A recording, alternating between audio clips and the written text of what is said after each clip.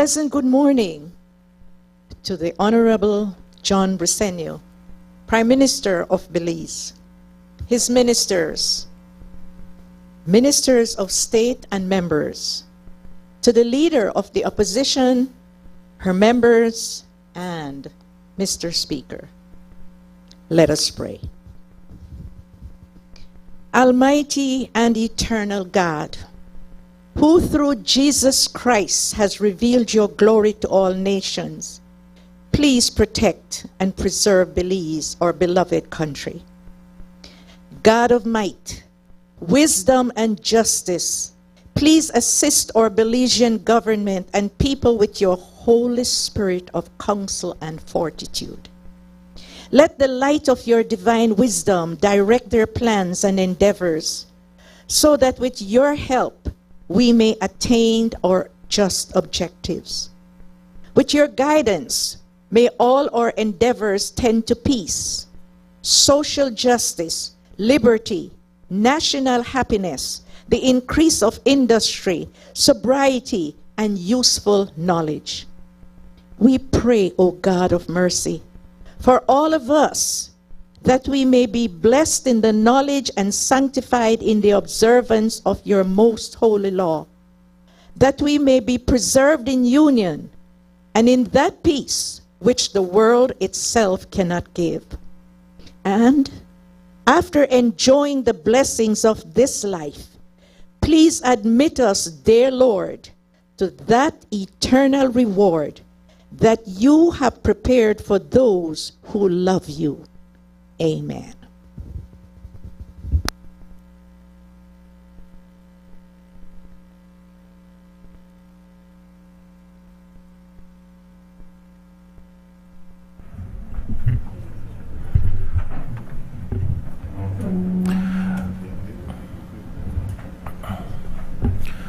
Good morning, members, and welcome to day 2 of the debate on the General Revenue Appropriation for 2025-2026. We look forward to today going smoothly, and so I ask your support as we go through the day's events. We start off today with the member from Fort George. Morning, Mr. Speaker. Morning to all my colleagues here in the chamber. Good morning to the Leader of the Opposition, members of the Opposition. Madam Leader, I hope you're feeling better today. I'm glad to see you here this morning. Mr. Speaker, I rise to give my contribution to the draft estimates of revenue and expenditure for fiscal year 2025-2026. Mr. Speaker, you have a long day today, and there are some heavy-hitting marathon speakers coming after me. I won't call any names, of course, but let's just say my honorable friend from Orange Walk East is legendary. So I will try to be, you see, over 30 pages, Mr. Speaker. So I will try to be concise, invoking the father of the nation's advice of economy of words. And Mr. Speaker, I ask your indulgence as per Standing Order 35-6 to refer to my notes. Mr. Speaker, I start this morning acknowledging the brilliant and resilient people of Fort George, whom I have the honor and privilege to represent. They inspire me every day, they motivate me every day, they help me every day. In turn, my job, my purpose is to serve them, to speak for them, to improve their lives. The people of Fort George are my bosses, Mr. Speaker, and I have to keep them happy. Of course, I couldn't do that if I didn't have the love and support of my family at home. My wife, Jamie, my sons, John and Anthony, and of course my daughter, Sophia, who always finds it intriguing to go through the big book of draft estimates. They are part of a broader team of family, friends, committee members, campaigners who grind every day for me and with me. I pause here to express my condolences to the family of Devona Lemott, Devo, as I called her. Little did I know that just a couple weeks ago at our Mother's Day program, where we celebrated 500 strong Fort George mothers, that would be the last time I would speak in person to Devona. She came in, walked right up to me, of course, and said, "Brother Charles, where's my Mother's Day gift?" I just laughed, and so did she. her big laugh that she always had. Through thick and thin, Diva was always by my side, every event, every rally, every parade. To her husband, Leonard Mejia, and her 8 beautiful children, please know that Devona was loved by many.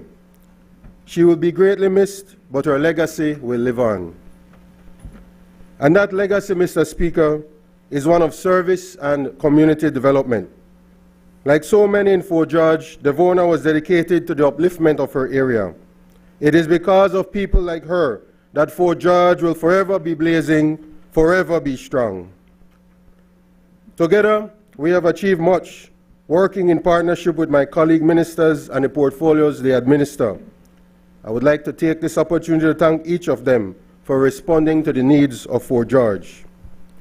Grants to start small businesses, education scholarships, medical assistance, grocery bags and other social programs make up the majority of the monthly utilization of the Community Development Fund. Thank you, Prime Minister, for administering this fund and for assisting every single constituency in the country. All 31 constituencies receive the Community Development Fund, including the opposition. This fund and the work being done with its funds have a direct impact on all residents. But, Mr. Speaker, we are also proud about the capital projects that we have accomplished in the first term in Fort George, including 13 houses handed over to deserving residents, with currently 6 more in construction. 150 houses being repaired and renovated, especially after Hurricane Lisa. 200 purchase price approvals and land titles for first-time landowners. And the DPM is not here, but he and I always speak about this. One of the first things when a new landowner gets their title or gets their purchase price approval is they want to go see the land. It's that smile on their face. I want to go see where this land is. The cementing of Pickstock Street, Victoria Street, York Street, Mortree Lane, and Stuart Sally. Plans are now underway to cement Lovely Lane, Usher Street, Eden Street, and Ravens Alley. The opening of the Reef Music Studio. The converting of the Fort George Resource Center into a digital connect center. The refurbishing of the Fort George Artisan Alley. The refurbishing of 3 parks and recreation areas. Soon to come, the opening of the George Price Family House as a museum and learning center. Thanks, Minister Fonseca. And the groundbreaking for the modern, exciting Lighthouse Boardwalk, which will completely transform the area.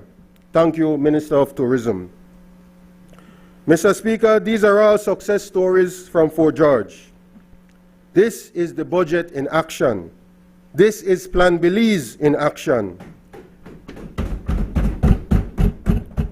This is tangible proof that by serving the people, we can transform the lives of Belizeans. And isn't that why we are here? To add value to people's lives? It is an awesome responsibility. The people have placed their hope and confidence in the People's United Party, and by the grace of God, we will not let them down. Mr. Speaker, it is because we have kept our promises, kept the social compact with the people, that they continue to vote for candidates of the People's United Party. As Prime Minister John Briceño said in his budget presentation, it is this administration that has turned promise to performance. He called it a thunderous endorsement, and I agree. 2 out of every 3 Belizean voter cast their X for the PUP countrywide, with margins of victory never seen before. Of course, with such a mandate, expectation is sky high. But we are soldiers of social justice, Mr. Speaker, and we will deliver for the people. The country knows that there is a clear difference between the parties. Just this past week, the headlines included a land scandal involving former UDP Minister Boots Martinez and the former UDP proprietors of the Bolido, who were not only milking Belizeans for millions of dollars without giving back 1 cent to sports, not 1 cent to health, not 1 cent to education, not 1 cent to social projects, nothing. But those proprietors and whoever was involved were not only cashing in their wealth, it is being reported by the tax department that they were also dodging millions in taxes. Mr. Speaker, just like how this government took back Bolido for the Belizean people, it is my hope that we can take back Belizean Beach. And I wonder if any person from the opposition side will join in this chorus to take back Belizean Beach. Mr. Speaker, for 2+ years, I held the portfolio of religious affairs. What started out as a suggestion for a liaison with the church community became, in the wisdom of the Prime Minister, part of the ministry. I am grateful for the opportunity to work with church leaders in the Council of Churches, as well as other faith organizations, to discuss issues, resolve differences, and assist where possible. Thanks especially to Bishop Wright and former Senator Bengoshe. I am proud of the Memorandum of Understanding that was signed in December 2023 and the assistance that was provided to get churches properly registered. There is still a lot to accomplish and a lot to dialogue on, but I'm sure my colleague, the Honorable Louis Zabane, will get it done. Mr. Speaker, just over a month ago, the world lost a spiritual and moral leader when on Easter Monday, Pope Francis took his last breath, having celebrated Mass with the thousands of faithful just one day before. I am reminded of Pope Francis's love of the poor and determined advocacy for social justice. He said, "Education, work, and access to health care are all key elements for development." Education, work, access to health care. These are pillars in Plan Belize. He went on to say that the just distribution of goods is a key element for the attainment of social justice, for membership in society, and for the free and responsible participation in political life. Powerful words, Mr. Speaker. We start each morning with our national prayer, which speaks about endeavors that tend to peace, social justice, liberty, national happiness, the increase of industry, sobriety, and useful knowledge. Mr. Speaker, if we are to continue on this path of national development, then we must embrace and promote these ideals. Recently, there has been a lot of talk about national values and ethos. This conversation is an important one, and encourage all Belizeans to join this discourse. Of course, there must be a North Star, a guide to the debate. And yes, thankfully there is one, found in our nation's highest law, the Constitution. In the preamble it says, "Whereas the people of Belize affirm that the nation of Belize shall be founded upon principles which acknowledge the supremacy of God, faith in human rights and fundamental freedoms, the position of the family in a society of free men and free institutions, the dignity of the human person, and the equal and inalienable rights with which all members of the human family are endowed by their Creator." Mr. Speaker, even though the preamble has 6 clauses, this very first one, in my opinion, is the anchor. It is what must guide us as a nation as we now consider the 167 recommendations of the People's Constitution Commission, a unique exercise in participatory democracy that was promised in Plan Belize and was delivered. For the past 30 months, the PCC has carried out its mandate to do the following. 1. Educate the Belizean people on the Constitution. 2.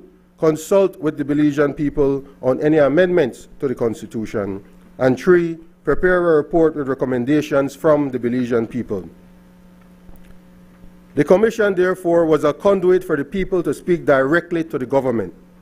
And the commissioners from the various stakeholders were not to filter, amend, nor add to the comments from Belizeans at home and abroad, which I understand was more than 6,500 comments in all. I would like to express my appreciation and gratitude to the chairman, the commissioners, and the administrative staff of the PCC for the work they have done, for the service to the country, and most importantly, for raising awareness about our Constitution and the way we are governed, and the way we govern our country. Mr. Speaker, at the heart of good governance are the values of transparency, accountability, integrity, and ethical leadership. Values that this government is committed to upholding as we continue to navigate the challenges of nation building. Yet, despite all these efforts, and despite the tremendous progress made by Prime Minister John Briceño on the international stage, Belize remains vulnerable. Vulnerable to the developed world and their continued ignorance to climate change. Vulnerable to the continued violation of human rights. Vulnerable to the continued disregard for international norms and threats to peace. We must acknowledge the external pressures that at times seek to influence our governance systems. Foreign agents, motivated by their own interests, have attempted to exert influence, often challenging our sovereignty and undermining our commitment to good governance. It is essential that we remain vigilant, ensuring that Belize's governance processes are guided by our values and serve the best interests of the Belizean people. Turning now to a few of the numbers in this year's budget, which the Prime Minister presented along with a report on the state of the Belizean economy. And this report, Mr. Speaker, is verified by our international partners and by independent agencies. So when the Leader of the Opposition tried to insinuate that it was just spin, there really is no evidence to back it up. I was happy to hear the Leader say and declaring that the era of political posturing in opposition was over and that they wanted to be partners in nation building. But as she also said, political reflexes are sometimes hard to ignore and hard to break. So I suppose that was why it was more of the same. As she rightly said, however, Mr. Speaker, facts are stubborn things. It is important that we collect as much data as possible so that as policymakers we can make data-driven decisions. So let's look at a few of the statistical facts that the opposition cannot counter. 1. Economic growth for 2024 was measured at 8.2%, the highest GDP growth in the Western Hemisphere other than oil-rich Guyana. GDP at the end of 2020 was 4.086 billion. At the end of 2024, it had grown to 6.825 billion. Even with all the Petro-Carib and BNE bonanza, the economy contracted under the UDP 3 years and Belize was in a prolonged recession. 2. The unemployment rate has been reduced to 3%. At no time under the UDP did the unemployment rate go below 6.6%. Pre-COVID unemployment was actually steadily going up. The job market has had a remarkable recovery, with many sectors reporting a shortage of labor. Add to that the increase in the minimum wage to $5 per hour, benefiting almost 43,000 workers with a 51% increase in their per hour salary. And this government is committed to increase the minimum wage to $6 per hour in this term. The public debt is now at 61% of GDP. At the close of year 2020, the public debt stood at $4.2 billion. At the close of year 2024, it is at $4.42 billion, an increase of $200 million in 4 years. A far cry from the days when the UDP was borrowing $1 million per day or $360 million per year just to pay salaries, keep the lights on and the water pouring. And 4, when the PUP took office, the actual outturn in the economy in 2020 revealed a primary deficit of 10.81% and an overall deficit of 12.82%. Looking at the figures from the past year, in the approved budget for 24-25, the projection was for a primary surplus of 0.46% and an overall deficit of 1.3%. The actual projected outturn for 24-25 is now projected to be a primary surplus of 1.48% and an overall deficit of 0.26%. This may sound like a small difference, Mr. Speaker, but in reality, in the primary surplus area alone, it represents more than $70 million. Again, a testament of the fiscal prudence and fiscal discipline of the John Briceño administration. Even in an election year, Mr. Speaker, there is a primary surplus, unheard of. I don't think the Leader of the Opposition can challenge that. Mr. Speaker, these are only a few of the economic indicators that serve as benchmarks for the economic well-being of our country. As I've said in previous presentations, when the PUP was elected in November 2020, we did not grieve. We rolled up our sleeve and we got to work. The UDP gave up, threw in the towel, bankrupted the country, and tried to wash their hands of the numerous fiscal sins they committed while in office. Mr. Speaker, I have spoken before about the 3 R's: rescue, recover, reposition.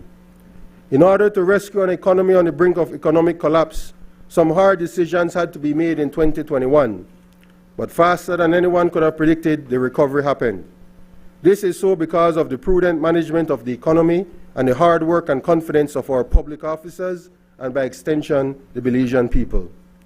It is now time to reposition and accelerate the Belizean economy, to make the best use of our comparative advantages and to prepare for the challenges ahead.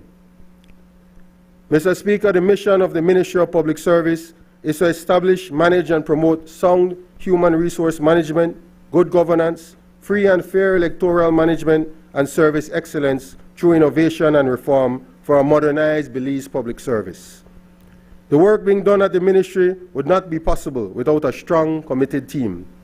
I need to thank CEO Rolando Zetina, Ms. Christine Hyde, the heads of departments and units, the majority of which, Minister Tia, are women leaders. You'll be happy to know. I have to thank them and all the staff from the ministry for being present and accountable. They have worked diligently to meet performance targets, and they have remained faithful to the policies that the people of Belize voted for. Allow me to summarize the highlights from the last year, and thanks to Ms. Sonia Pat and the Finance Department for preparing our request to the Ministry of Finance. But, Mr. Speaker, I rise today not just to speak of figures and allocations, but to share a compelling story of progress, of a Belizean public service that is transforming to meet the needs of a 21st century Belize. This is a story that is firmly grounded in the People's United Party's Plan Belize 2.0, a national vision to build a just, equitable, and resilient Belize.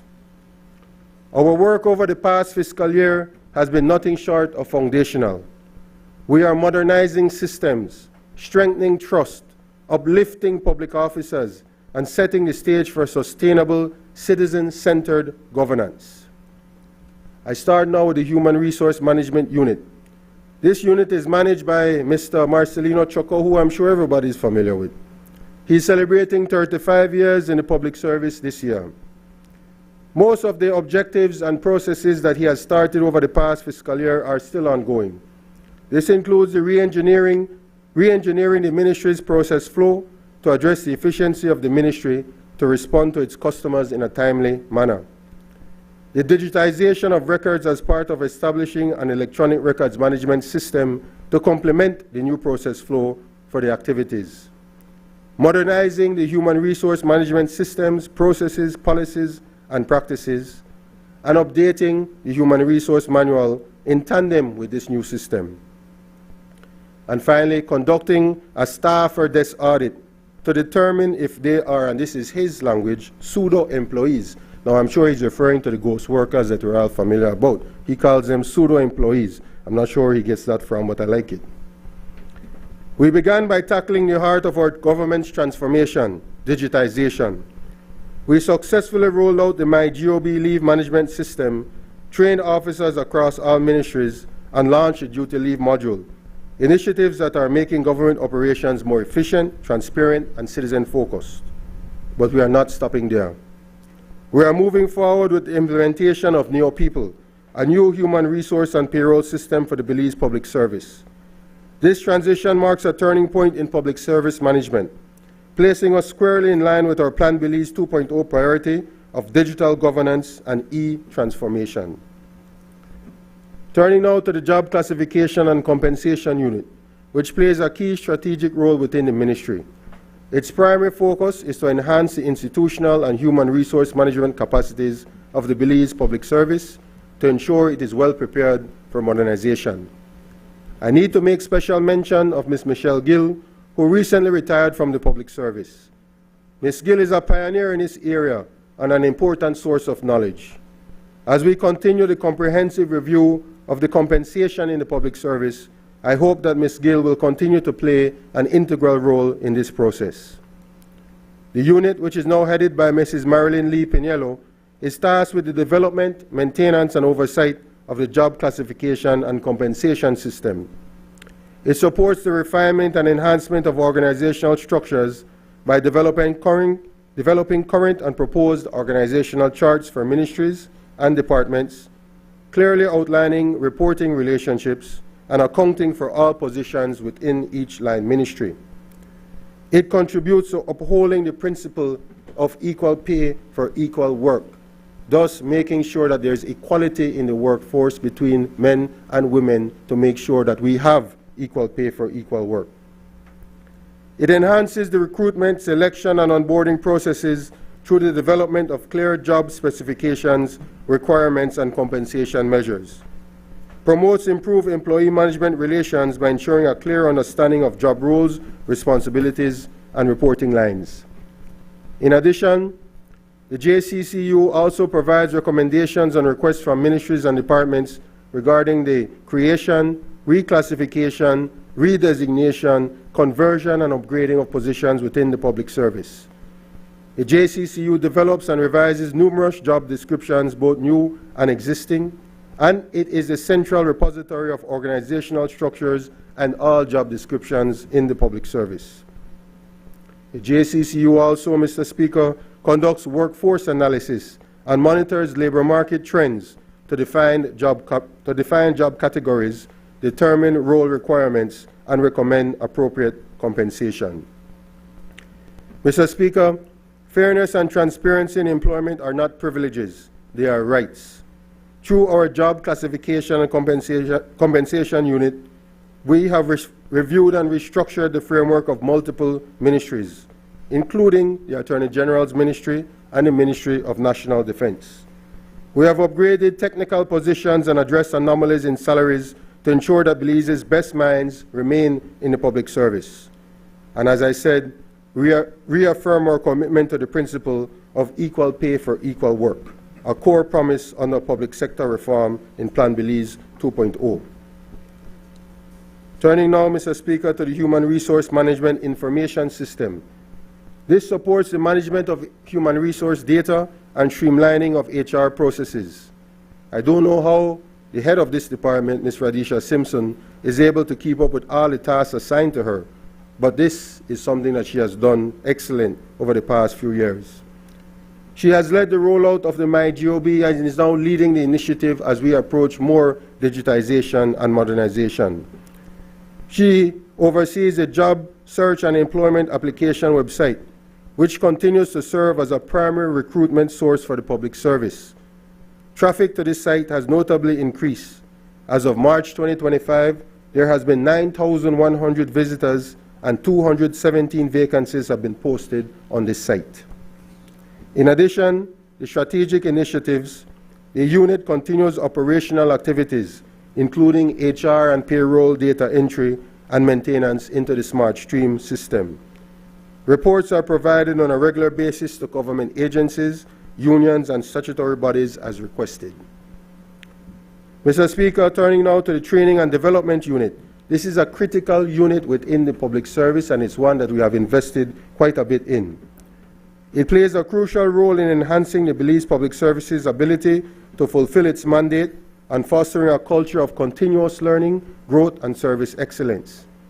The goal is to build a future-ready workforce in line with Plan Belize 2.0's Human Capital Development Agenda. We are cultivating a public service that is skilled, aware, and prepared to lead. With the retirement of Mrs. Sandra Diaz-Cadle, the unit is now headed by Ms. Cordelia Belzer, who has been doing a good job in her new role. The Training Development Unit is responsible for various human resource training and development functions within the public service, including training profiles and skills records, training needs analysis, induction program development and delivery, processing local and foreign training and development opportunities, training and development budgets, monitoring and evaluation of programs, coordination, facilitation, and delivery of in-house training, assisting with the management of projects and programs geared towards strengthening capacity building and fostering relationships with relevant stakeholders within the training and development community.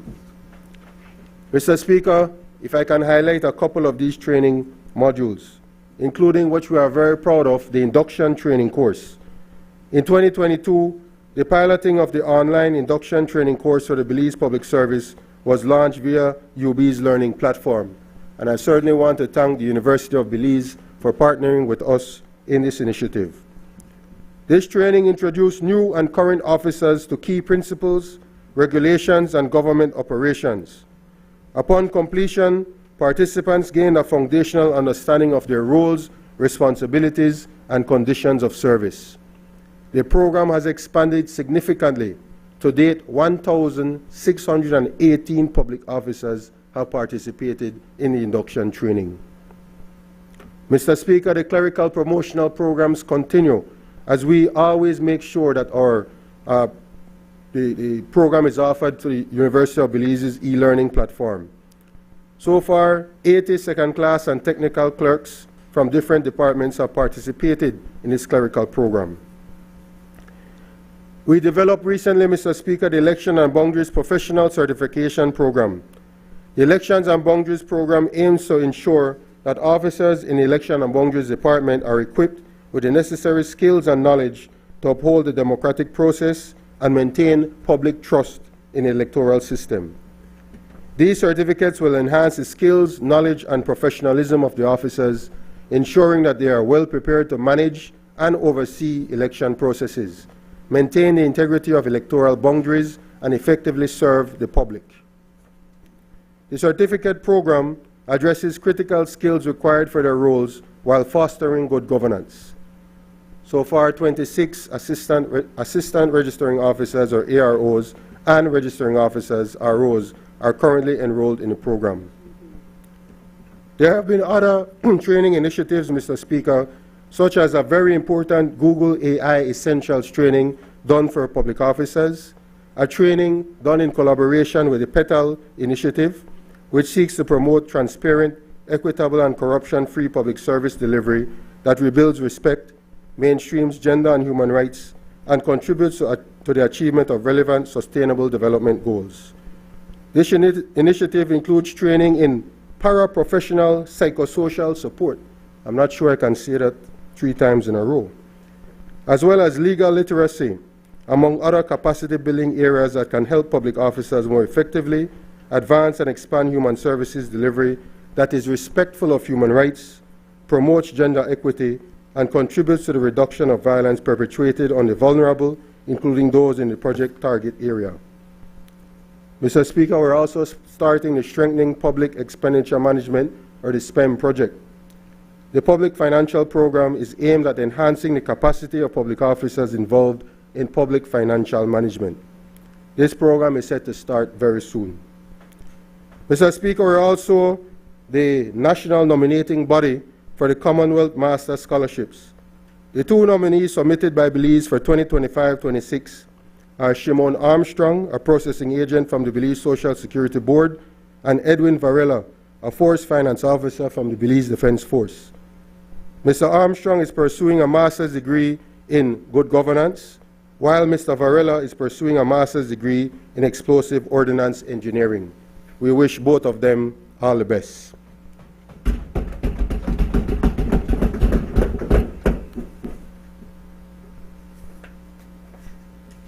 Mr. Speaker, these are only a few of the training initiatives that this unit has undertaken, in addition to all of the different public officers' requests for approvals to support study leave, financial assistance, increments for higher qualification, and notification of enrollment to pursue further studies. Mr. Speaker, relevant, timely, and impactful training initiatives are fundamental to enhancing organizational performance, driving innovation, and ensuring the Belize Public Service remains adaptive and forward-thinking. To fully realize this potential, strategic investment in institutional strengthening through staffing, technology, partnerships, and infrastructure must be prioritized as a national imperative. Turning now, Mr. Speaker, to the Customer Service and Quality Assurance Unit, which is headed by Mrs. Freya August.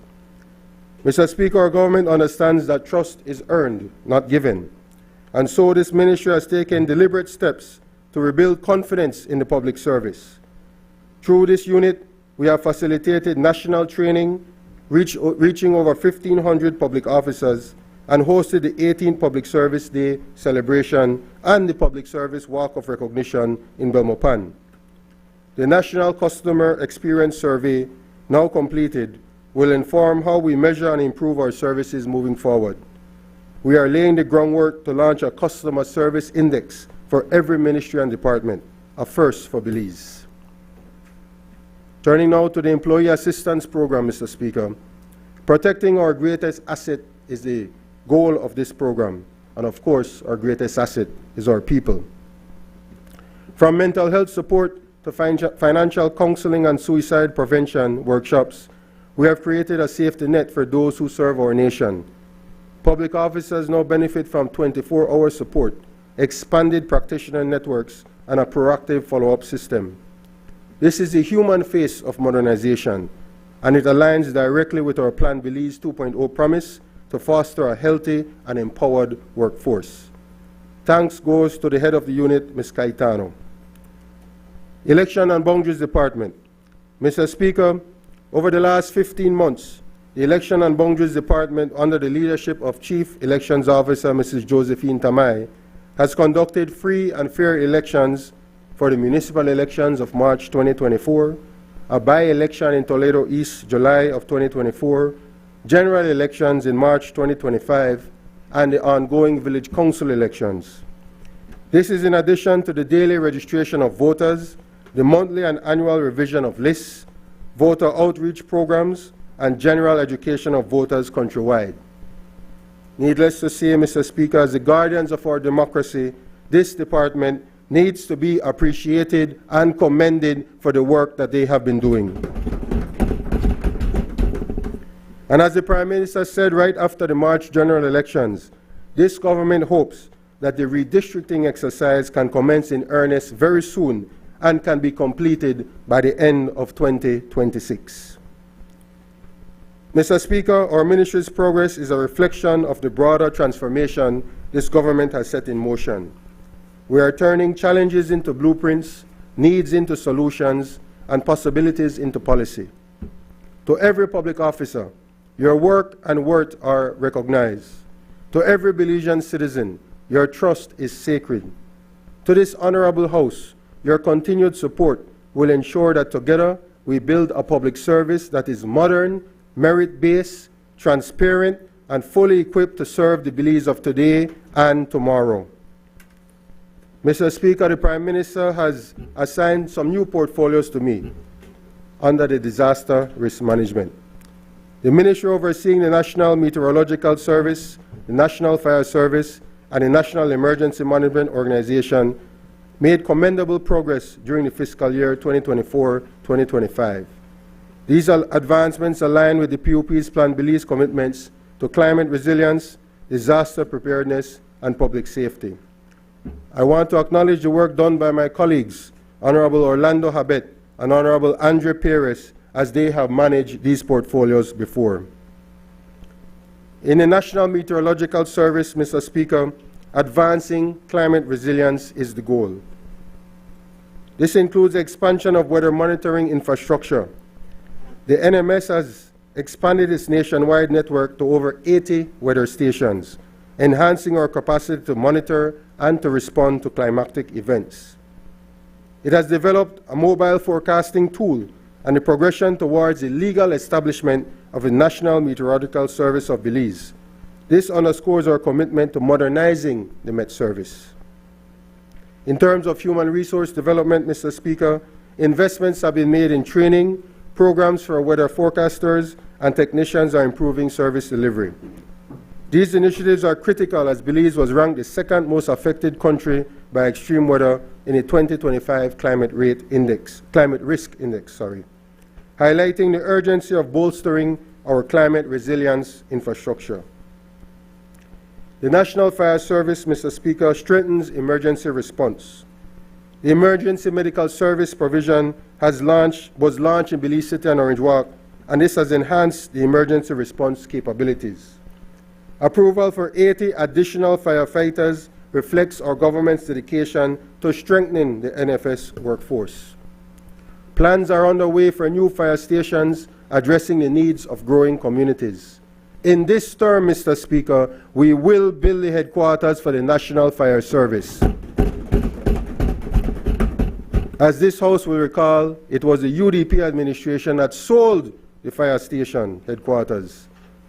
Sadly, the monies from that sale were never seen. These efforts align with Plan Belize's focus on improving public safety and emergency services across the nation.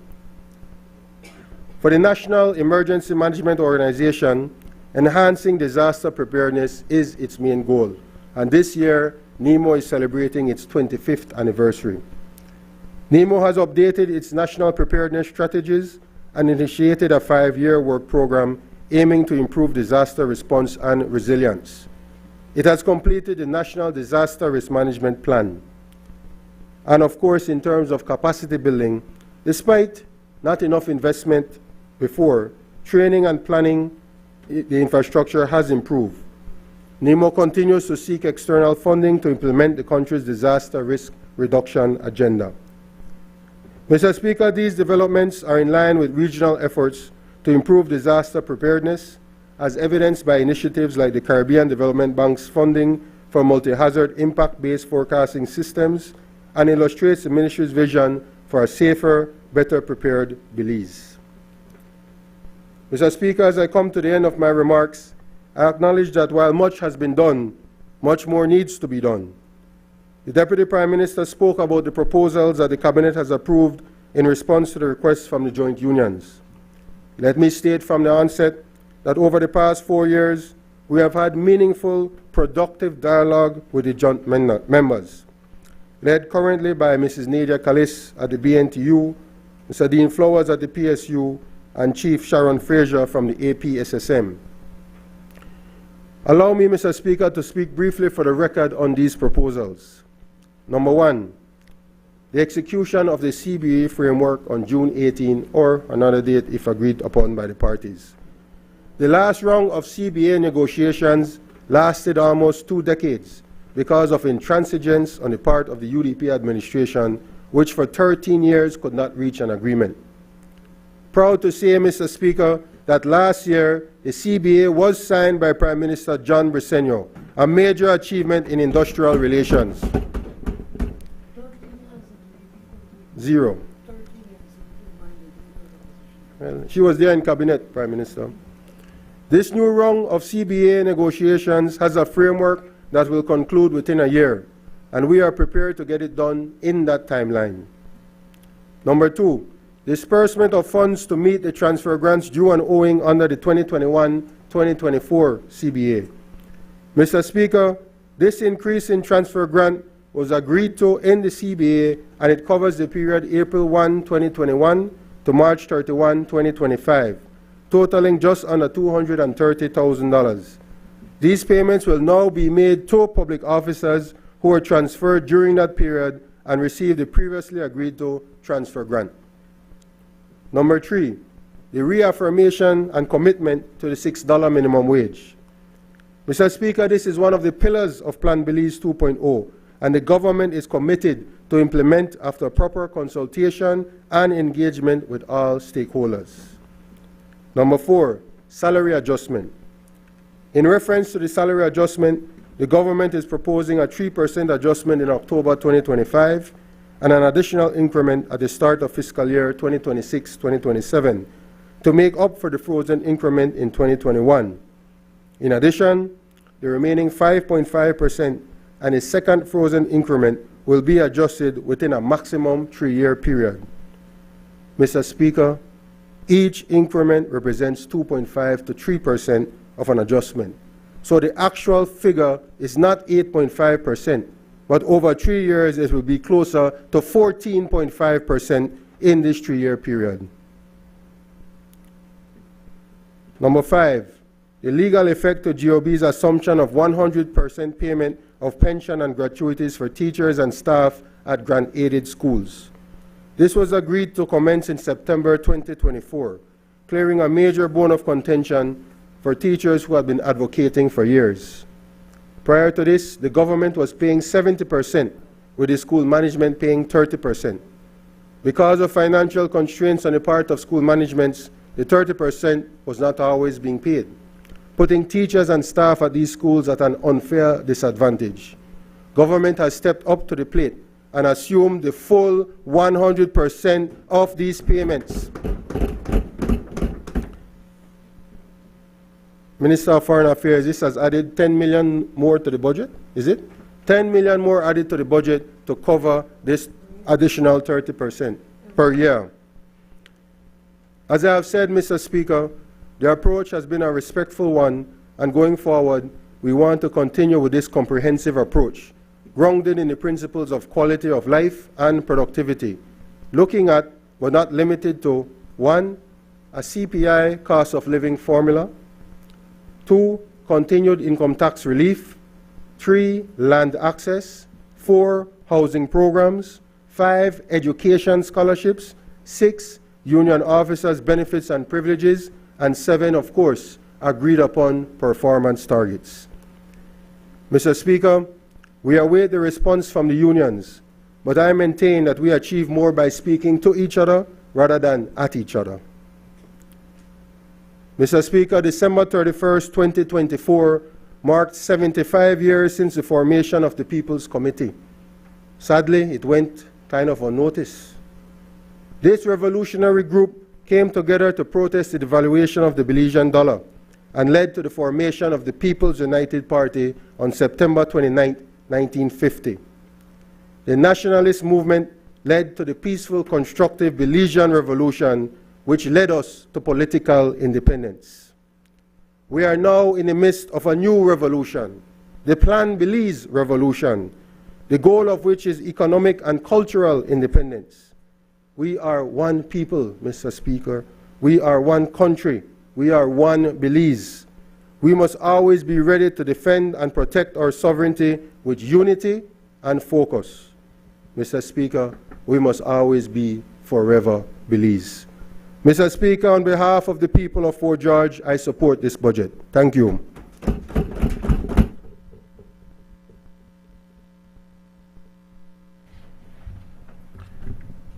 I recognize the member from Dangriga.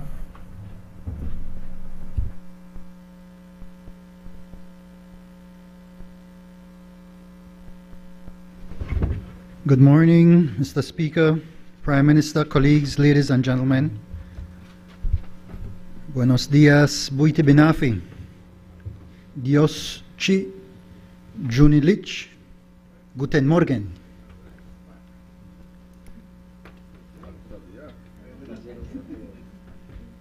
It is with pleasure and enthusiasm that I rise on behalf of the beautiful people of the Dangriga constituency, including Saraway and Hope Creek, to fully support this from promise to performance General Revenue Appropriation Bill 2025. I'd like to just mention, following on Minister Usher's point, that I only have 14 pages, but I have like double space, 12 font. When I converted it to single space, 7 font, I only had 2 pages.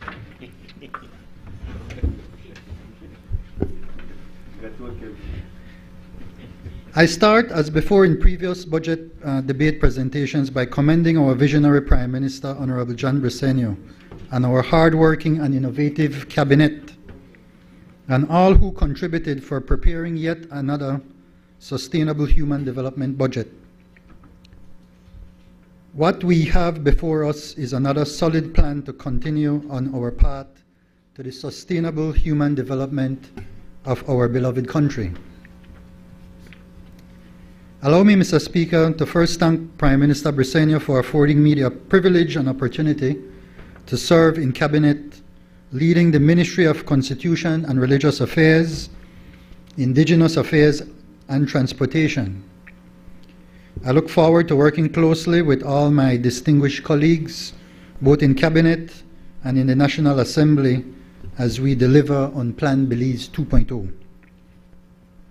And I am grateful to have a great leadership team at the Ministry, including our new CEO, Williams, who brings much relevant experience to the Ministry. In my presentation this morning, I will speak broadly about the sustainable human development approach, at the risk of becoming somewhat academic.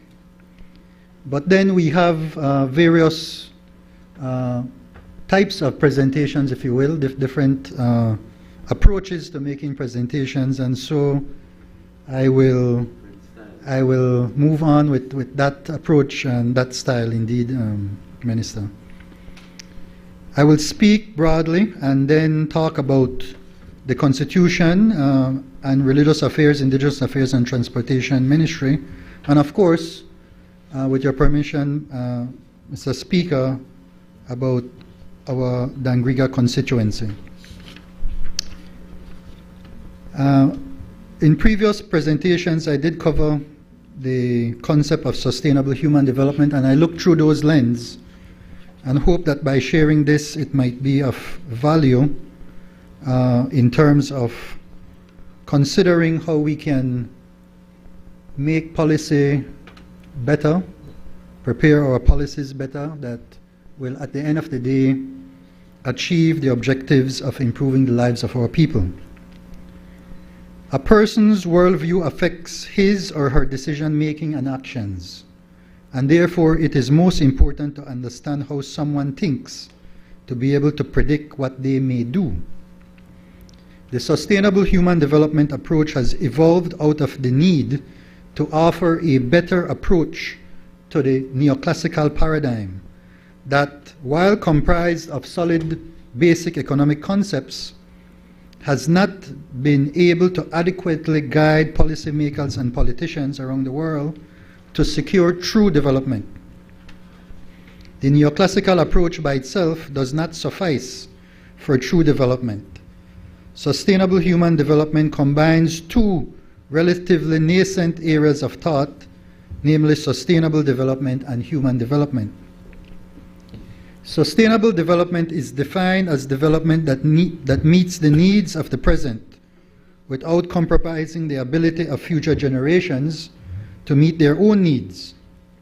It contains within it two concepts: the concepts of needs, in particular the essential needs of the world's poor, to which overriding priority should be given, and the idea of limitations imposed by the state of technology and social organization on the environment's ability to meet present and future needs.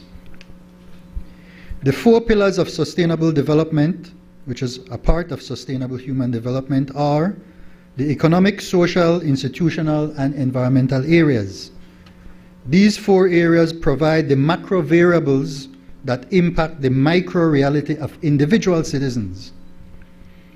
Economic factors, as important and relevant as they may be, should be seen in combination with factors from other areas. Consideration should also be given to social factors, including, for example, social cohesion, education and health quality, and security, among others. The strength and relevance of institutions must be examined, including a country's constitution and political system, such as the balance between and effectiveness of the legislature, executive, and judiciary. And equally important, the wise use of our environmental resources must also be prioritized in policy preparation and development. When we miss any of these factors, the intended aims and objectives of policies will be difficult to attain. Nobel economist and father of the human development approach, Amartya Sen, argues that neoclassical economics often overlooks the importance of how individuals' circumstances and social norms can shape their choices and the outcomes they experience. Sen's capability approach offers an alternative framework for evaluating well-being, focusing on the freedoms and opportunities people have to achieve what they value in life, rather than solely relying on resource accumulation or subjective utility. While for many this may sound esoteric, grand words for those that study economics and philosophy, we in Belize have a rich history of this sustainable human development worldview, namely the philosophy of the father of our nation, George Cadle Price. His mixed economy prescription recognized the centrality of the individual citizen, whose welfare is captured in his slogan, "Serve the people," the very philosophy of our John Briceño administration. The sustainable human development paradigm provides a scientific framework via the capability approach to evaluate how the lives of people are affected by the interaction of sustainable development and human development factors, in reality promoting in a systemic way the very same worldview of the father of our nation. So, all policy proposals need to start out by addressing whether or not the opportunities of individual citizens are improved if their freedoms to fulfill their aspirations and dreams are expanded. This budget continues in this spirit of George Cadle Price, in adherence with the powerful principles of sustainable human development. Mr. Speaker, I'll turn now to Constitution and Religious Affairs. Our Constitution is fundamental to our country's sustainable human development. It is central to the institutional pillar of sustainable human development. A weak, outdated, and irrelevant Constitution will continue to adversely impact the capability of our people. This is why, over 2 years ago, our government, led by our dynamic Prime Minister, ensured the passage of legislation to put in place a process to review our Constitution by gathering the views of our people via the People's Constitution Commission. They are submitting their 167 recommendations report, including dissenting views, that, as we are aware, due to the magnitude of the task to review, we have asked for the review period to be extended from 2 to 12 months. This will allow us to provide proper and comprehensive attention that this very important task deserves. The mission of the Religious Affairs portion of the ministry is to ensure interfaith collaboration and to improve and strengthen our church-state partnership. We recognize the invaluable contributions of religious and faith-based organizations to the sustainable human development of our country. The majority, if not all of us in this honorable house, have benefited from the education provided by religious schools.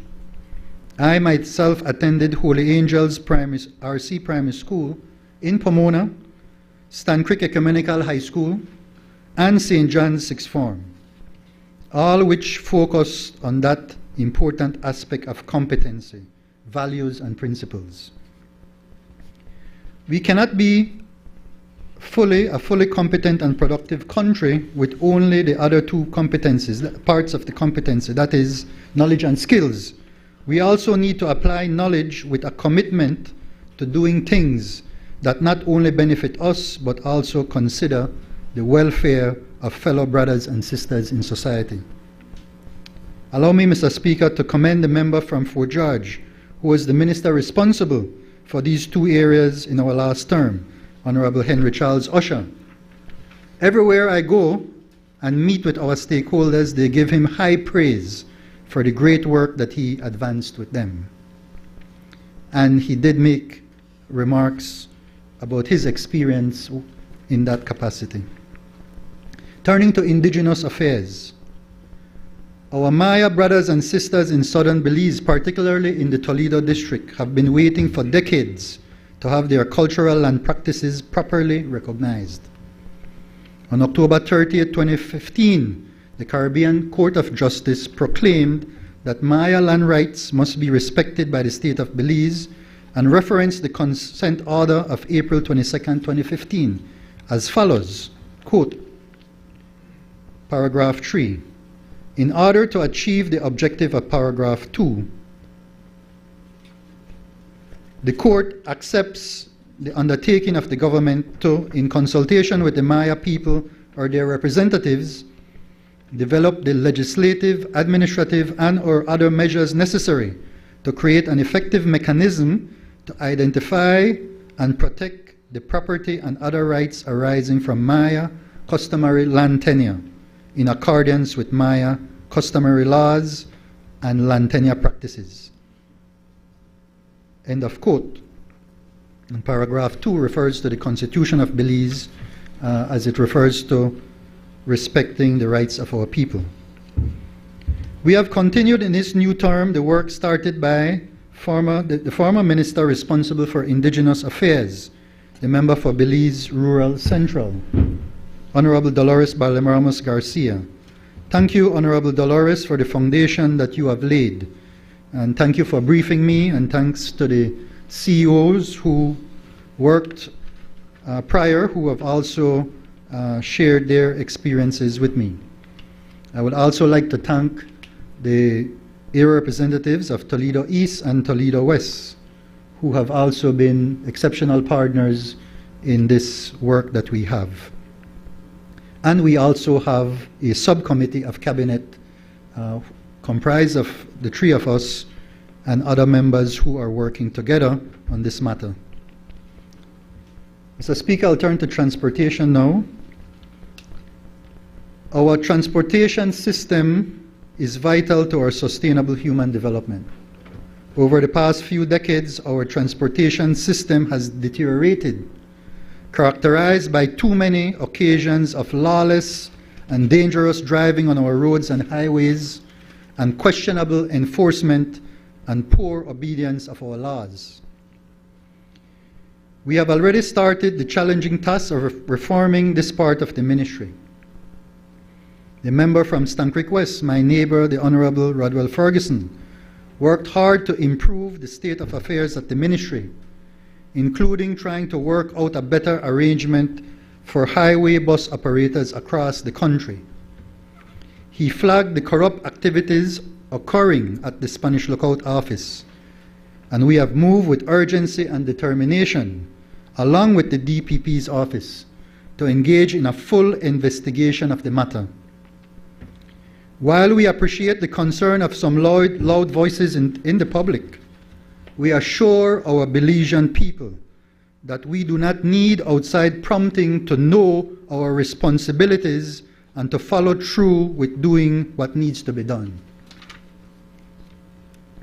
To properly move forward with improvements in enforcement of traffic laws and regulations to meet international standards, to restructure and strengthen the national transport monitoring and evaluation systems, to increase public awareness and communication of transport policies, laws, and safety messages, and to generally pursue a transportation system that we can be proud of. This budget has increased the allocation from last year at $8,394,510 to $10,536,121, a 25.5% increase.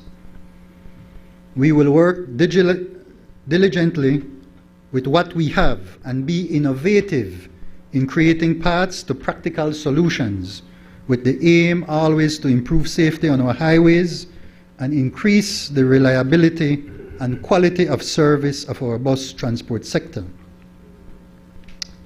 I now turn to the innovative and practical proposal made to our highway bus transport operators.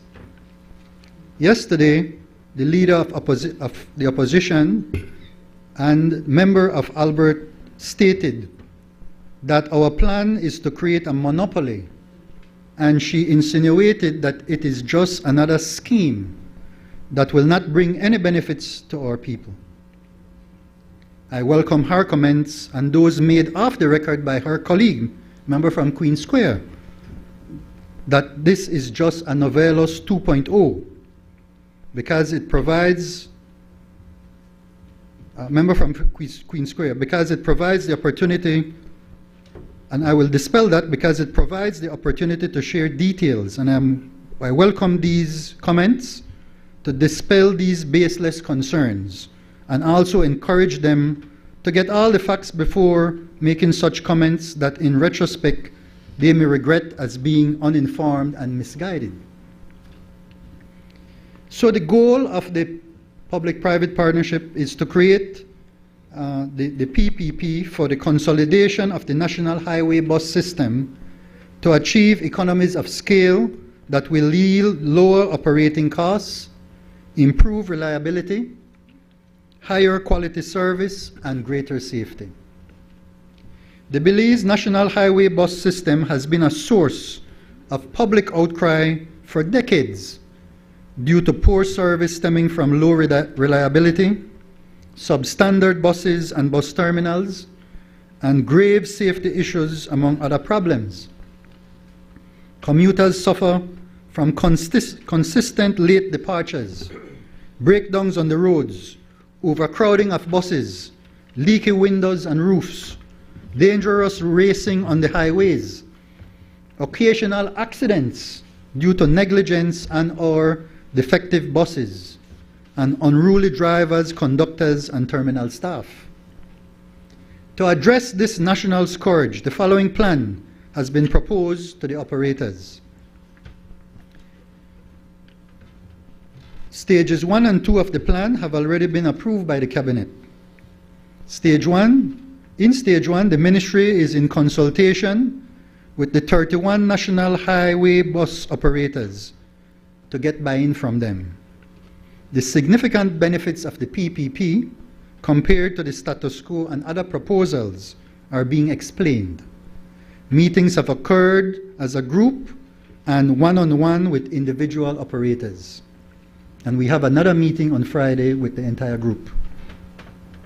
The time frame for this is 2 months, which is last month and this month of May.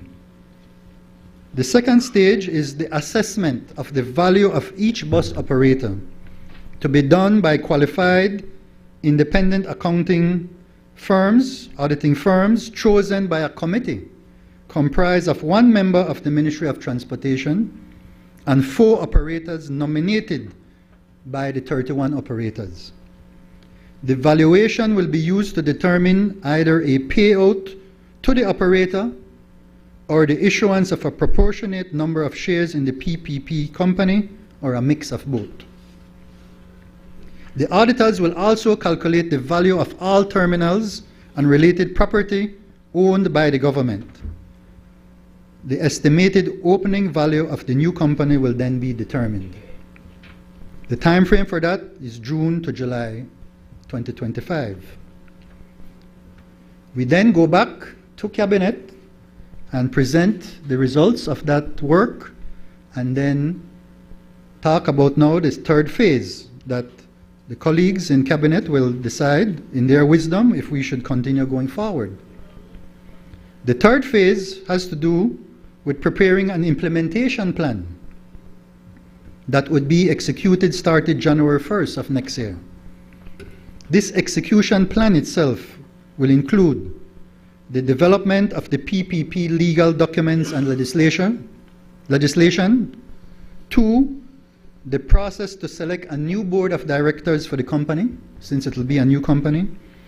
3, the process of hiring of a management team and staff. 4, procurement of new buses. 5, building of new terminals, especially in Belize City, Orange Walk, and Toledo in the first instance, and the improvement of remaining terminals.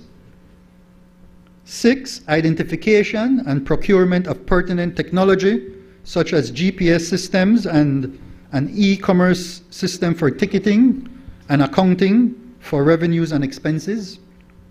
7, creation of a national inventory depot for the new company. 8, a training plan for all personnel, including drivers and conductors, terminal staff, and maintenance inventory staff. The timeline for that would be August, September, and October of this year. Distinguished ladies and gentlemen, and those who are viewing, the benefits of this new PPP would include the following. 1, lower costs from economies of scale due to buying in bulk and standardization of equipment type. Better management of operations, including scheduling and finance due to better qualified management staff and modern systems.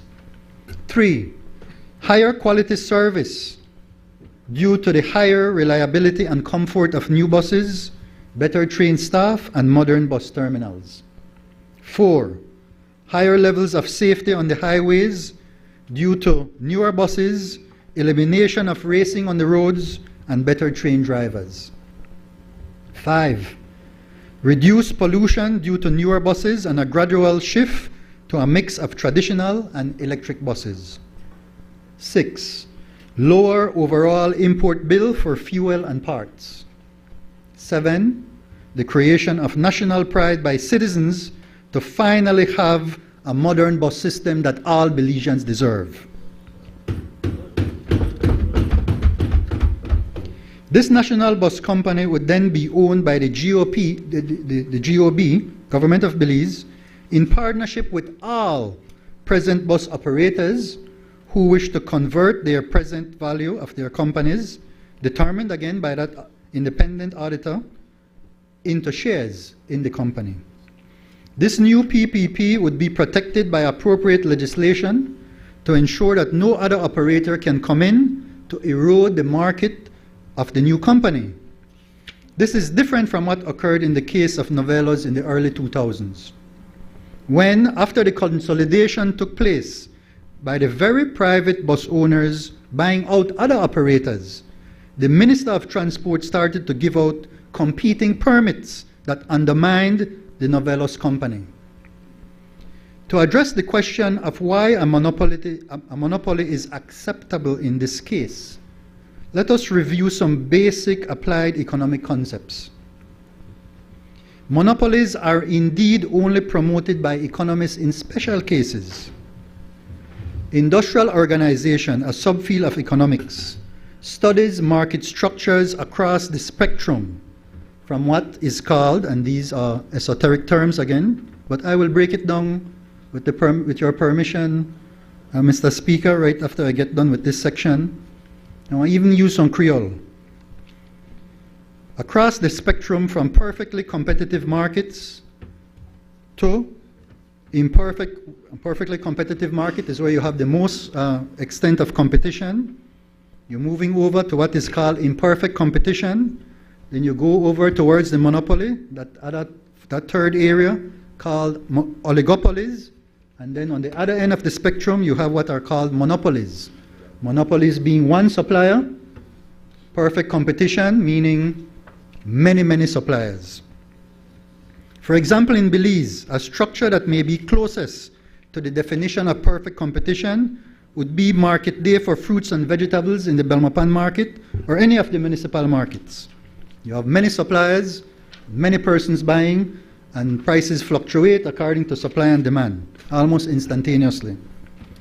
The restaurant sector would be more closely characterized as imperfect competition, while the local airline and telecom industries would fall under the category of oligopoly, or more precisely duopoly, since there are two in each of those markets.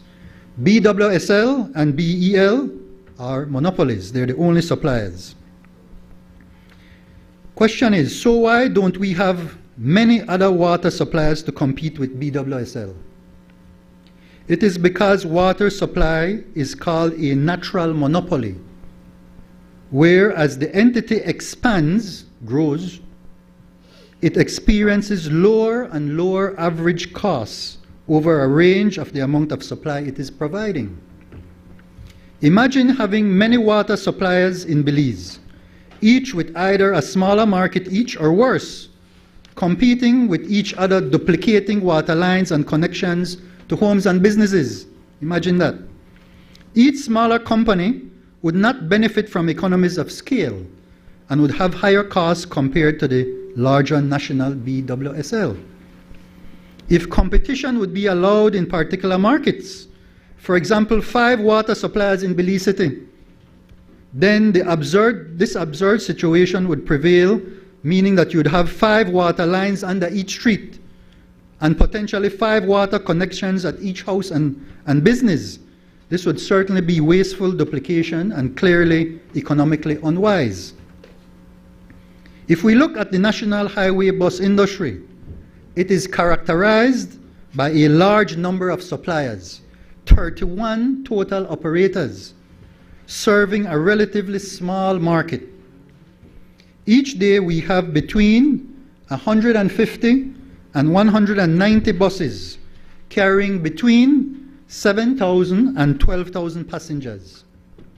The first observation here is that there are many consumers that use the service.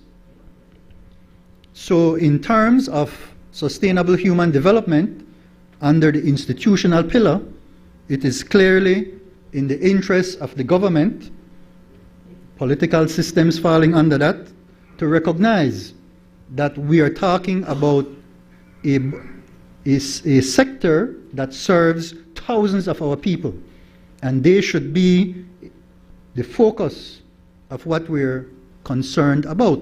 It's the commuters that we should be concerned about.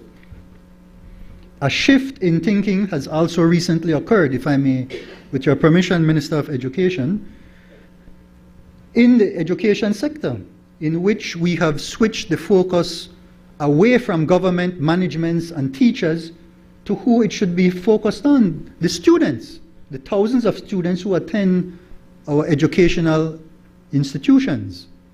In a similar way, I encourage everyone, let us switch the focus where it belongs, on the commuters, the thousands of commuters who use the bus system every single day.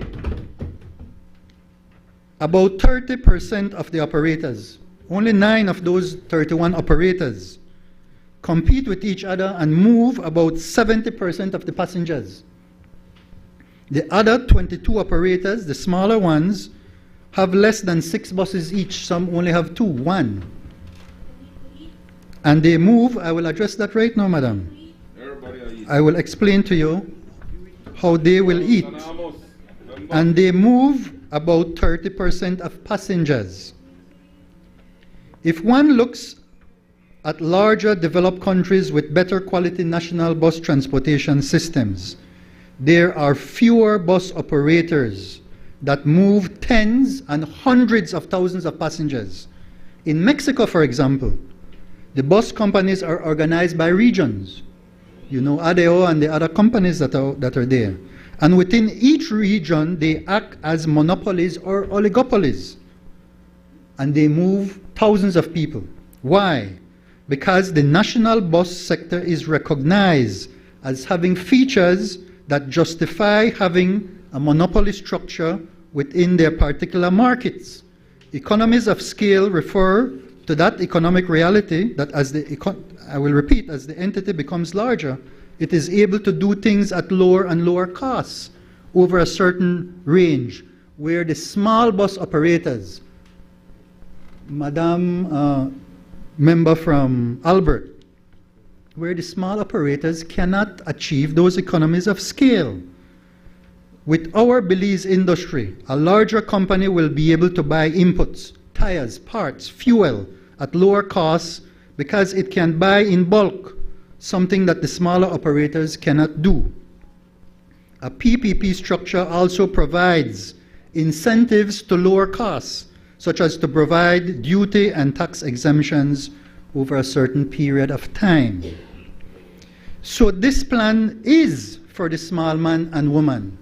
It is the small man and woman who use the bus every day. They're the ones we should be keeping in mind. And this plan takes into consideration the interest of that same small bus operator we're talking about, because now they will have the opportunity to become owners of a much larger company that will have greater profitability, and they will be able to indeed have a better quality of life themselves. So, one more aspect that I wish to share. Think about BTL, the ownership of BTL, okay? Which started out as a monopoly, is now a duopoly. BTL is owned 49% by the government of Belize. It is owned 39% by the Social Security Board. It is owned 8% by Central Bank. and it is owned 9% by over 1,500 individual citizens shareholders. So that structure is a public-private partnership that already exists.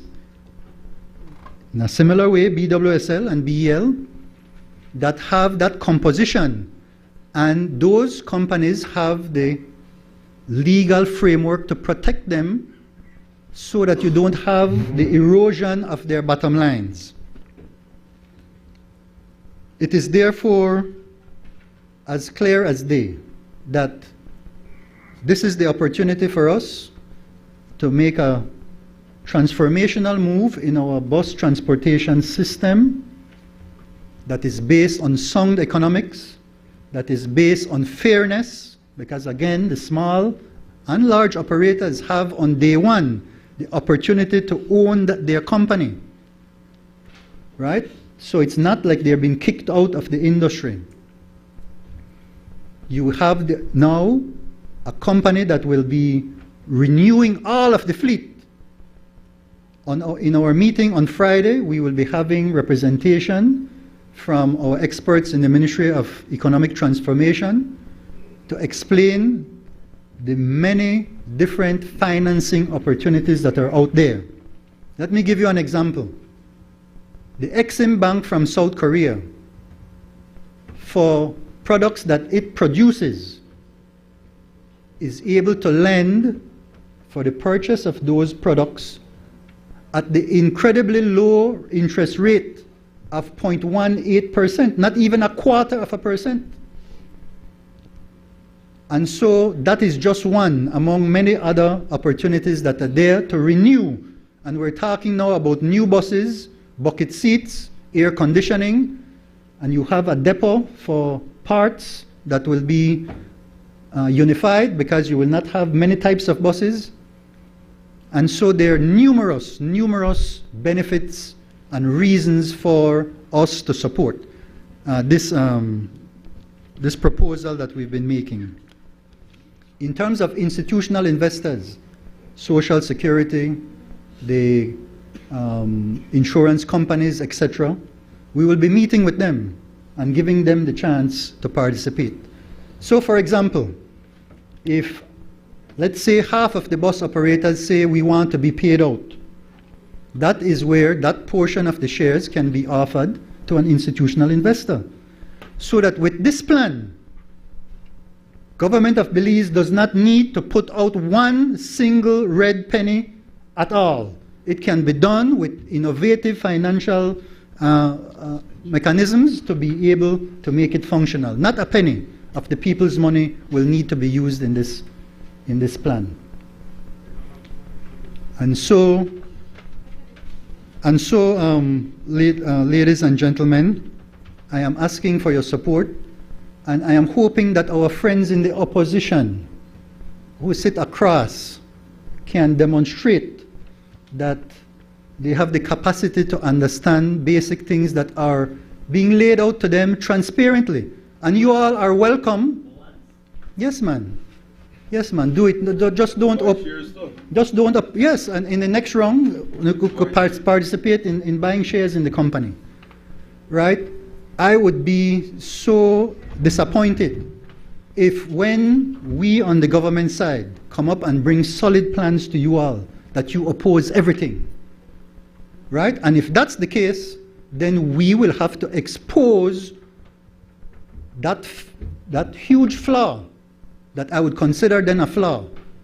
But I have hope that you all will be able to understand what we're trying to do, and that it's transparent, and that everybody, sorry for saying it, I don't like this term, everybody for winning in this case, right?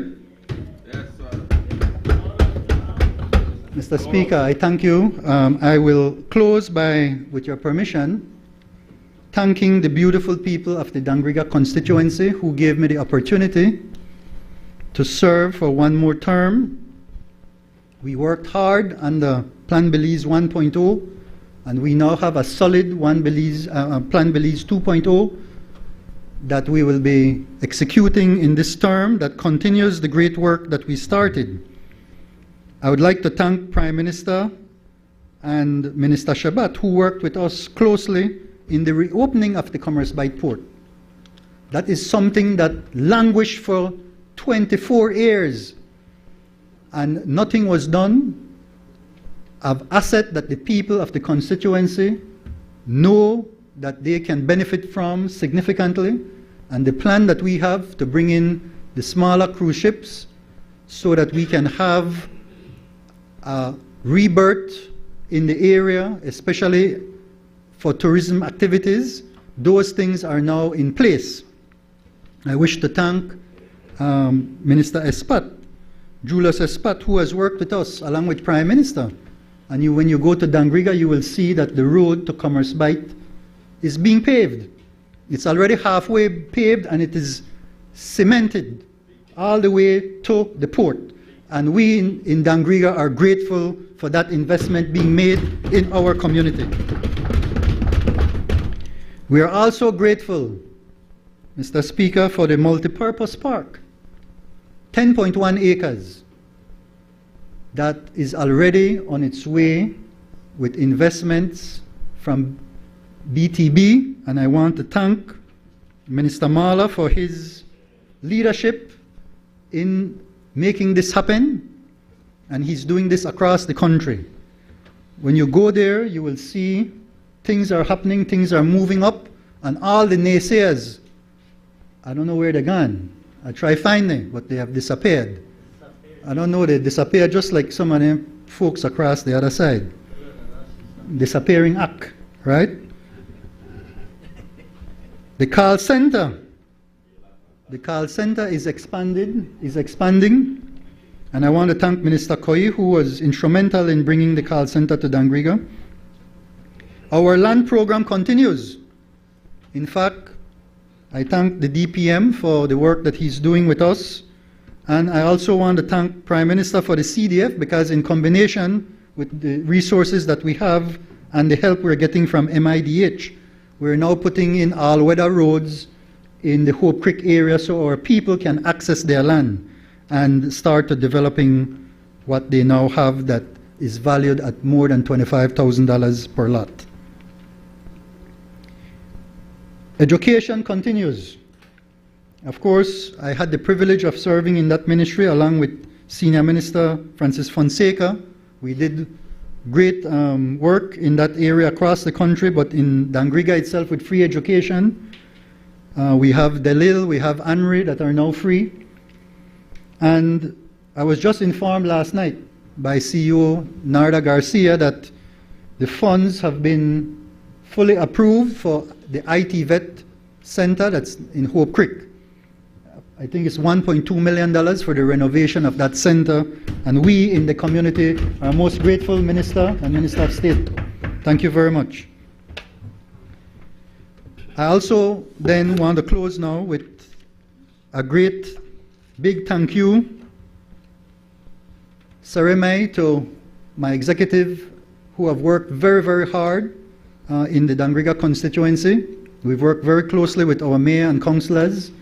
And in fact, every success that we have, I want to give credit where it's due, because true success that is sustainable is really earned by a lot of people coming together and giving the best that they can to make the lives of our people better. And that's what we do in the John Bresenio administration. We serve our people.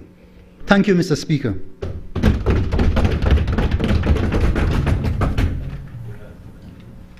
I recognize the member from Orintoak East.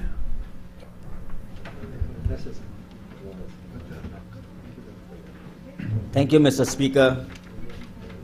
Mr. Speaker, before I get into my presentation, I would like to, first of all, extend and greet our medical students who I know are tuning at this moment, listening to the very important budget debate, that are currently studying in Cuba, 37 of them, of which 29 are studying medicine, and out of those 29, we have 8 doctors who are doing their residencies, and I am told that we are expecting some diplomas in auto, so I want to congratulate those students who are out there studying in that country. Mr. Speaker, I rise today honored to speak in support of the 2025-2026 budget estimates. I do so wearing two hats. First, as Minister of Health and Wellness. Second, and most important, as the proud area representative for Orange Walk East, a constituency marked by resilience, vision, and progress. At the onset, Mr. Speaker, let me take this opportunity to thank my family, my wife, my daughter, my in-laws, and my mother and my father, and all those in my family who have been there supporting me every single step of this way. Let me also thank the good people of Orange Walk East for the overwhelming mandate they gave me in the March 12th general elections. 62.3%, Mr. Speaker, of the registered voters showed up to the polls, and 83.99% voted for Kevin Bernard. Yes. That is 8 out of every 10. 9 next time. We will go bigger next time. A clear indication, Mr. Speaker, by all measure, that the people of Orange Walk East remain on track. You see, they know that together, and with the support of our Prime Minister, we are delivering for Orange Walk East. As we say, vamos bien. Mr. Speaker, this year's budget, as outlined by the Prime Minister, is an account of last year's success in the management of the affairs of the Belizean people. It also sets out our bold plan for another year of prudent management of government's resources and realistic programs to advance our national development. But it is more than that. This year's budget is a reflection of a political organization that is delivering on its promise to restore confidence, to focus on nation building, and to be a people-centered and forward-thinking administration. Mr. Speaker, this is a realistic budget.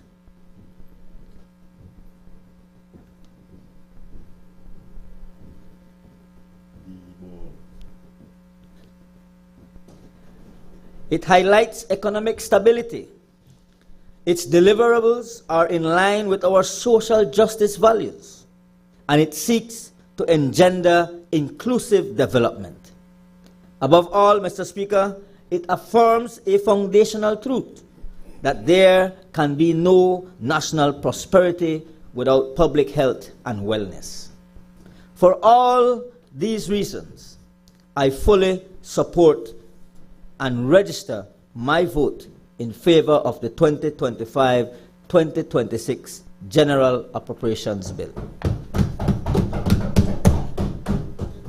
Before I proceed into my prepared statement, though, Mr. Speaker, I have to respond to the leader of the opposition.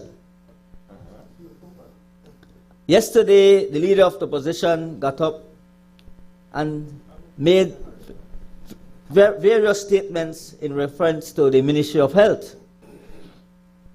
In one of the, and I will go through them, so I was not prepared to take so long, but I have to respond because we need to set the record straight.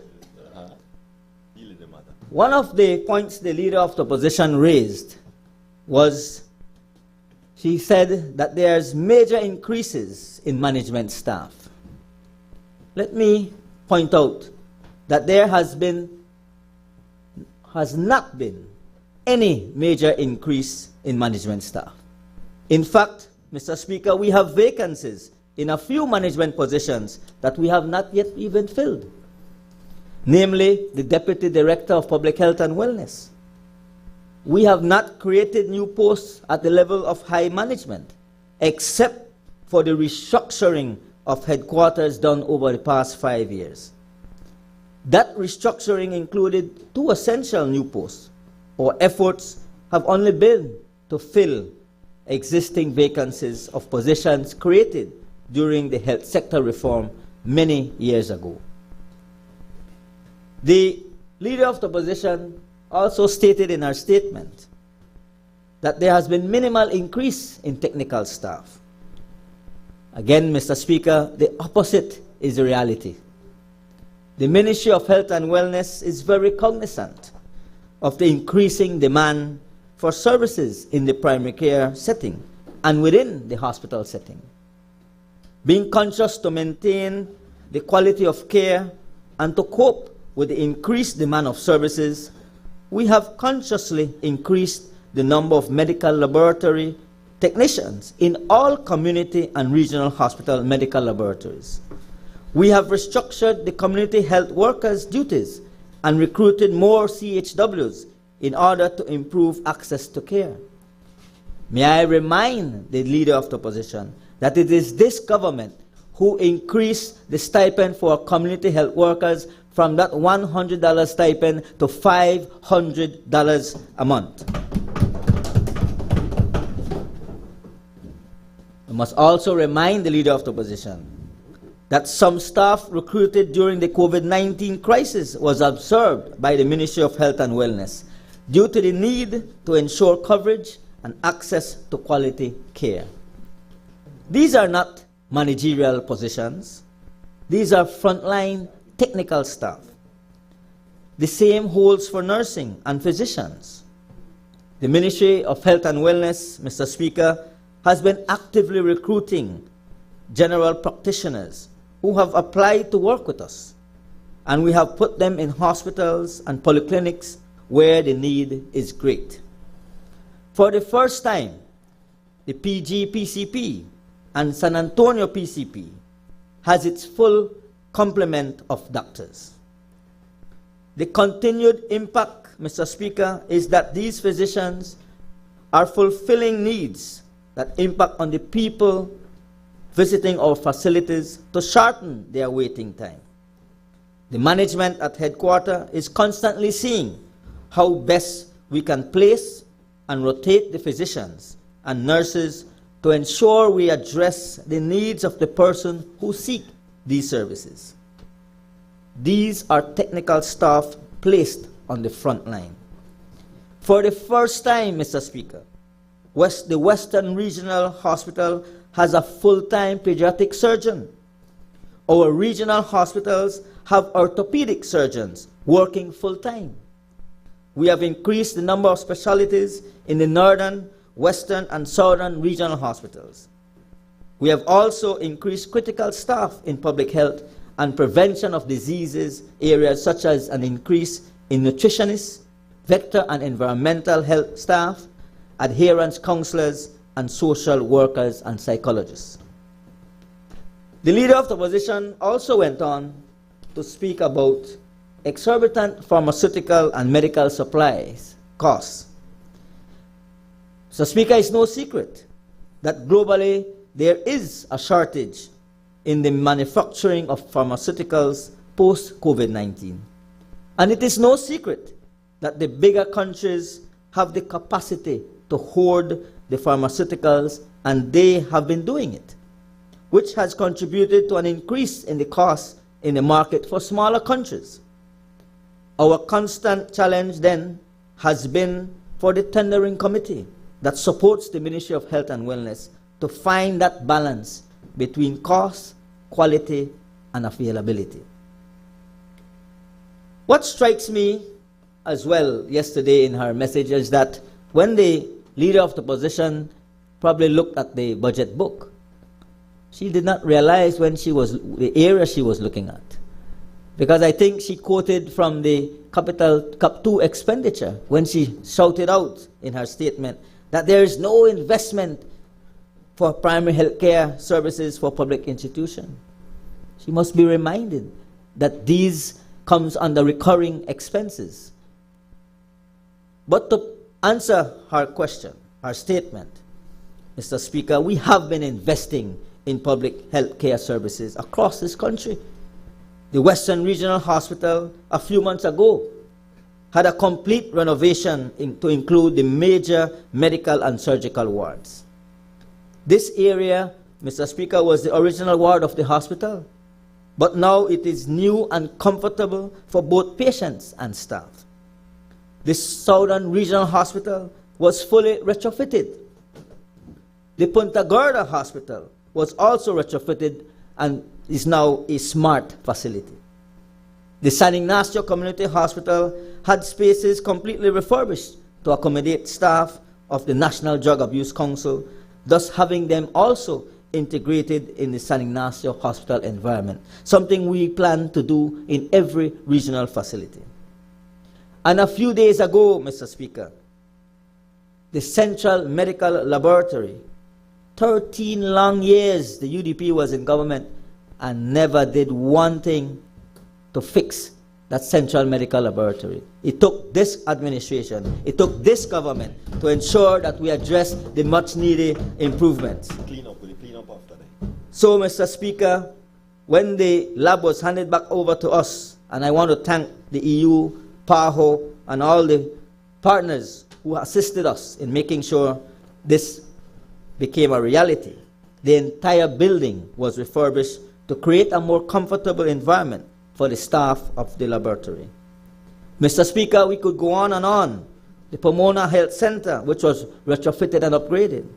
The Santa Elena Health Center has been retrofitted and upgraded and remains open from 7 to 5. Placencia, and I want to thank my colleague, the Minister Mala, for his support. That Placencia now boasts of a new health facility in the middle of 2024 when we launched that facility. And it operates from 7 a.m. to 7 p.m. with emergency cover 24/7. And we have plans, Mr. Speaker, in this budget to expand the Palmview facility to increase an additional 25 beds for persons suffering from mental illnesses. The renovation of the Matron Roberts PCP, the construction of the San Pedro Hospital, which is underway, and the new tertiary hospital in Belmopan. And of course, we can go on and on. But, Mr. Speaker, over the past 3 years, significant efforts have been made to strengthen medical officers in basic emergency care and in emergency triage assessment and treatment. And this has resulted in improved care at the accident and emergency. So I don't know where the leader of the opposition was informed that we are doing less surgeries. That was one of her statements as well. Let me say that 7 months ago, we recruited a pediatric surgeon from the Caribbean, and this has increased pediatric surgeries in this country. A few months ago, we placed an orthopedic surgeon full-time for the first time at the Western Regional Hospital. He now consults and performs surgeries for patients referred from the South and Western regions. Over the past 12 months, Mr. Speaker, for the first time, we now have 3 full-time surgeons in each of the Northern Region and Western Regional hospitals. All of this, of course, has reduced the number of surgical referrals to KHMH, making it very convenient for the patients to have their families around them and not having to travel to KHMH. Some surgeries, Mr. Speaker, like the pediatric surgeries, had to be done in neighboring countries, but now can be done in our own land, Belize. The leader of the opposition also, Mr. Speaker, said $0 for mental health in the budget. Let me highlight to the leader of the opposition and to this nation that the investment in mental health has been significant. Through technical cooperation, we have been able to collaborate to complete the mental health policy and to launch of the Belize National Suicide Prevention Plan. On March 8, Mr. Speaker, the Belize National Suicide Prevention Plan was launched in collaboration with PAHO. Invited stakeholders and staff and mental health advocates took part of this launch. We have done meeting and presentation on childhood disorders for the mental health staff. We had done training on psychiatric emergencies for medical staff countrywide. We have done training on dementia and Alzheimer's for caretakers of elderly. We have done training on suicide to high school teachers. We have done media training in mental health reporting. The MH Gap, Mr. Speaker, training has been conducted across the country to better equip frontline workers to identify and address mental health issues in emergency setting. And I can also add that in terms of the collaboration with the police, ongoing strengthening of the partnership with the police department, including training of the police officers, updating the police training manual, conducting stakeholder consultation with police officers countrywide to better understand and improve the situation that police may face with as it deals with mental patients. We have been advocating for better mental health, Mr. Speaker, through various ads on prime time spots, presenting in workplaces in order to improve workplace wellness for mental health. We have done very many various fairs and forums and presentations across this country in schools countrywide. So we have been addressing these many concerns. The leader of the opposition also said that there is $0 allocated for the purchase of equipment. The Ministry of Health budget, Mr. Speaker, has budgeted $650,000 alone from the recurrent budget for equipment. And this does not include spare parts nor computer equipment. In CAP 2, $1.5 million has been estimated for specialized equipment. She said $0 allocated for reconstruction and construction of public facilities. But, Mr. Speaker, with the assistance from the IDB, funds have been allocated for the retrofitting of the Northern and Southern Regional Hospital, the Matron Roberts Health Center, and the Palmview Center, as I said. And may I remind the leader of the opposition, as she highlighted that the grants to KHMH is minimal. It is this government, again, that had to step in and increase the subvention for KHMH to $33 million. It is in the hope, Mr. Speaker, that we continuously work to improve the services for KHMH. And we are at this point reviewing the entire situation at KHMH and looking at how, with the plans to construct a new secondary hospital in Belize City, to be able to support the work and services at the Carl Hirschner Memorial Hospital. But I turn back to my prepared message, Mr. Speaker. Plan Belize 2.0, like its predecessor, Plan Belize, focuses its national health agenda on a simple but indisputable fact that our health is our wealth. The task of realizing this bold yet significant responsibility is vested upon the hundreds of public officers, doctors, and healthcare professionals across this nation. I am both honored and humbled to serve as their leader in this great work, and I ask all in this chamber, including you, Mr. Speaker, to join me in giving them a round of applause. In so doing, Mr. Speaker, our ministry has continued its ambitious transformation of Belize's healthcare system. A key milestone of this work is the expansion of the National Health Insurance Program. Outlined in the Prime Minister's budget presentation, NHI will soon be rolled out all across the Cayo district, extending the coverage to an additional 93,416 Belizeans. Over $80 million in services are now being delivered through NHI. Other major accomplishments, Mr. Speaker, that we have achieved is the recruitment of 129 new community health workers, the launch of the 2025 Community Health Workers Manual, upgrades to the Belize health information system. Our dental outreach has been in the range of over 11,000 patients. We now boast of mammography services at Western Regional Hospital, with a new one coming soon for the Northern Regional Hospital in the prevention of cancer for women that suffers with breast cancer.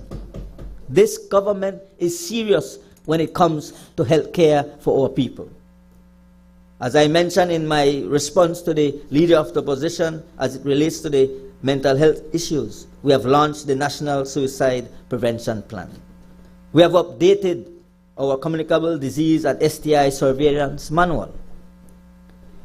We have launched the Belize Health Sector Strategic Plan for 2025-2034, which is a visionary 10-year roadmap, Mr. Speaker, designed to deliver transformative, equitable, and sustainable health care for all Belizeans. We have as well, Mr. Speaker, our Human Resource for Health Policy and Strategic Plan is almost complete for the years 2025-2029, which is aimed at building and sustaining a resilient, skilled, and equitably distributed health workforce aligned with the goals of universal health. We have completed the Belize Health National Adaptation Plan, HNAP, which is now being implemented. This document, Mr. Speaker, aims to strengthen our health system to effectively anticipate, prepare for, and respond to the health impacts of climate change. The Belize Quality Policy for Health 2025-2029 is also in its final stages of approval. This highlights our commitment, Mr. Speaker, to improving the quality, safety, and standards of health service delivery. Our National Triage Policy for 2025-2029 is soon to be approved, which aims to strengthen delivery of emergency and outpatient care across the health system.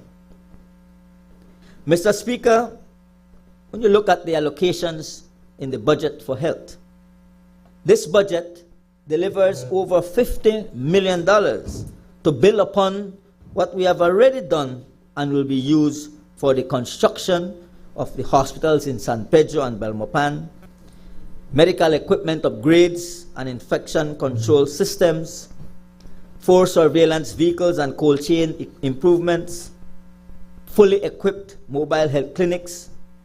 It will also assist with our telemedicine and rural mental health pilot projects.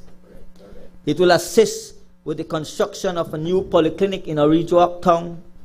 It will also assist, which we have already started, with the construction of the pediatric wing at the Northern Regional Hospital. Mr. Speaker, when you talk about healthcare, workforce development, and innovations, this budget will help with reforms in areas such as our laparoscopic surgery at NRH, something we have now implemented at Northern Regional Hospital, which we also intend to carry out in all the other regional facilities. It will assist with the recruitment of pediatric and specialist physicians. This budget will assist with the 60+ yearly scholarship for nursing and midwifery. This budget, Mr. Speaker, will assist with the nursing retention package that Cabinet was able to approve for our nurses who have been working hard in this country, and we have already approved the first phase, which comes into effect, I believe, right here next month, and will be done in 3 phases between 2025 and 2027. This budget, Mr. Speaker, will assist with emergency, maternal, and mental health training. Add all this to the exceptional work we have done together over the past 4 years, like the complete eradication of mother-to-child transmission of HIV, reaching the status of a nation free from malaria, providing free primary and secondary health care, moving one step closer to universal health coverage. Where and what did the UDP do to provide these type of service? Never over the 13 years in office. This budget, Mr. Speaker, will assist in modernizing our health system by adding and renovating health clinics across the nation. And I had already highlighted the Placencia Polyclinic. The upgrade of the Georgeville and Dangriga polyclinics, which was completed, with plans to construct new health centers in Hopkins and upgrade the San Roman Village Health Center in the Orange Walk district. With all these investments, we are reducing the infant mortality rate across this nation. The record is clear, Mr. Speaker. We are living in a healthier nation. No more babies dying in large numbers in our hospitals. No more containers full of expired medicine being hidden from the public eye. No more lack of proper equipment in our regional hospitals to do simple procedures. No more dilapidated central medical laboratory because, as I said, we now have a fully equipped central medical lab and plans are in place to upgrade our regional labs all across the country. No more, Mr. Speaker, 20-year-old equipment at our tertiary or only tertiary hospital, KHMH, which now boasts of a fully functional CT scan and new X-ray machines. Top of the line. Top of the line. Including, Mr. Speaker, the new top-of-the-line X-ray machines at Northern Regional Hospital, San Ignacio Community Hospital, and the Southern Regional Hospital. Preach, brother, preach. We have not reached where we want to be, but we are getting there, and getting there we will together. Mr. Speaker, I turn now to Orange Walk East. Delivering real results for the people.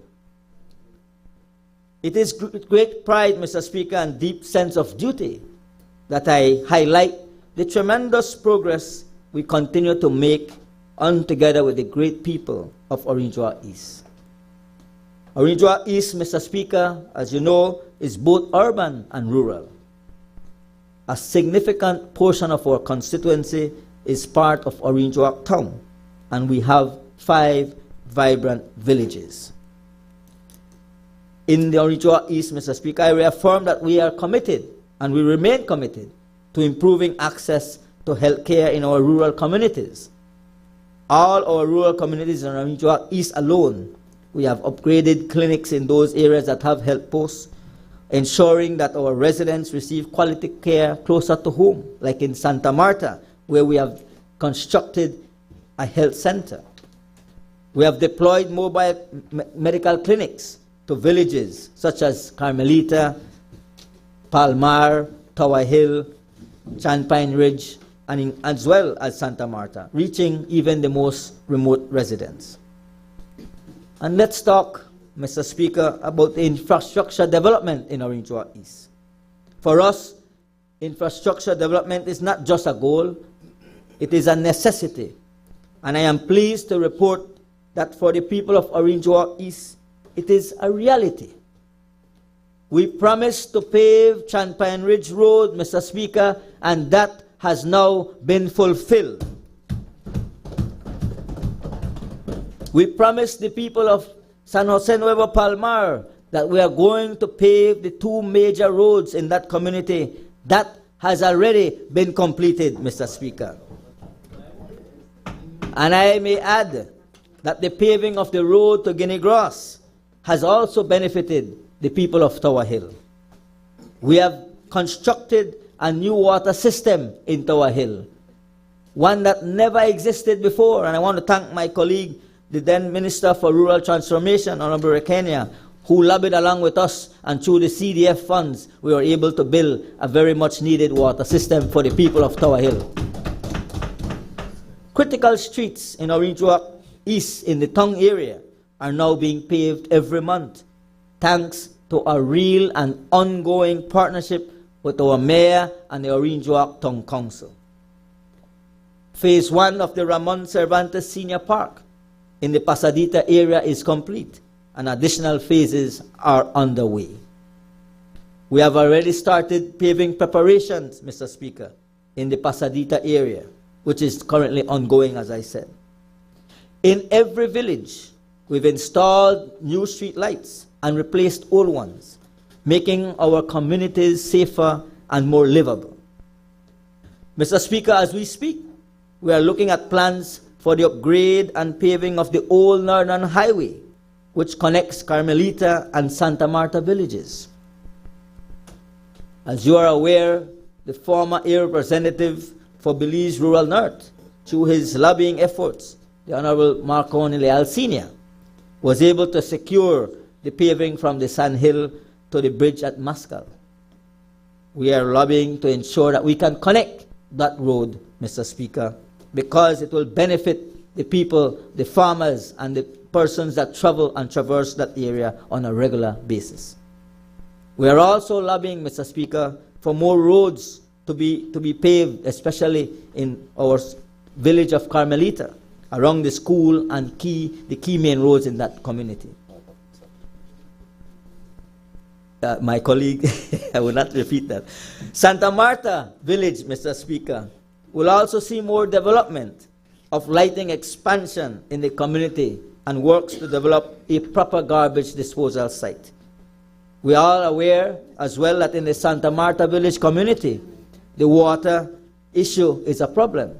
And I am very pleased to announce that we have already been given the green light, and I believe it's through UNICEF, that funding will be earmarked through the Rural Development Office to put a water treatment system that will allow us to have better drinkable water for the people of that community.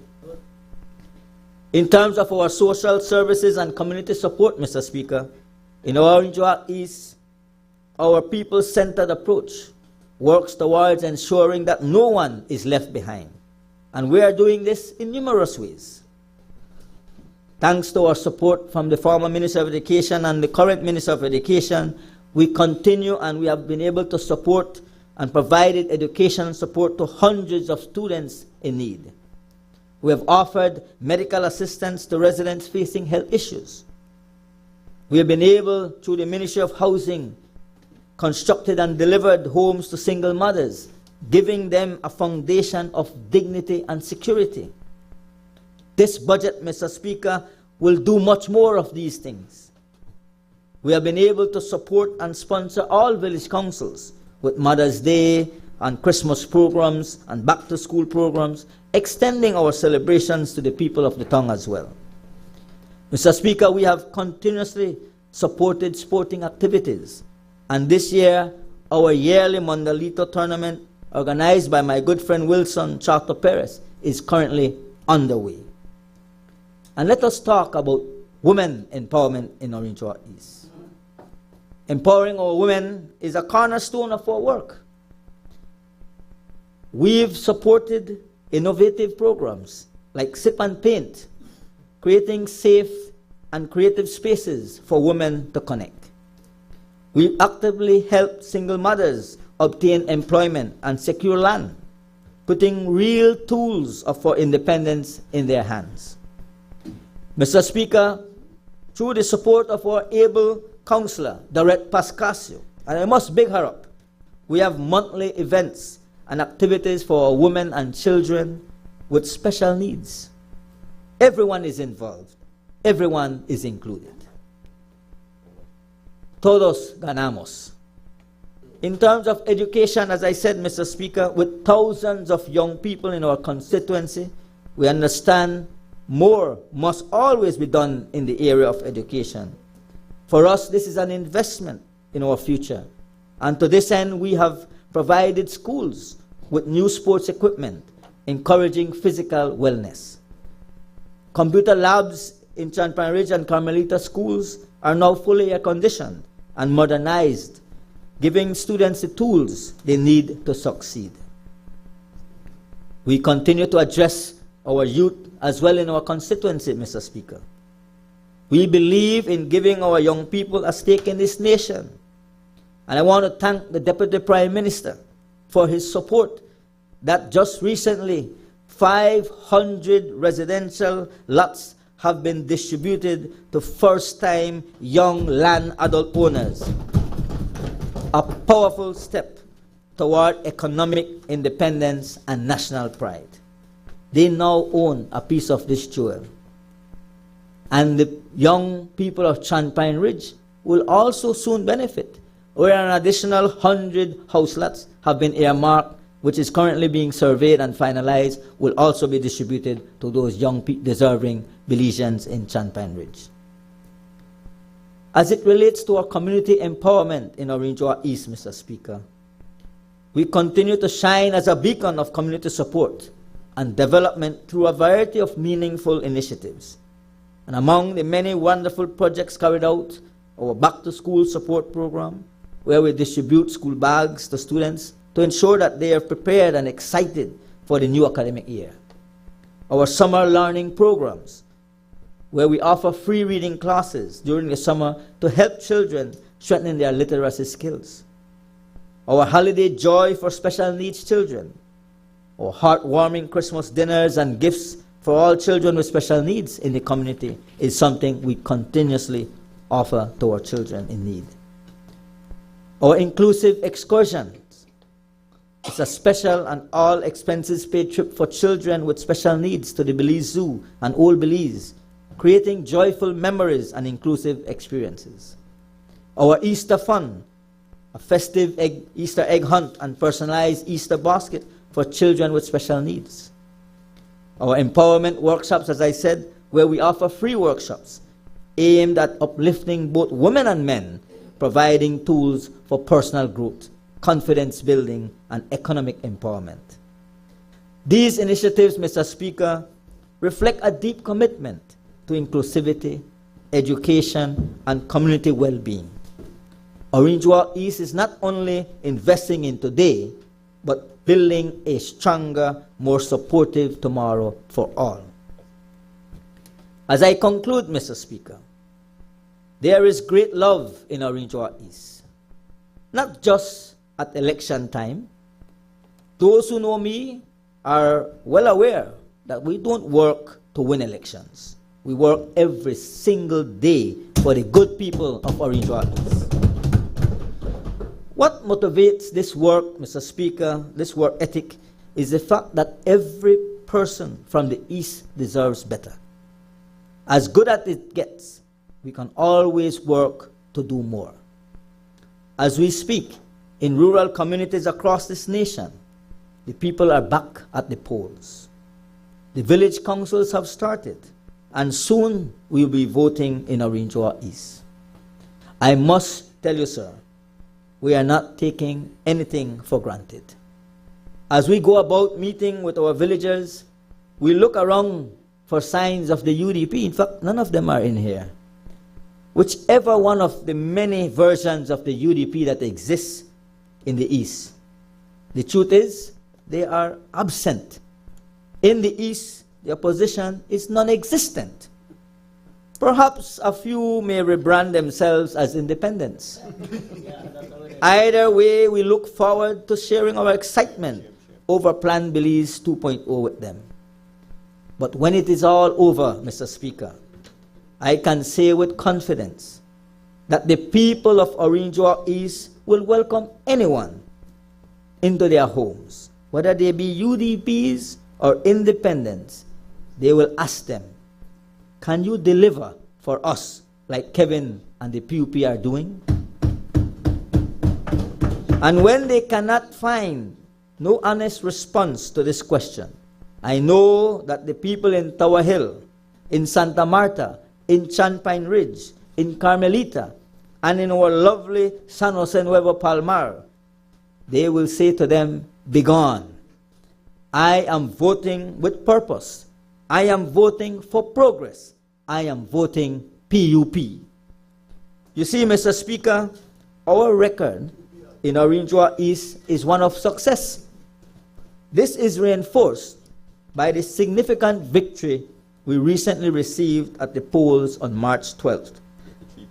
83.99% voted for the People's United Party.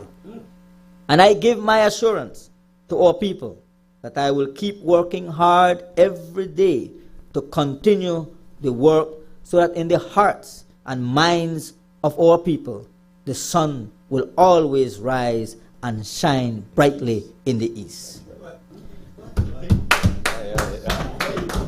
Before I end, Mr. Speaker, I want to take an opportunity to thank my team at Orange Walk East, especially my office staff, DeAndre Soto, Aldair Lima, Kendra Anderson, Kevin Rogers, Ian Carl, Dorette Pascasio, Wender Alamia, and all those members of the executive, the wider executive, our leaders in Palmar like Orlando Balam and Yanni Jones and Jafet Torres and Maura, those in Santa Marta like Patty Lance and Sandra Borland and Maria Sosa, those in Champagne Ridge like Cornelio Torres and Alfred Torres and Pete Torres, those are the soldiers. People in Carmelita like our hard warrior Dorothy Raban and Victor Polanco and Janine Konarki and all those persons, Linda Konarki, that have been behind the scenes working for us. The people in Tower Hill. And I want to ask for prayers for our good friend Yvette, who is suffering at this point. But I know we have young people like Angie Pat and those who will continue to lead the people of Tower Hill working together with myself. And of course, Mr. Speaker, I cannot miss the other communities in Orange Walk, the other areas in Orange Walk that we know have always been there for us. And so I want to thank the great people of that community, of our community. And I want to ask the great people of this constituency that as our young new leaders, female leaders stepping up for the village council elections, like young Tiffany Zul, young Angie Pat, and our young Nahim Reyes, Mr. Adan Yanis, and of course our repeat chairman candidate Victor Polanco, for them to give them that support. So, Mr. Speaker, on behalf of the Ministry of Health and Wellness, and as the proud representative for Orange Walk East, I endorse and support the 2025-2026 budget estimates, and I reaffirm our shared commitment to turning promise into progress. That's the word, right?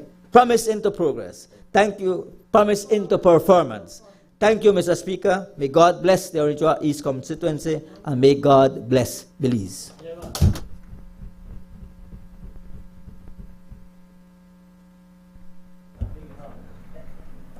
We'll suspend the meeting temporarily so we can make accommodations for the member for Pickstock with the podium.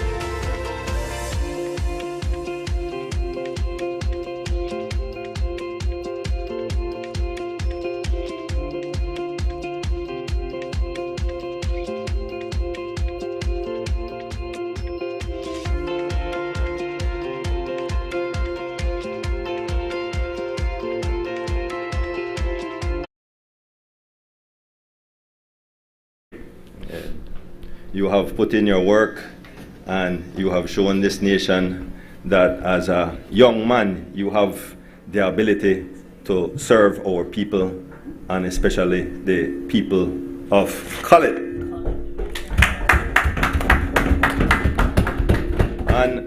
And like that crowd on the other side, when I look at you, well, sorry, nobody there over there, right? They are not the same thing.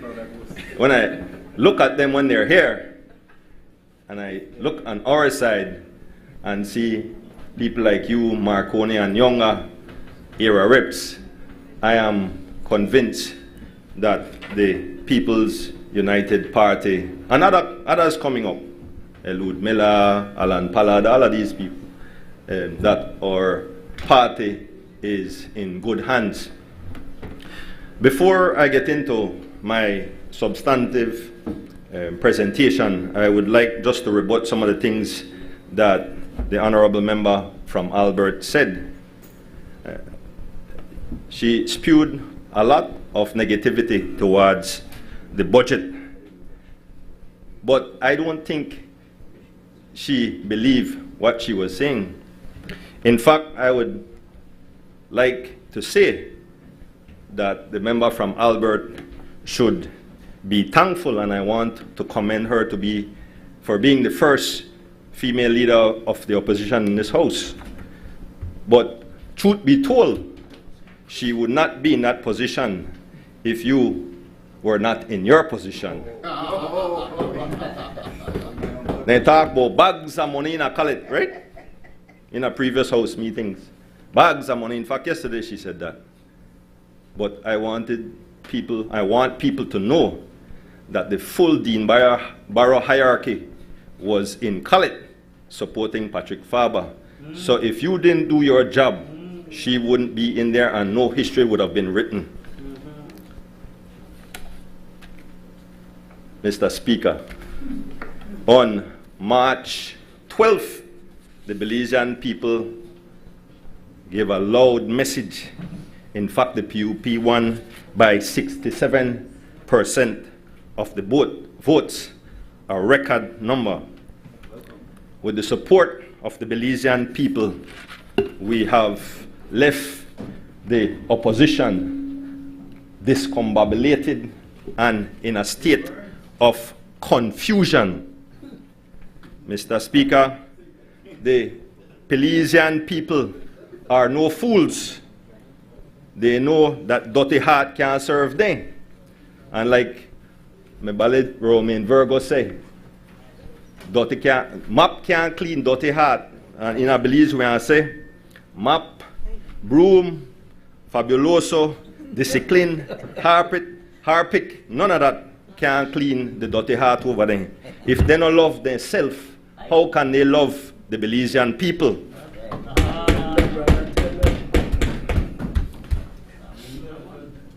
In fact, hear this. They ran the economy off the cliff leading up to 2020. The economy was in a recession. They left all government institutions broken and in a state of disrepair. Crime was out of control. Corruption was a part of their DNA. And they take up all the prime real estate, thousands of acres. But thank God for this John Briceño administration, we put this economy back on track. In fact, if you look at the GDP growth just over the last 2 or 3 years, you will see that it has grown by about 21%. We decreased the debt to GDP ratio. We put some adrenaline into the economy. And for multiple years, it has surpassed what all the IFIs said we could achieve. We decreased unemployment below 3%, rolled out free education, expanded NHI. We built and continue to build cement starter homes. And the DPM alluded to that or spoke to that yesterday, how people really, really appreciate those homes. In fact, it makes me smile when I see many, especially single mothers, crying and weeping in joy to be able to get their homes. So, Mr. Speaker, you will hear from the other side over and over, all 2 or 3 of them, 5, I don't know which one are sure, that this government is not doing their job and this budget doesn't represent the Belizean people. I just want them to be reminded that they had 13 years and they gave the people nothing but misery.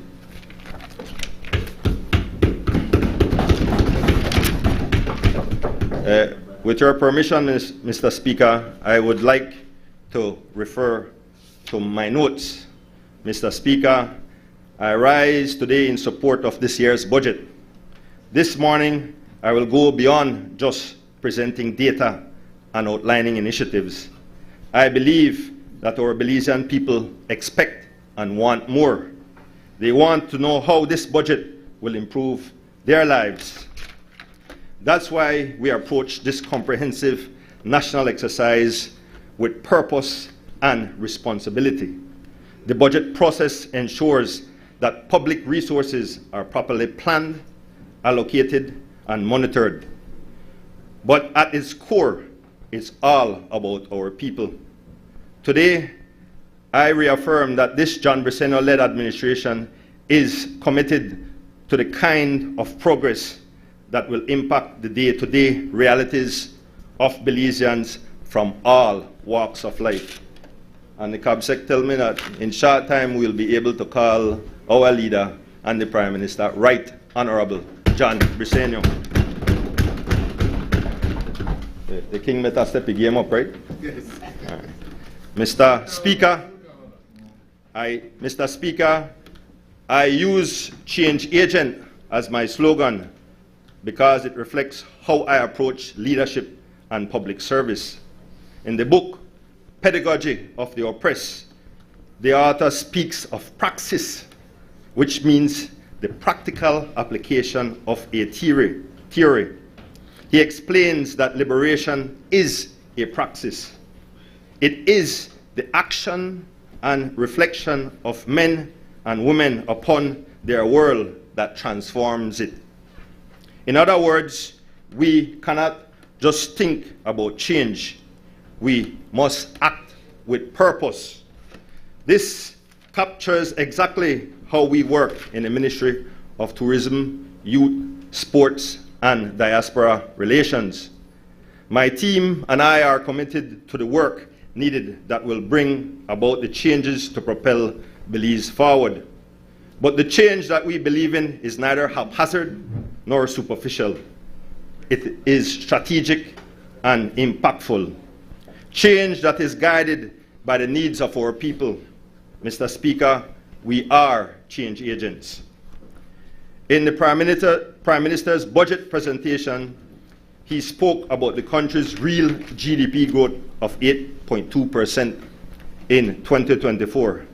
This was led by the services sector, which grew by an impressive 10.5%, and tourism did its part to contribute to that growth. This sharp increase in overnight tourism positively impacted many sectors of our economy, both directly and indirectly. Mr. Speaker, this year's public investment programs reflect a bold commitment to development. A record $337 million is being allocated under Capital 2 budget.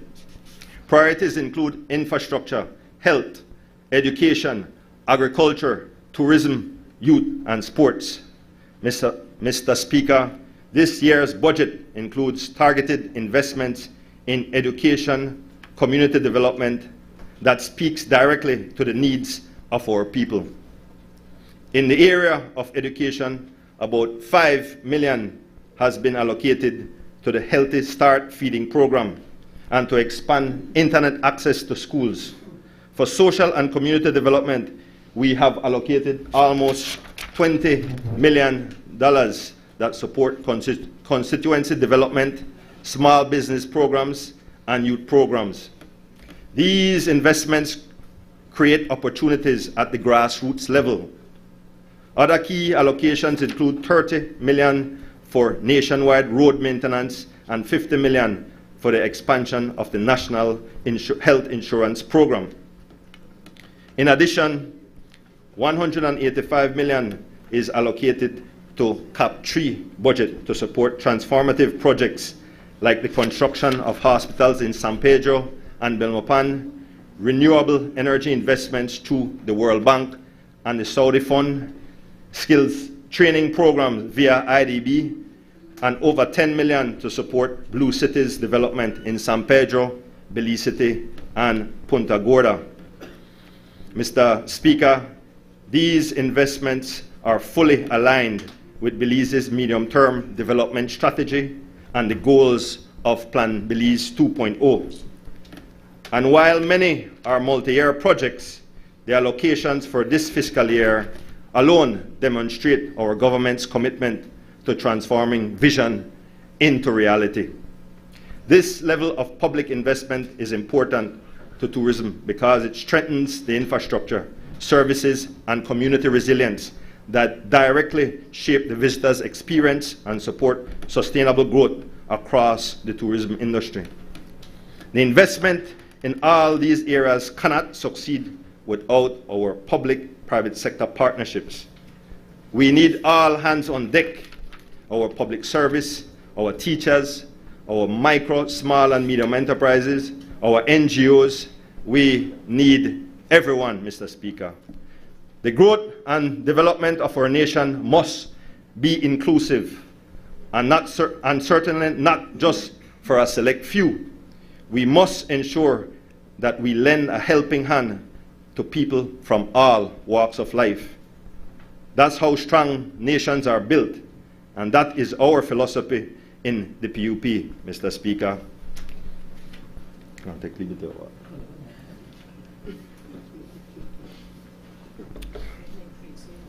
No, not do me that. The government is the biggest employer, and with the unemployment rate at a record low of 2.1% last year, we know that our Belizean people are working. That, coupled with the increase in the minimum wage, have given our people the opportunity to earn a decent living. I support the Prime Minister's intention to increase the minimum wage again to $6, and I would hope at some point down the road we can reach $7.50. I also support the government's proposal to increase salaries for all public officers and not just teachers. We do have hard-working people both in the public and in the private sector. But if we are to be honest, there are inefficiencies throughout the system. Mr. Speaker, as a nation, we must refuse to be the poster child for Pareto's principle. And for those who don't know what that means, it's called the 80-20 rule, where 80% of the productivity is done by 20% of the people. We need, like I said, all hands on deck. Mr. Speaker, with regard to the public sector, we recognize and deeply value the dedication of our public officers and teachers and the vital role they play in shaping the future of our nation. But the reality is the public service and our education system have been plagued by challenges for decades. We therefore acknowledge the need for more resources, but we must also emphasize the need for greater productivity and efficiency. Mr. Speaker, as I get into the specifics of our work and priorities for the fiscal year 2025-2026, allow me to thank the Prime Minister for entrusting me with the additional portfolios of youth and sports. Together with the Honorable Minister of State, Devin Daly, our team is fully committed to ensuring that we transform these areas with energy, focus, and action. We are doing our part to transform this nation into the best it can be for all of our Belizean people. Allow me now, Mr. Speaker, to expand on each of these crucial areas. Tourism. Mr. Speaker, I am convinced that tourism is Belize's most important industry. It is linked to every major sector of our economy. It drives foreign exchange, attracts investment, supports infrastructure development, preserves and promotes our cultures and the environment, and strengthens global connectivity. Most importantly, tourism drives the creation of jobs for our people. Mr. Speaker, I am proud to say that over 25,000 Belizeans earn their living from working directly in the tourism industry, and thousands more indirectly. Tourism sustains many Belizean households across this country. It is an industry we must protect, and that means ensuring that the right structures, systems, laws, and policies are in place to support its continued growth and development. Belize is holding strong in a competitive and uncertain global tourism environment, but there are some dark clouds on the horizon. UN Tourism reported that international arrivals reached 1.4 billion in 2024, an 11% increase over 2023. And the World Travel and Tourism Council, the WTTC, estimates that the sector contributed over 11 trillion US dollars, or 10% of global GDP. Against this backdrop, Belize performed well, setting a new record for overnight arrivals with over 560,000 guests passing through all our border points. Mr. Speaker, the majority of our overnight arrivals still come through from the United States, accounting for nearly 70% of all arrivals, followed by Europe, Canada, and Mexico. The Philip Goulson International Airport remains our main port of entry, with nearly 80% of the international overnight arrivals. Texas, California, New York, Washington, and Colorado are among our strongest source markets in the U.S. While the U.S. remains our key market, diversification continues to be a top priority. According to Tourism Economics, the key indicators for the performance of the industry this year are trending downwards as a result of trade tensions, global conflicts, inflation, immigration policies, airline disruptions, and security concerns. These factors are changing consumer behavior and softening demand across both leisure and business travel. Economic uncertainty and aggressive immigration enforcement in the U.S. have also created hesitation among diaspora travelers. However, to mitigate this, we are increasing our focus on the Canadian and European markets. Special promotions and direct campaigns will continue to position Belize as an adventure escape. In Mexico and Latin America, we are already seeing results from increased marketing. In fact, Mexican arrivals grew by over 200%, increasing from just over 6,000 in 2023 to almost 14,000 visitors in 2024. To capitalize on new opportunities, we continue to work in Canada, Latin America, and Europe. Our goal is to convert the awareness that we have created into actual visitor arrivals. We also urge the private sector to review their pricing structures so that we can remain competitive as a destination. Mr. Speaker, the first 4 months of 2025 have also shown encouraging results. Record numbers for January, February, and April, with March, which was marginally down. However, we are beginning to see signs of a slower green season. This is a signal that the geopolitical climate is beginning to affect travel and tourism. So we must stay nimble and Agile, the good folks at BTB are here, so. Full up the galleries, man. I'm not on the 5 on him, man. Stop that.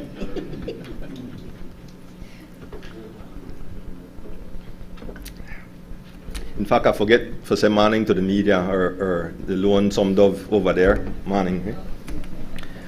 Airlift development is one of the most crucial pillars for the sustained growth of our industry. Quite simply, if it is difficult for travelers to get to Belize, we cannot continue to grow as a destination.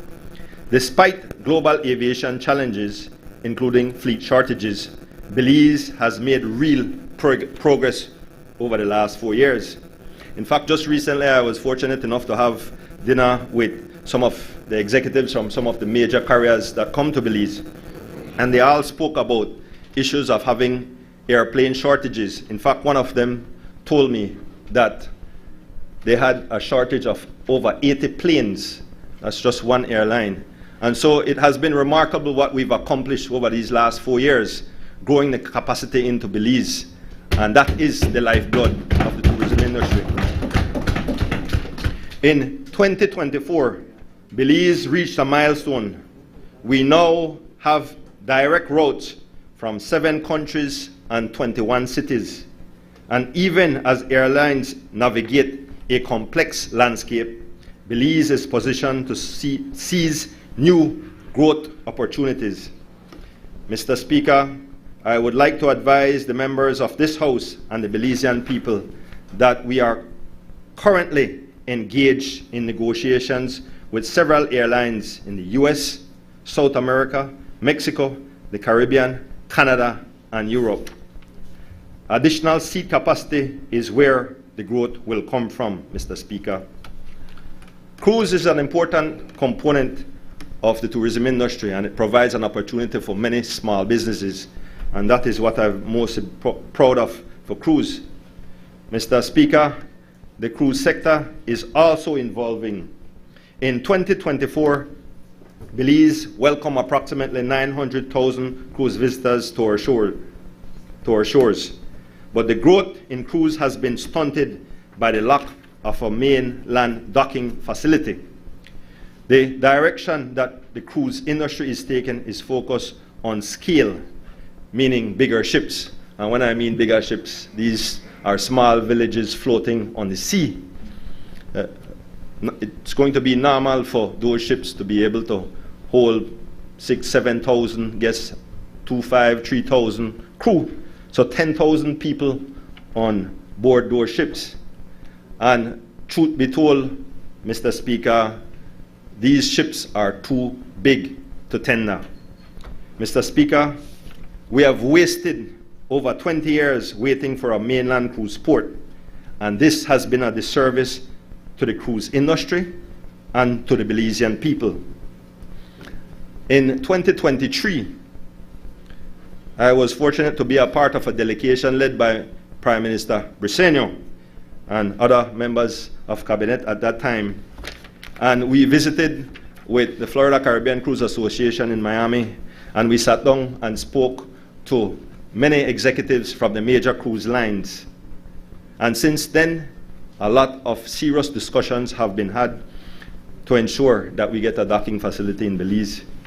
In fact, in subsequent meetings and conferences that I visited after that meeting, many of the cruise executives have signaled to me and have stated to me that they are impressed with this John Briceño government, and that they see that we have the capacity, the will to do the right things for this country and for the tourism industry. Currently, we are working on a master plan for the Port of Belize, and simultaneously talking to major developers who are interested in partnering with us on this very transformative project. I want to signal that now is the time for us to begin to prepare for the exponential growth that is coming our way. You have to spend a leave money in a Belize City PM. Julius? This close to $1 billion project will transform both cargo and cruise and create many opportunities for our Belizean people. For 2025, there are other areas of our tourism agenda, on our tourism agenda. Belize will redefine its marketing approach by embracing innovation, technology, and adapting to the digital environment. At the heart of our new strategy is Belizean intelligence, where local expertise meets advanced AI solutions like Ava AI, allowing us to deliver smarter, more personalized messaging that connects with the travelers. We are shifting our focus from simply raising awareness to driving real conversions, ensuring that Belize isn't just on their minds, Belize is on their itineraries. Mr. Speaker, to remain aligned with our marketing and brand promise, our tourism product needs continuous improvement.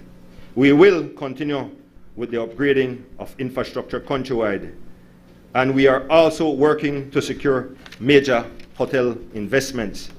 Some other key areas for the government include the establishment of a single window for building approvals, which is crucial. So now MIDH and under them the Central Building Authority will take that role, and everything will have to go through them. So for ease and efficiency, and the advancement of nautical tourism in partnership with the Belize Port Authority.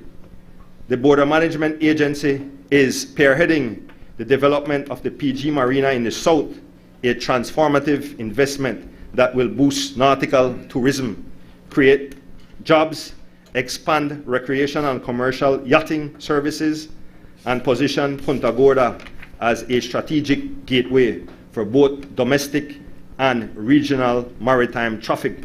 In fact, there are about 3,000 boats in the Rio Dulce, and many of them would come to Belize if there was the infrastructure.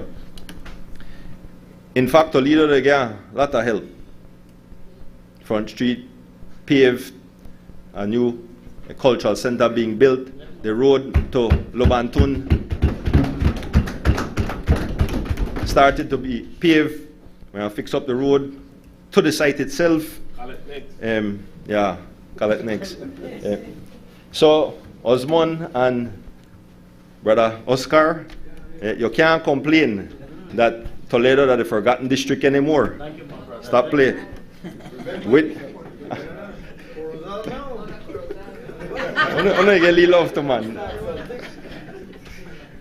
with regard to training and capacity building, we will introduce a tourism program in one of our high schools as a pilot, and finally launch the National Tourism Training Institute. Brother Lloyd, I want that by the end of the year. No questions asked. Despite the challenges presented by the global landscape, we are poised to turn these adversities that we're faced with into opportunities. I have confidence in our public-private sector partnerships to continue to get the job done. Our ongoing engagement with regional organizations like the Mundamaya Organization, SICA, the Caribbean Tourism Organization, CTO, and the UN Tourism will continue to boost Belize's profile in our global strategies. Mr. Speaker, I want to acknowledge all our local and international partners, especially the private sector, conservation NGOs, financial institutions, and the many government ministries and statutory boards that work with us closely day in and day out. One of our tourism pioneers, the late Mrs. Jean Shaw, once said, "Tourism is everybody's business."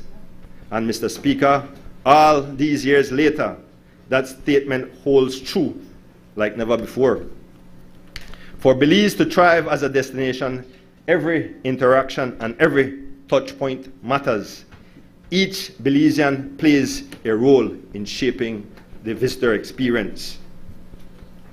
Mr. Speaker, now to youth. Mr. Speaker, young people are not just tomorrow's leaders. Many are already today's change agents. Look by yourself. You're done 29 already? Oh, you don't know youth no more then. In Belize, close to 60% of the population is under the age of 29, and about 30% fall within the official youth category between the ages of 14 to 29. Our young people are very important to the development of this nation, Mr. Speaker.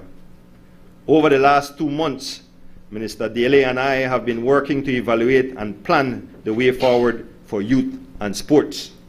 We have been working non-stop since the day the Prime Minister honored us with this portfolio. Globally, youths represent nearly 16% of the world's population, and many of them are at risk of being left behind due to a lack of education, access to education, job opportunities, and mental health support. The International Labour Organization estimates that there are over 70 million youth worldwide that are unemployed, and that there are millions more who are underemployed. Mr. Speaker, the work we do will determine the Belize of tomorrow. That is why, in this fiscal year, we must take bold steps to modernize and strengthen our national approach to youth development. Guided by the pillars of well-being, education, employability, governance, and protection, the Youth Department is going through a complete overhaul. We will engage the University of Belize to assist in preparing the National Youth Policy and Strategic Plan to respond to the real needs of today's youth. Work is underway to evaluate the services provided to ensure that they meet the needs of our youth. We will continue to leverage our partnerships with the ministries responsible for education, health, and human development, as well as build international partnerships to provide greater access in support of our youth. Mr. Speaker, we need a stronger focus on mental health, sexual and reproductive health, and life skills that will equip our youth with the tools necessary to compete in this sometimes harsh world that we live in. These shifts will ensure that our Belizean youth, regardless of their background, have pathways to learn, grow, and succeed. We will establish innovation and creativity hubs that will act as an oasis for our youth. We will create flexible access to entrepreneurship programs and deliver outreach in unserved and underserved areas. Mr. Speaker, investments will also be made to improve the condition of our youth centers, build staff capacity, and introduce stronger monitoring and evaluation systems. We have to be able to collect and analyze the data that inform our decisions. Mr. Speaker, we have already started with a comprehensive analysis of all our programs.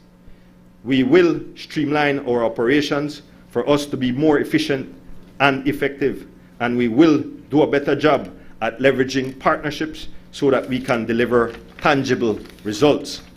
Mr. Speaker, our CAP 2 budget directly supports a range of critical youth-focused initiatives aimed at creating safer spaces and expanding opportunities across the country. This includes the provisioning of equipment and improvements to our facilities. Investments will also strengthen summer programs, educational and personal development initiatives, skills training designed to prepare our youth for the evolving job market. Additionally, funding has been allocated to introduce rehabilitation programs that support personal transformation. These efforts reflect our government's commitment to building a strong foundation for youth development through targeted community-based investments.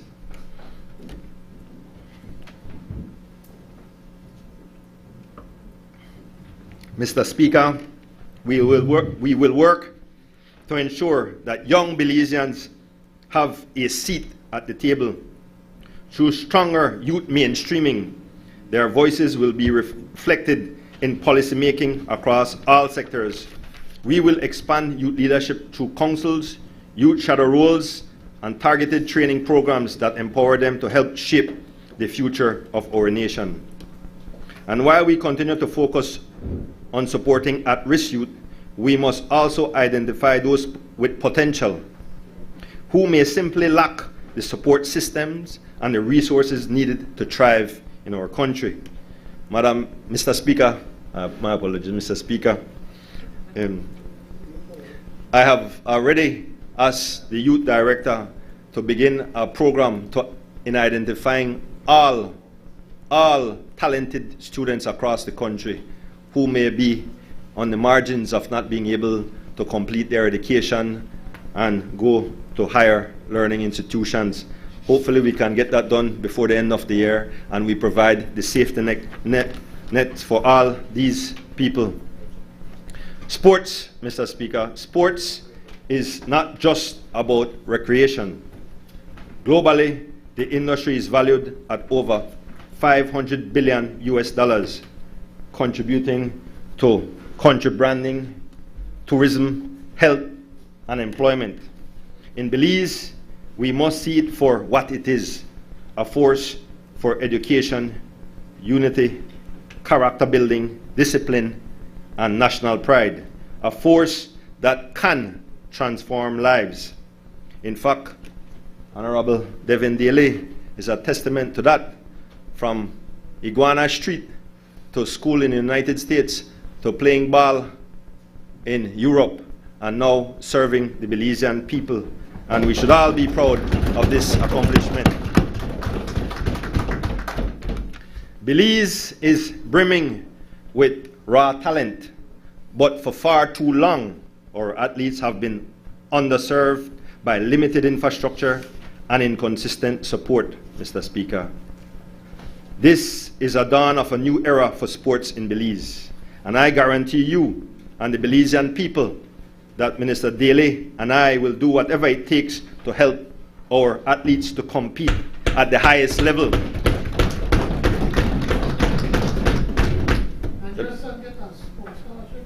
Yeah, we'll get there. Yeah, I shall. But for far too long, in many instances, we have only sent our athletes to participate and not be able to compete. Minister Daly is seriously competitive. Even me in my old age, still seriously competitive. And we will do everything in our power to ensure that all our athletes be able to compete when they travel abroad. This will take time, money, and effort, but we will see marked improvement in the years to come. In 2025, our investments will focus on funding athlete development programs, elite training and scholarship pathways, improving school-based competitions and inter-district leagues to expand participation at the grassroots level. And my program, Mundialito in Belize City, is a testament to that. I've been doing that program for about 18 years now, and we see the impact that it is having. If you go to Berger Field on a Saturday right now, you see hundreds of young children playing football, both boys and girls. And I want to thank Stanley Reno and Tyrone T. Bones Young for their dedication and support over the last 18 years, and all the coordinators and coaches, all the Crowills and Sundance and all these people who give their time and effort day in and day out to be able to serve our children. And if you go out there as well, you will see a lot of parents in the stands supporting their children, and I commend them for that. I want to call on more parents to come out and support your child or children. Upgrading and maintaining sporting facilities in all districts, developing a new sports policy and strategy, updating the Sports Act, establishing a national advisory council that includes all federations, and identifying creative ways to finance youth and sports initiatives in a sustainable way. A couple weeks ago, when at the launch of the Mundialito, I stated that a young man by the name of Jervan Ramos, who went through the same Mundialito program and was fortunate to get a scholarship, completed school and earned himself a master's degree. And I hope he comes back and serve just like the Honorable Daly.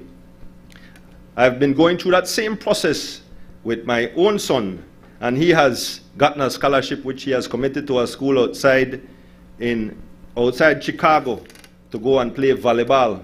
So I know firsthand the importance of getting sports right, to be able to provide an education for young people, for better health care, because if we have a healthier nation, we have a more productive nation. For national pride, when you see this flag, you should beam with pride. And then we have to be able to have a portion of our athletes be able to earn a decent living from sports. Mr. Speaker, we have established a new board of directors for the National Sports Council with competent and passionate people who are committed to driving the sporting renaissance forward. We're also implementing critical reforms in sports governance, introducing the proper financial oversight, performance reporting, and streamlined coordination across federations. Mr. Speaker, we're not just building better athletes, we're building a better Belize through sports.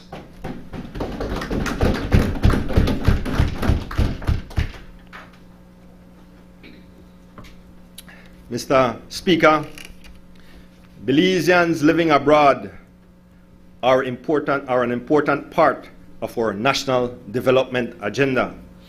They send money back to Belize, make in-kind contributions, share knowledge, promote our cultures, and invest in our country. According to the World Bank, remittances to developing countries exceeded $650 billion in 2023. In Belize, these funds provide critical support to thousands of households.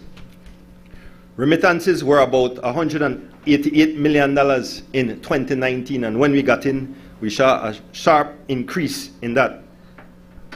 Estimates are that remittances will reach over 300 million by the end of this year, and that is only through the official sources. Money go in a barrel, money go in a suitcase, money go all kind of way, clothes go, all kind of thing go.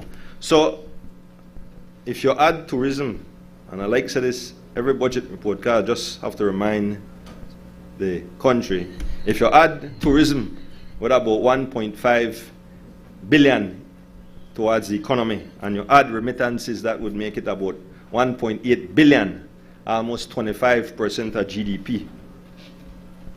In 2025, our ministry will continue to strengthen diaspora engagement by continuing to improve the Diaspora Returnee Incentive Program.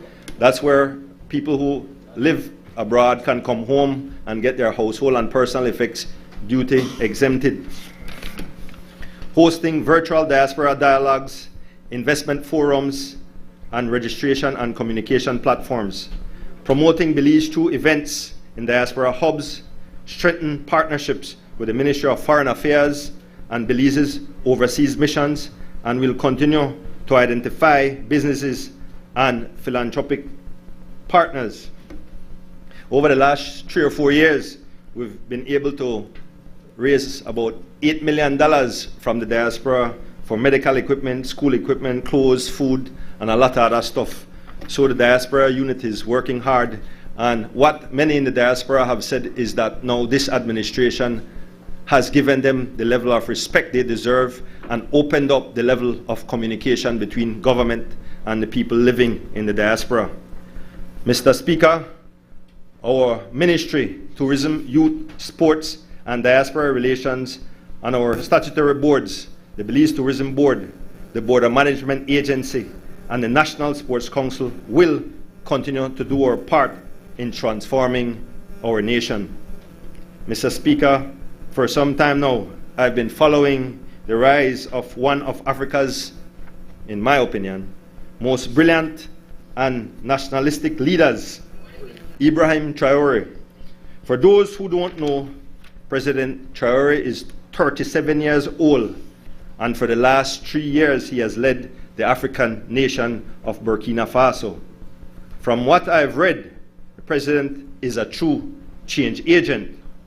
He's tearing down the status quo and the way some in the West view Africa and the African people. In just 3 years, some of his accomplishments include building the largest hospital in West Africa, building a new airport, paying off all local debt, establishing a tomato processing plant, prioritizing agriculture by distributing 400 tractors, 240 tillers, 710 motor pumps, 714 motorcycles to boost production. These and other programs are transforming that nation. He's also taking away the country's mineral wealth from the capitalists and the so-called colonial masters who believe that they're doing Burkina Faso and Africa a favor by exploiting that region's wealth. Mr. Speaker, when you listen to all these accomplishments, they sound like a Belize under Honorable John Briceño. New airport, paying off debt, building hospitals, working on renewable energy, nationalizing assets, and the list goes on. Mr. Speaker, it would be remiss of me not to truly thank the people who have helped me to get into this position and in this honorable house. My Pickstock Change Agent committee have worked hard day in and day out to ensure that we provide the necessary support for all or as many people in the Pickstock division. I'd like to also thank the voters and residents of Pickstock who have become my friends and many who are like family to me now. We have issued close to 80 homes over the last few years, and I'm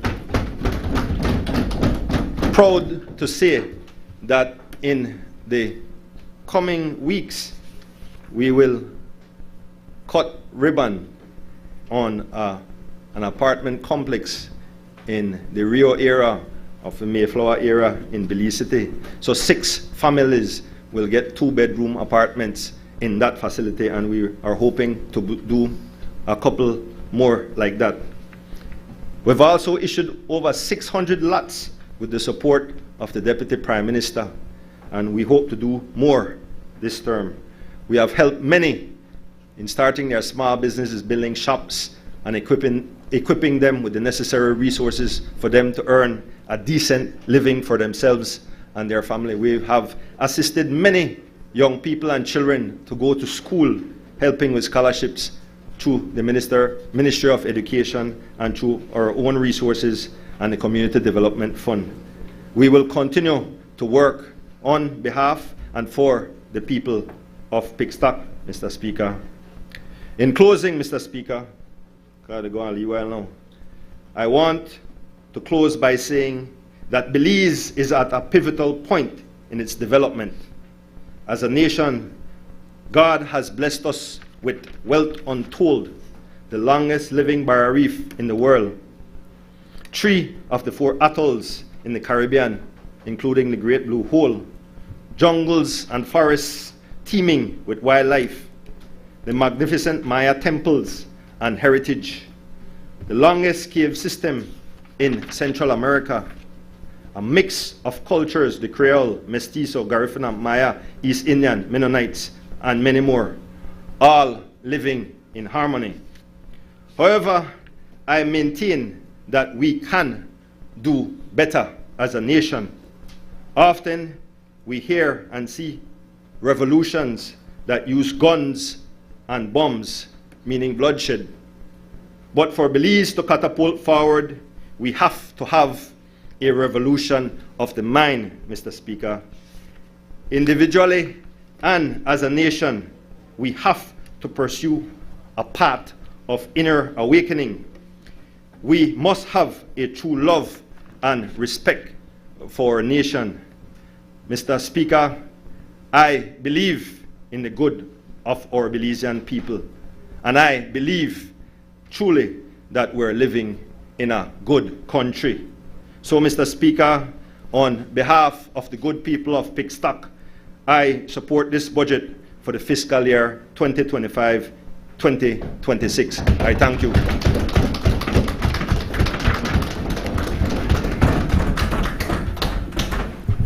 Thank you, member. The meeting will now be suspended for 2 minutes for the podium to be removed.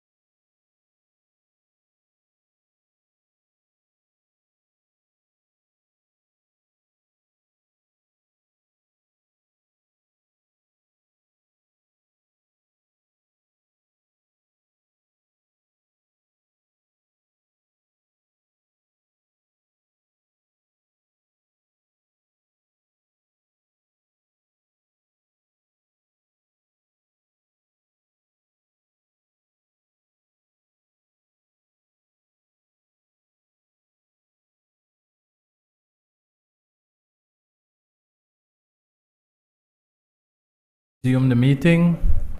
I recognize the member from Corozal Bay.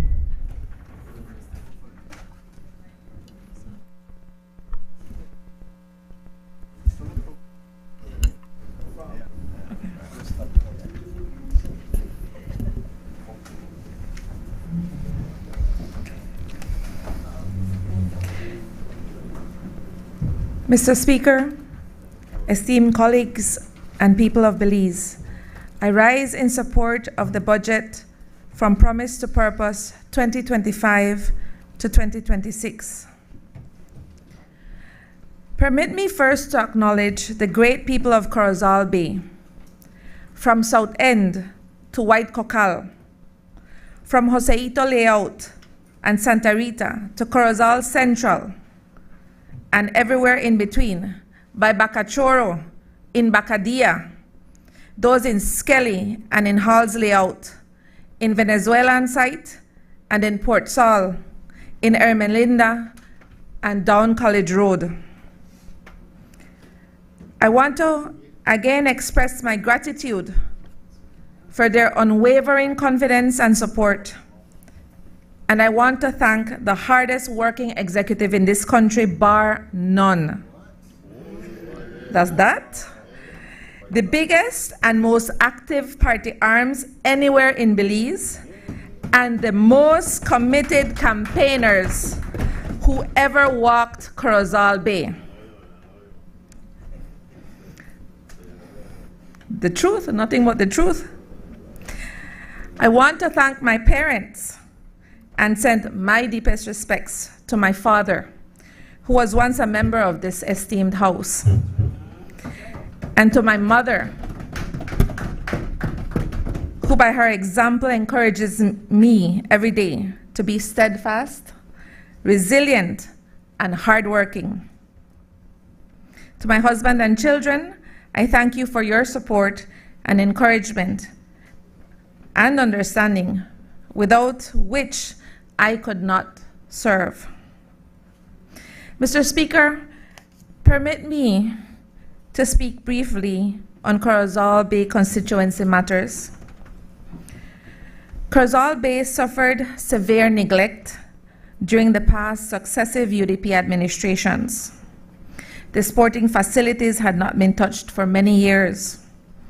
And it was only through a collaboration between private citizen fundraising and funds designated for sports through BWSL that we were able to accomplish much needed maintenance and refurbishment of the Andres Campos Civic Center last year.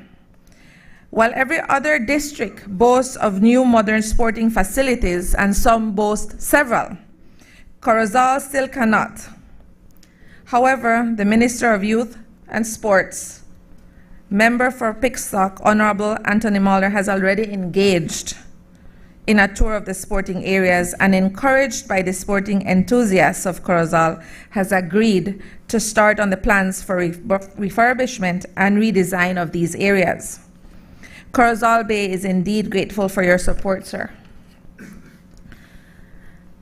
Corozal Bay is primarily flatland, and drainage is a main issue.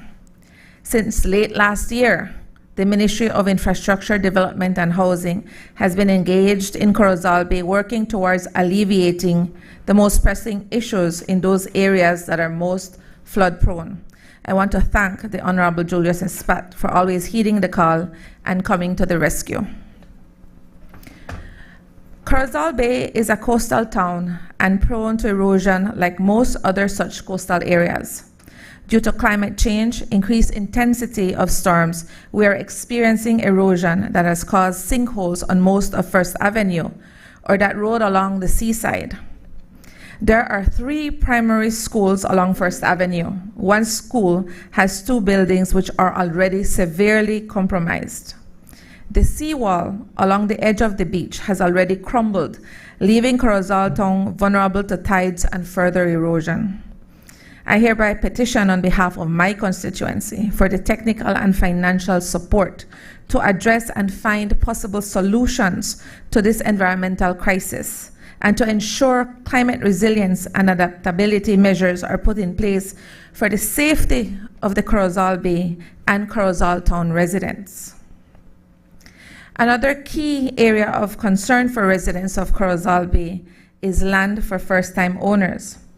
But I want to thank the Honorable Cordell Hyde for his efforts on behalf of the good people of Corozal Bay and his assurances that he will ensure that Corozal Bay constituents also have opportunities for first land ownership. Thank you, DPM.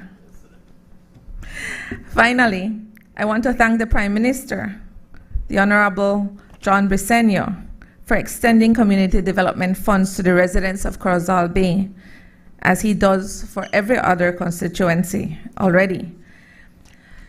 These have been making a difference during the end of school year, and this has been helping families in need for burial assistance, extraordinary medical expenses, and for the support and revival and diversification of sporting disciplines, cultural and social events.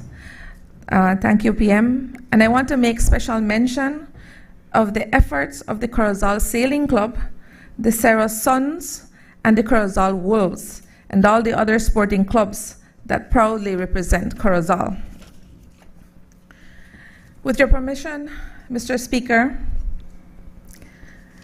I continue to present the 2025-2026 budget for the Ministry of Human Development, Family Support, and Gender Affairs. A ministry entrusted with the responsibility of safeguarding the rights of our nation's most at-risk populations while empowering families, communities, and individuals across Belize. This budget reflects our unwavering commitment to strengthening families, advancing gender equality, and fostering inclusive development for all. In these challenging times, our mission is clear: to create a society where every individual, regardless of gender, regardless of age or circumstance, can thrive. Guided by the principles of equity, of compassion, and sustainability, this budget prioritizes interventions that uplift the most vulnerable while investing in long-term resilience.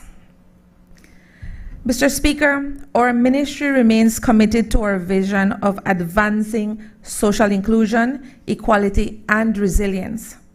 The proposed budget of 25.271 million reflects our unwavering commitment to social inclusion, family strengthening, and rights-based approaches to human development. This is our firm commitment under Plan Belize 2.0.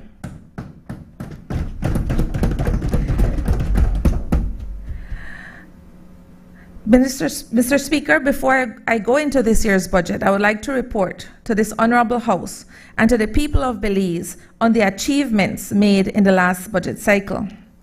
In the 2024-2025 period, and here I would like to acknowledge the leadership of Minister Dolores Valderramos Garcia and to recognize the singular importance of the advocacy of the Special Envoy for Families and Children, Her Excellency Mrs. Rosana Briceño. The government of Belize passed key legislation to strengthen our social protection framework.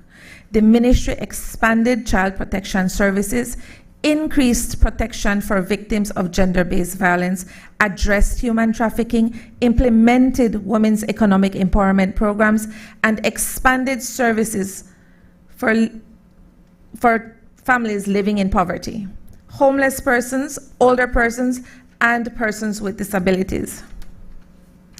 During yesterday's rebuttal of the budget presentation, the leader of the opposition alleged, in her opinion, failing social protection policies. UNICEF defines social protection as the range of policies and programs needed to reduce the lifelong consequences of poverty and exclusion. Such programs are found in the Ministry of Human Development, Families Support, and Gender Affairs, sure, in the form of boost and other forms of income support and food security. But they are not exclusive just to our ministry. This government knows that social protection works best when it is a cohesive plan implemented across different ministries, ensuring access to essential services such as healthcare and education, programs designed to increase employment opportunities, and even programs that increase climate resilience, adaptability, and crisis management. Social protection programs are more than just social insurance, income support, or child protection. As a matter of fact, this budget for fiscal year 2025-2026 has social protection programs embedded across almost all of its ministries.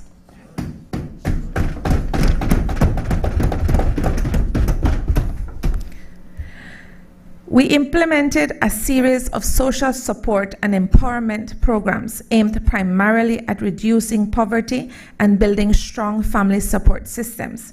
Regarding social support, in the last financial year, Boost served 4,099 beneficiaries from 1,692 different households across the country.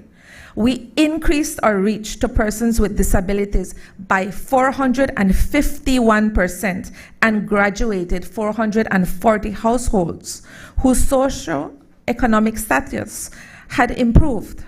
Additionally, amongst Boost beneficiaries, there were 296 students who graduated from secondary schools and 79 who transitioned from primary to secondary school. This demonstrates the program's positive role in education advancement. Through our other public assistance programs, we supported 1,366 individuals facing immediate personal crisis. This included financial assistance for food, for education, for medical needs, and burial support. Additionally, we provided grocery bags to an estimated 8,000 households across the country last year. Furthermore, Mr. Speaker, we provided 1.7 million in grants to organizations that deliver services directly aligned with our mandate for child protection, elder care, and poverty reduction. In the 2024-2025 period, the Ministry of Human Development, Family Support, and Gender Affairs stood strong in its commitment to child protection and juvenile justice.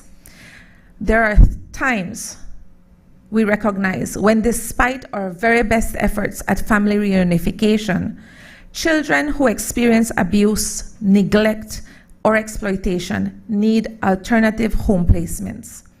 In the last year, the demand for residential care for children increased dramatically. Since 2021, post-COVID, we have taken on an average of 1,200 new child protection cases each year. On average, then, that means that each social worker has between 90 to 104 cases.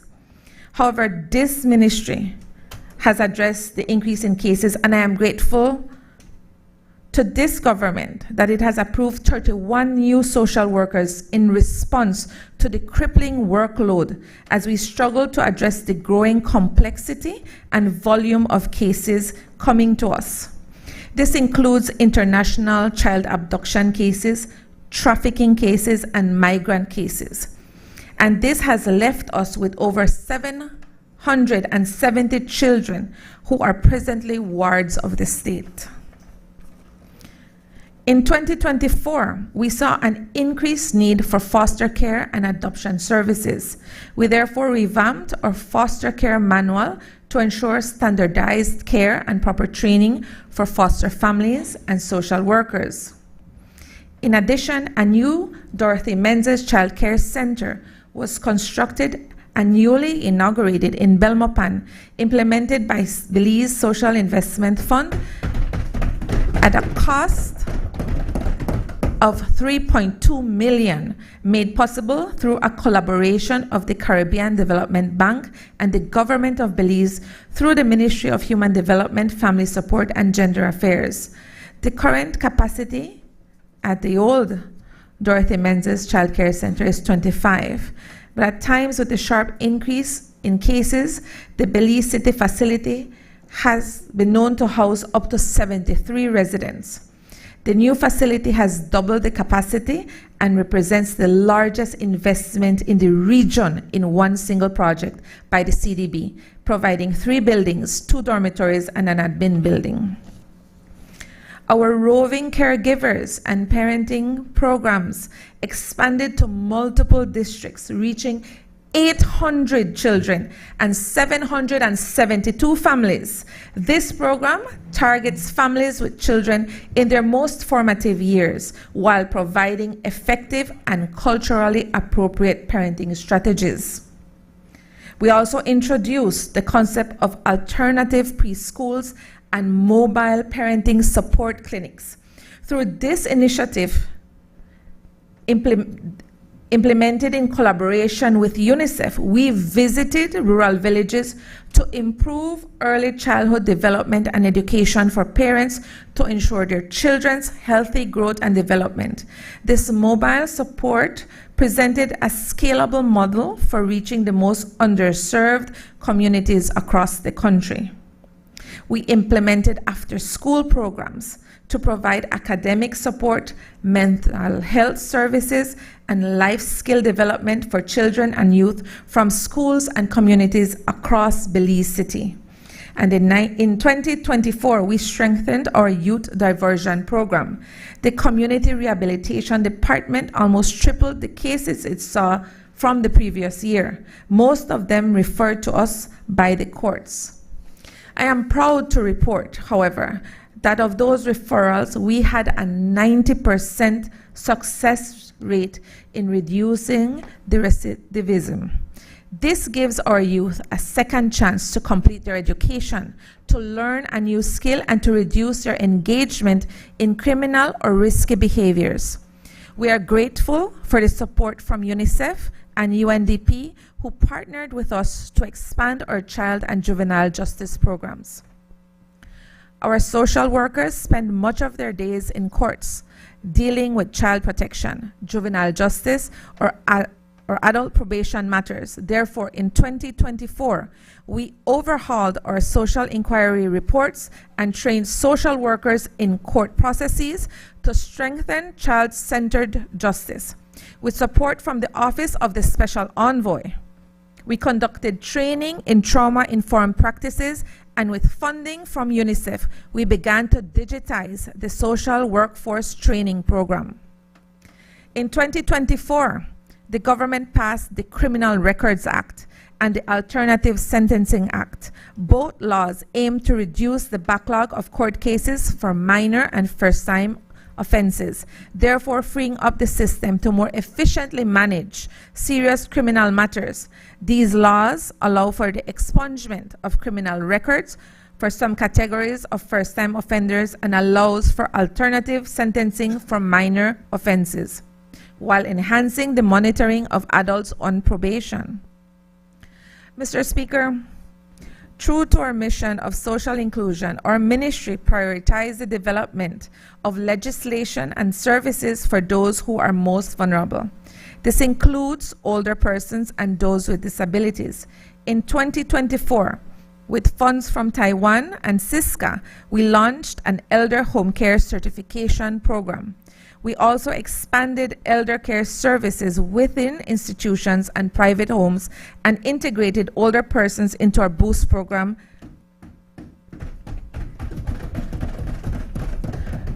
Our live-in care support to older persons promotes aging with dignity by having a caregiver provide physical, social, and even emotional support to those who need it the most. This includes end-of-life care so that older persons can live their last moments with dignity. We served 870 older clients throughout the country last year. While we advocate for older persons to remain with their families, there is still an increase in demand for residential care for older persons. In 2024, we doubled our capacity from 22 to 45 elder residents at the Golden Haven Rest Home. Still, the demand keeps growing exponentially, and we keep referring families to other residential elder care facilities across the country. Together, these facilities provide timely, high quality, and community-centered care for older persons. We also provided 100 assistive devices to older persons and persons with disabilities countrywide, and this increased their physical mobility and hearing to improve their quality of life.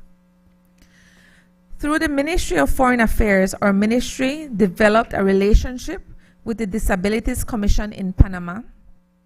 This commission, called Senadis, assisted us with establishing guidelines and criteria for a disability certification program and registry for Belize.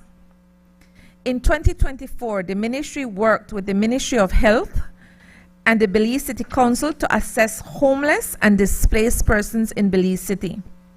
As a result, we moved the Good Samaritan Homeless Shelter to a location that better allows to increase the capacity and provide a better menu of services to homeless persons. We have also collaborated with a rehabilitation facility to assist those struggling with alcohol and drug addictions.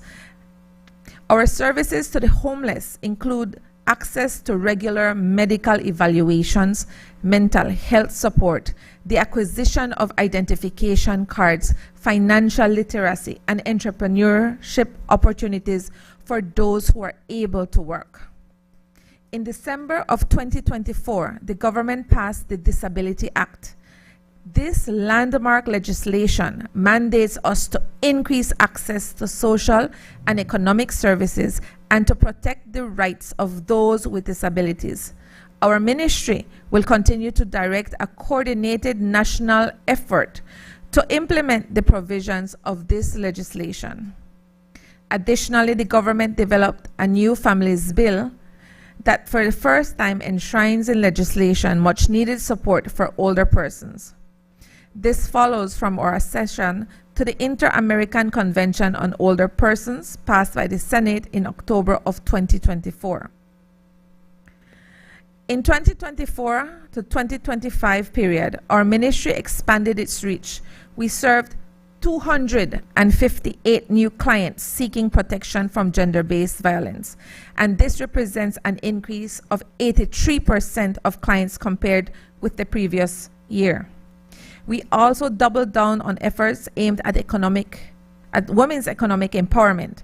Through the National Women's Commission, we extended skill and entrepreneurship training to girls and women, including survivors of gender-based violence. The National Women's Commission, with support from the Republic of China, Taiwan, and in collaboration with the Foreign Ministry and Ministry of Investment, partnered to ensure 90 women and girls benefited from the animation boot camp across Corozal, Orange Walk, and the Belize districts. That same collaboration yielded training for 90 other women and girls in vanilla production and establishing of nurseries in Bella Vista, Toledo, at Escuela Mexico in Corozal, and Belmopan, and also cell phone repair training for 30 other young women and girls in the northern districts. Thank you. The Department of Family Support and Gender Affairs assisted 70 women with support for their micro and small enterprises. We trained women in digital and financial literacy, marketing, and business development. This is helping girls to increase their marketability for jobs in the fields of science and technology and making existing women-owned businesses more formalized and profitable. The ministry also intensified its efforts at gender mainstreaming, and we heard the Honorable Minister Orlando Espat speak about that yesterday in his presentation. Sorry, Landy Habet. We developed a 2025-2028 strategic plan for gender mainstreaming across the public sector. This enabled cross-ministerial collaboration on addressing gender issues, and this supports the effective implementation of the National Gender Policy and the National Gender-Based Violence Action Plan. Mr. Speaker, the Ministry of Human Development, Family Support, and Gender Affairs drove forward a solid advocacy and legal reform agenda. I summarize our legislative achievements here. The first, we acceded to the Hague Convention on Child Protection. This allows for cross-border collaboration in handling child custody matters that span beyond our national borders. 2, with the National Council on Aging, we acceded to the Inter-American Convention on Older Persons and embedded protections for older persons into our draft Families Bill.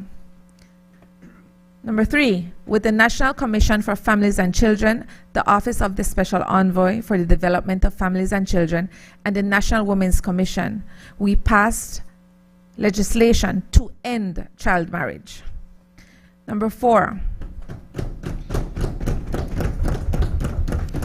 having unwavering support from the Judiciary and the Attorney General's Ministry, we passed the Criminal Records Act and the Alternative Sentencing Act. 5, with advocacy support from the Association of Persons with Disabilities, our Disabilities Desk, and other key ministries, we passed the Disabilities Act. Important one indeed. Another, with championing from the National Women's Commission, we passed the Anti-Sexual Harassment Act. On the policy front, we also drafted a first ever National Social Protection Policy and Strategy, and this initiative presents the main pillars of the government's social protection system in education, health, social security, labor, and human development. This draft amalgamates all existing programs and identifies areas where we need to make increased investments. Our policy and legislative agenda highlight our commitment to setting a new course for rights-based governance. Mr. Speaker, as you can see, our ministry did a lot with the resources with which we were entrusted. I have toured and spoken to members of staff at some of our institutions and within the ministry's departments. I can confirm to this honorable House that our successes were possible only because of the commitment, the relentless drive, and the overwhelming passion of those social workers and all the staff whose working hours regularly extend well beyond the normal 8 to 5 arrangement. For this reason, we completed an institutional reform initiative that, among other things, seeks to regularize the employment of staff and has upgraded the academic requirements and pay scales for all social workers in the Department of Human Services, the Family Support and Gender Affairs Department, and the Community Rehabilitation Department. This has brought a more level playing field for officers who are often out at nights and weekends and on holidays, responding to child protection cases, youth offenders, curfew, gender-based violence, and the many, many other emergencies of residents in our residential care facilities. I would like us all to recognize and salute all the members of the ministry, the CEO, the directors of departments, the officers, the social workers, and the staff of the institutions under our management for their deep compassion, their kindness, their commitment, and unrelenting dedication in the discharge of their duties.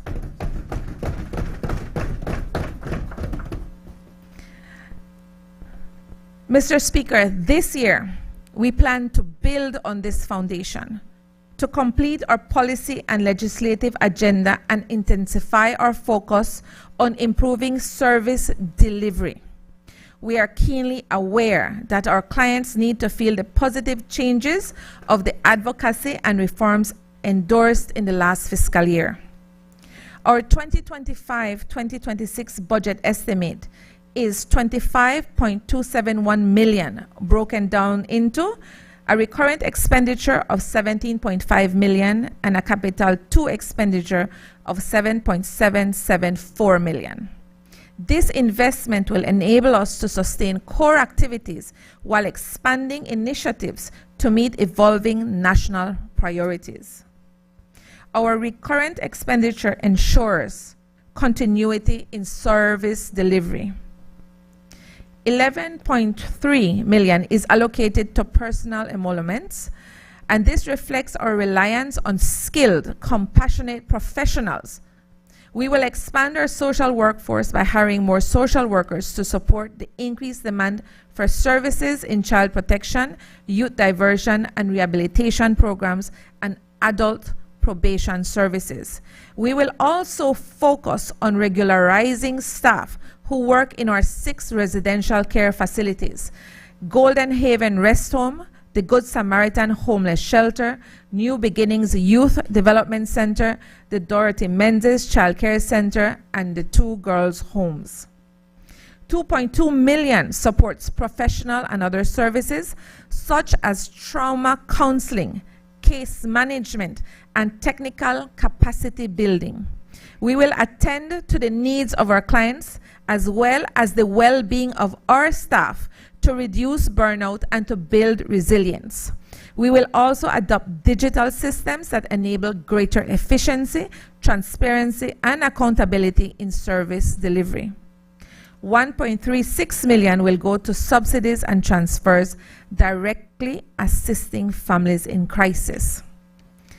These funds are vital for the operation of critical programs such as Boost, where you will not find Minnie Mouse and Mickey Mouse and their entire family. I have to add.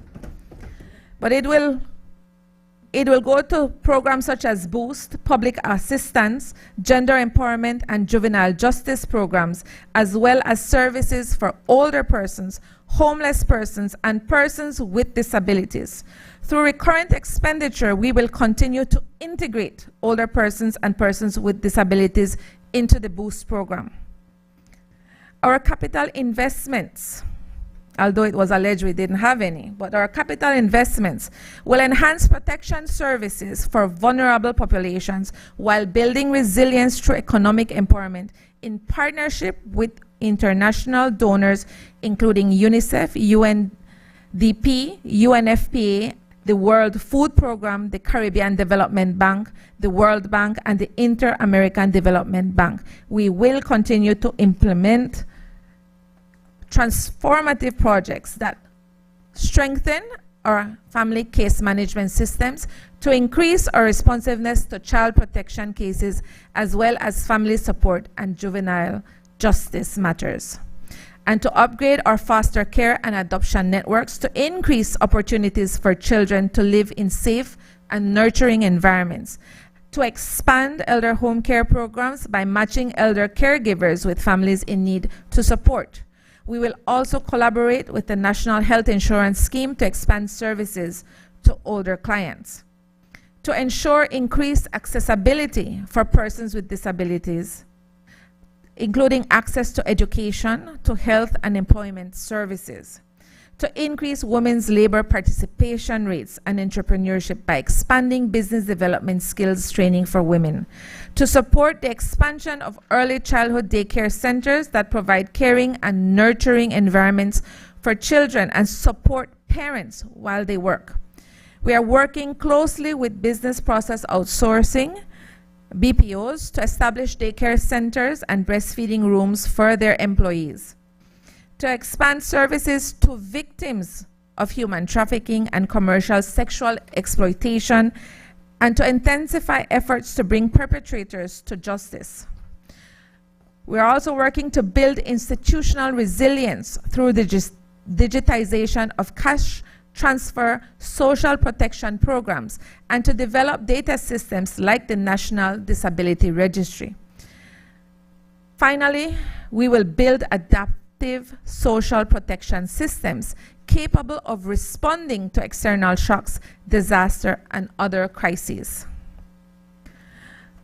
We will also continue our legislative and policy agenda by continuing to work on the Families Bill to ensure the expansion of family courts across the country, to enhance protections for abused children, to support parents and to support caregivers and protect the rights of older persons, to advocate for the passage of the updated Domestic Violence and Counter Trafficking in Persons Bill.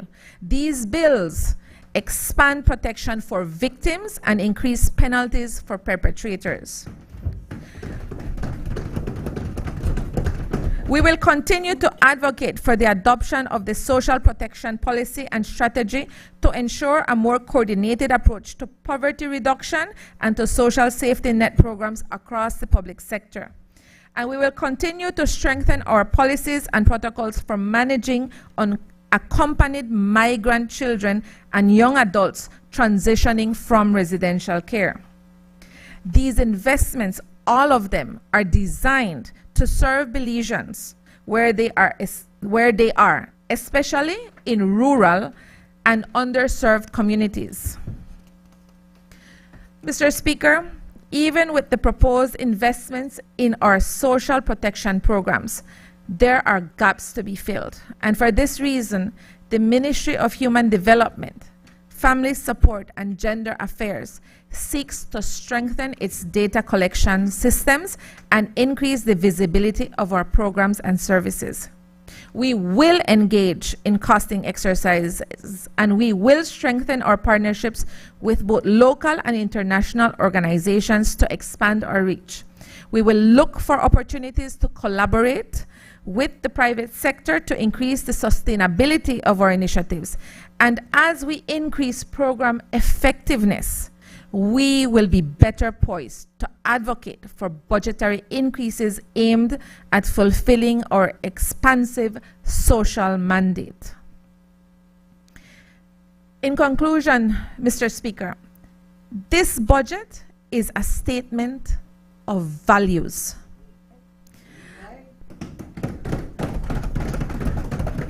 A moral contract with the people that we serve. It declares vehemently that in Belize, no one should be left behind, that every child deserves protection, that every family deserves stability, and every person deserves to live with dignity. It represents this ministry's and the wider government of Belize's strategic, inclusive, and collaborative approach to uplifting Belizean society through an unwavering and an uncompromising dedication to human dignity. I urge my colleagues in this honorable House and those across the floor to join me in support of this budget, not just as an allocation of resources, but as an investment in hope, an investment in dignity and in the future of our nation. I therefore make an appeal to this Honorable House to approve this budget as a declaration of our collective duty to those who depend on us the most. Together, let us build a society where every citizen has the opportunity to rise. This is our commitment under Plan Belize 2.0, and it is a testament to the comprehensive and inclusive social resilience agenda of this government. Thank you very much, Mr. Speaker.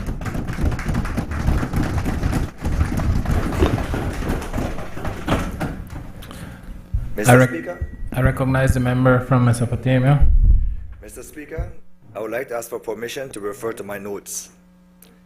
Good afternoon to every member on both sides of in this honorable House. Most importantly, I extend my heartfelt respect and greetings to the people of Mesopotamia Constituency who have entrusted me with the responsibility to represent their voices in this chamber. To all the residents of Mesopotamia, I stand here today as your voice, your advocate, and your representatives. I also extend a warm greetings to all Belizeans across this beautiful nation who are watching, listening, and hoping that this debate brings more than just speeches, that it will bring solutions and relief in the important work we are entrusted to do. Today I rise to participate in this budget debate with deep sense of responsibility towards the people of Mesopotamia and all Belizeans. Mr. Speaker, the national budget is not just about numbers. It's about guiding our country in the right direction and to bring betterment and relief for all Belizeans. And sadly, this 2025-2026 budget is moving us deeper into debt, inequality, struggles, budget cuts, and from the real needs of the people. We are here to debate the budget brought forward by this administration. And let me say clearly, this budget is putting most people under pressure. It is the largest budget in Belizean history, almost $1.8 billion. Yet it fails to deliver meaningful relief to the majority of Belizeans. This government was swept into power on a bold slogan, everybody for win. But Madam Speaker, 5 years later, the truth is clear. Only few are winning. The poor and working Belizeans are carrying the burden. Mr. Speaker, sorry. High cost of living and broken promises are the reality for most, Mr. Speaker. Let's talk about the cost of living, Mr. Speaker, which comes to spiral out of control. Since 2020, prices of basic goods, rice, beans, flour, chicken, cooking oil, have increased by more than 20%. And yes, even ramen has gone up. You have to have a special skill, Prime Minister. You have to have a special skill. Trust me, I worked 30 years for day by day and learn for cook. I cook myself too, Prime Minister. Oh yes, I brought some Singapore chow mein, curry flavor. Yes. I do everything that Johnson. In Belize, families have to choose between paying the bill or putting the food on the table. People will take lick, Mr. Speaker. And now let's look at the housing situation. You have to give credit where it is due. Yes, the government is building a housing project outside of Belmopan.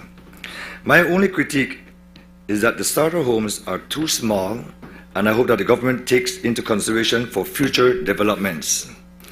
A single room cannot accommodate a family of 4 or 5. You know how the Belizean family big, right, Mr. Jude, Mr. Spot, Minister, Member of the House? Mr. Speaker, I also noticed that $7.4 million was spent 2024-2025 on low-income housing projects, page 254. How many homes did that translate to? I was looking around, and maybe the honorable member would correct me, and I stand corrected if I'm corrected. I saw 26 completed, 35 under construction, 12 pending. Mr. Speaker, I would also like to ask, what is the square footage of the low-income houses, and what is the cost per square foot to build? And while rent across the country continues to rise, this budget offers no serious allocations to address high rental costs, no plans to subsidize home improvements. The cost of construction is high because the materials costs are continuing to rise and the scarcity of skilled labor in the construction field. Mr. Speaker, this year the government plans to spend $133 million on the Cap 2 and Cap 3 on infrastructure. That's a slight drop of $151 million 2024. But let's be honest, even with the decrease, that is still a massive portion of our national resources going into capital projects. Minister, Minister, I will say this, right? Nobody, no man, I good man, no worry. I talk to, whenever anybody on the other side speak, I am always quiet and I'm always respectful. Right? That is me. Yes, sir. So thank you very much. Thank you. I am not saying that roads don't matter. In fact, I agree with the Prime Minister. We do need proper and safe roads. We want to grow our economy and connect our communities. But here's the problem. While we are spending tens of millions building roads, many critical ministries are either stagnant or facing budget cuts in 2025. The total budget for this ministry is $157 million, with $53 million coming from Cap 3. And from this, we are seeing another $14.7 million Cap 2 and $20 million Cap 3 going into the road works from Belize City to Belmopan. It's right there. On top of the $26 million that were just passed in this House for La Democracia to Belmopan in the last House meeting. And don't forget the 53%, which equals to $28 million Belize dollars, to be determined where we will get the money, La Democracia, Belmopan. And when you work it out, you come to about $3 million a mile. Remember, the La Democracia to Belmopan will cost $54 million total after it is finished. So, okay, so we have $54 million from La Democracia to Belmopan, and so then we have another $30.7 million that's allocated next year for Belize City to Belmopan. So I guess they don't do the La Democracia to Belmopan, so now you have the Belize City to La Democracia. Well, it says in the book like Belmopan. But I mean, Mr. Stan corrected if it's there, but I just read. I will tell you, I had to go buy this, you know. I had to go buy this because I had to look, make sure I see the numbers are correct.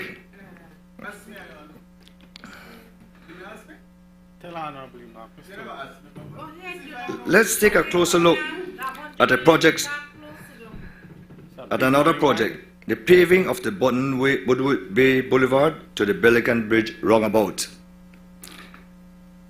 This stretch was reported to cost $2.4 million on the Cap 3. All right? Yeah, thank you. Each side is 1.4 miles total. About that?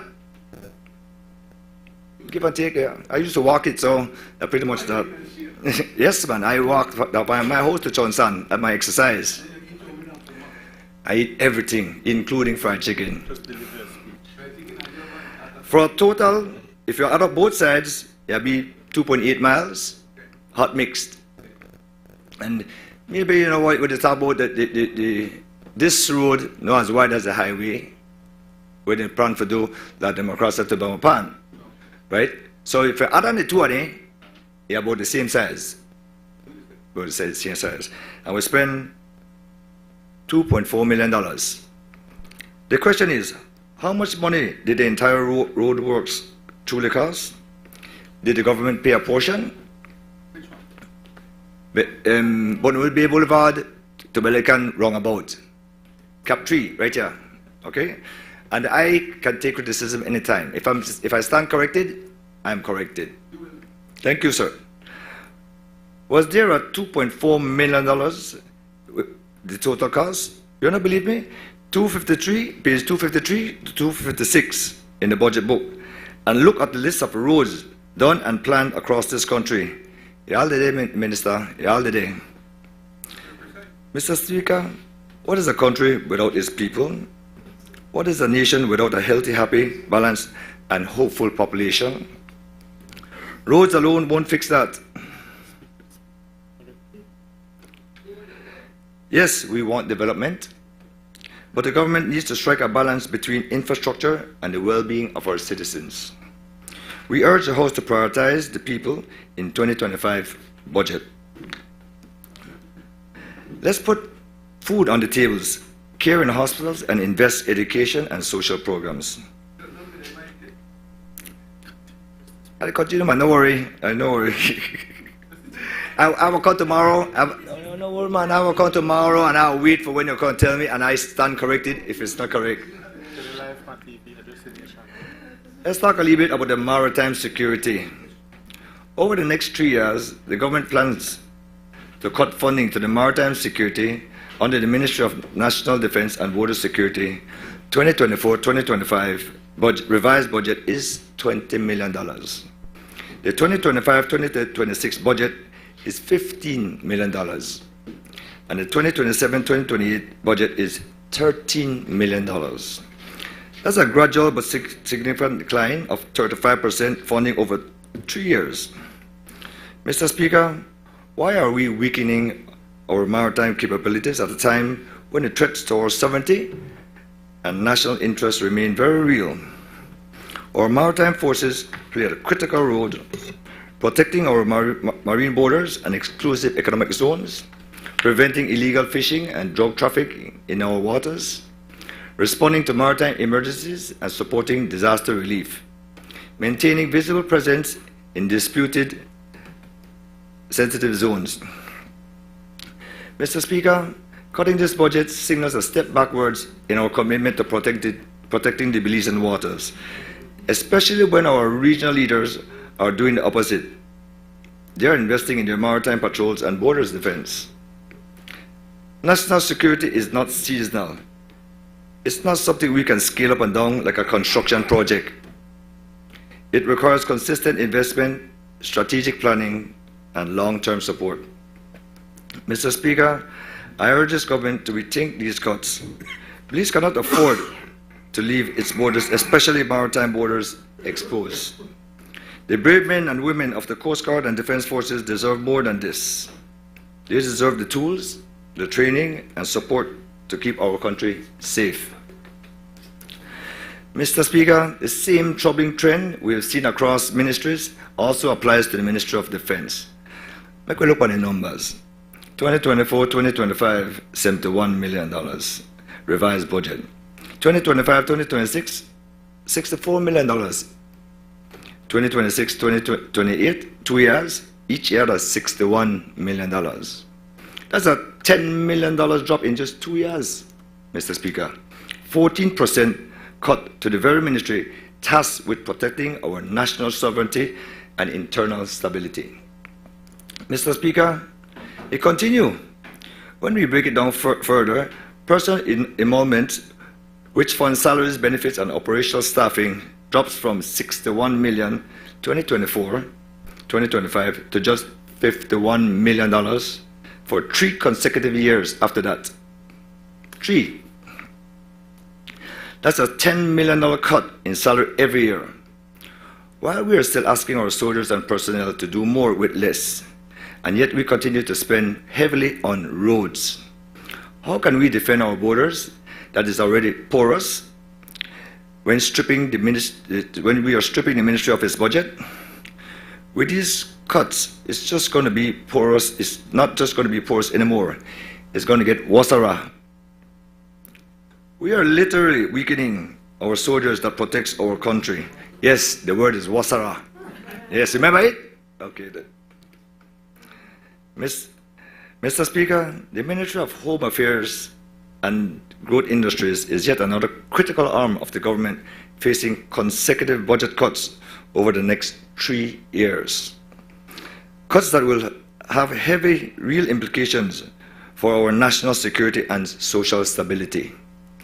Let me highlight just a few reductions.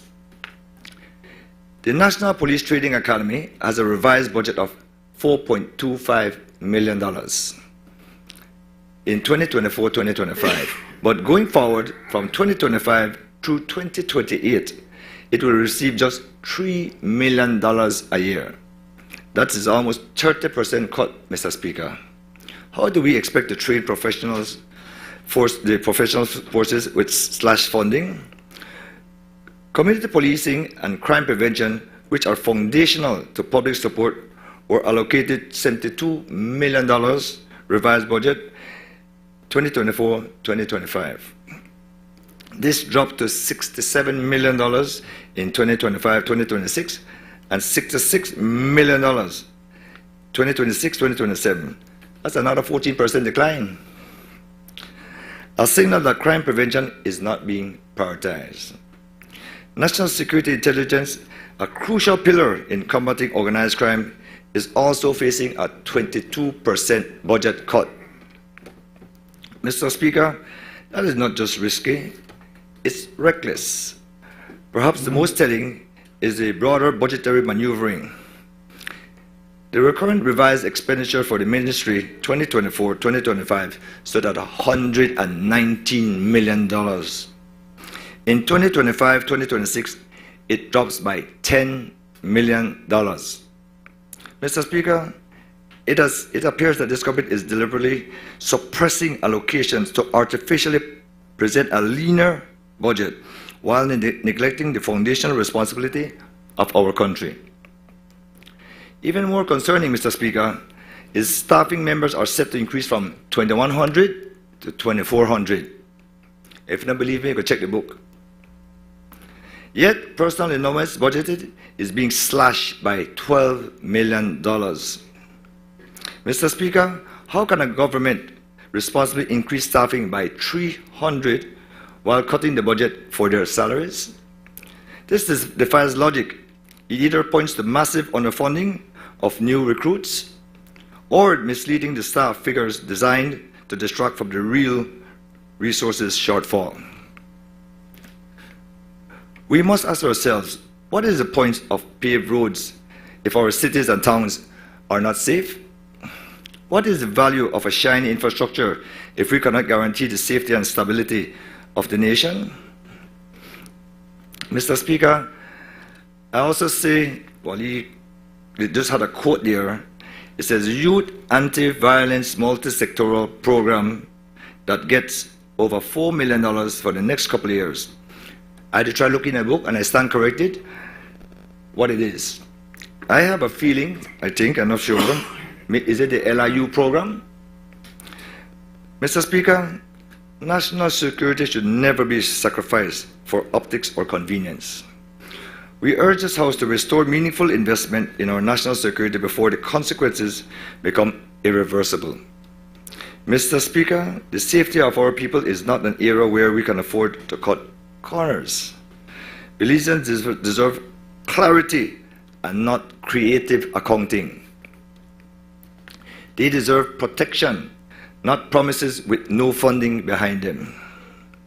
Mr. Speaker, when we reviewed allocations for the Ministry of Foreign Affairs, Trade, Culture and Immigration, across the board, we see handsome increases. So I know the top of the one we drop, and top of the one we go up to in funding, with the exception of immigration.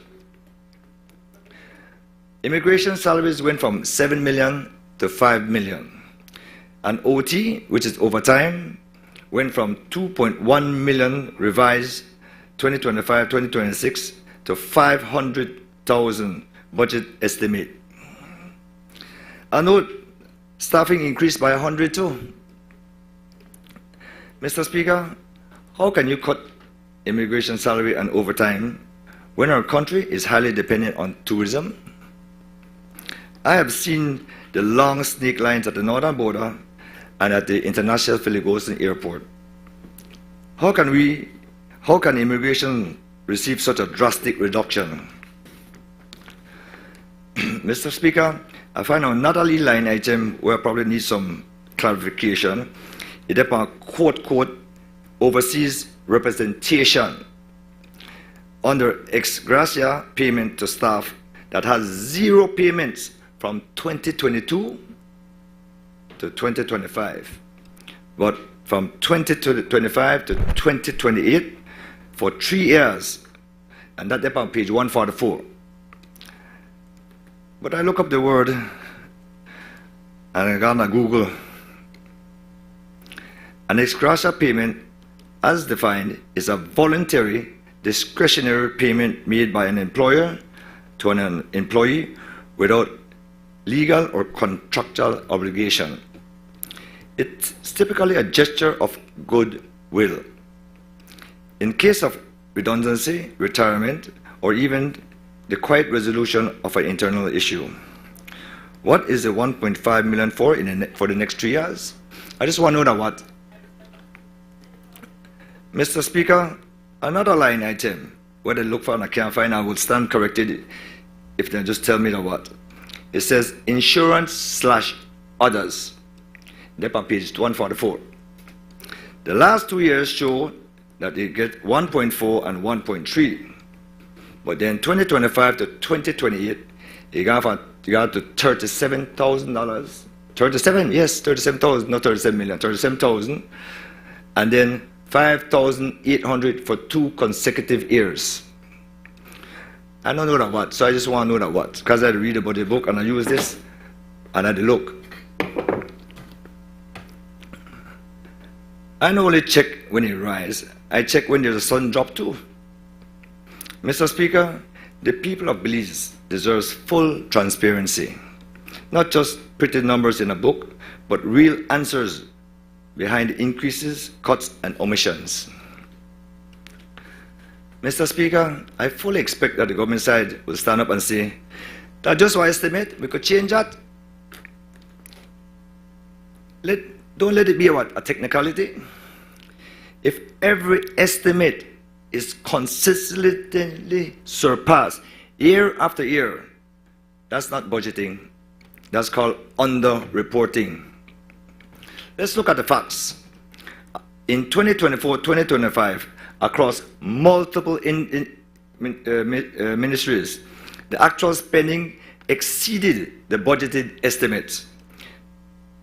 And Mr. Speaker, they're not by a couple of thousand or a couple of 100,000, they're by millions. This raises a serious question. How does the government cover the difference when actual spending outpaces the budget? There's only one answer, Mr. Speaker. We just have to go borrow more. And what does that mean for the Belizean people? Well, more debt service payment in future budgets. So yes, if the budget is once again underestimated on purpose, and if the actual spending continues to overrun, as history shows, it will require additional borrowing. Mr. Speaker, the people of Belize needs a government that is honest in its estimate, disciplined in its spending, and transparent in its borrowing. Anything less is not good governance. It's called play budgeting that puts our nation into deeper debt. You know play, right? Okay. No doubt the government side will rise and say, you on the opposition side have no moral authority. Want to do the same when you're in Medellin? And I say, yes, you are so right. Past administrations, both blue in 2008 and red 2020, have taken the ultimate shellacking from the Belizean people at the polls. They were punished for mismanagement, arrogance, and for losing touch with the people. But, Mr. Speaker, does that mean the present-day government gets a free pass to do the same? Does the past failure justify the current failure? Does historical wrongdoing give you a license to repeat it? Absolutely not.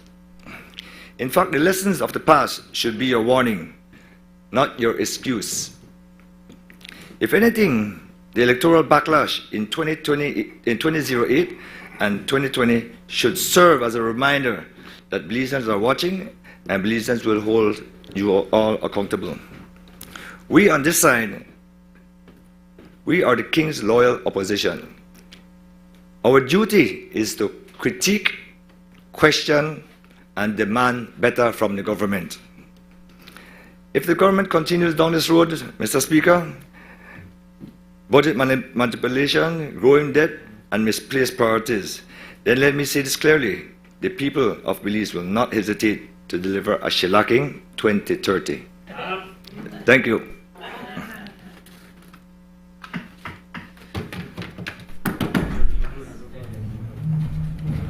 I recognize the member from Cayo Central.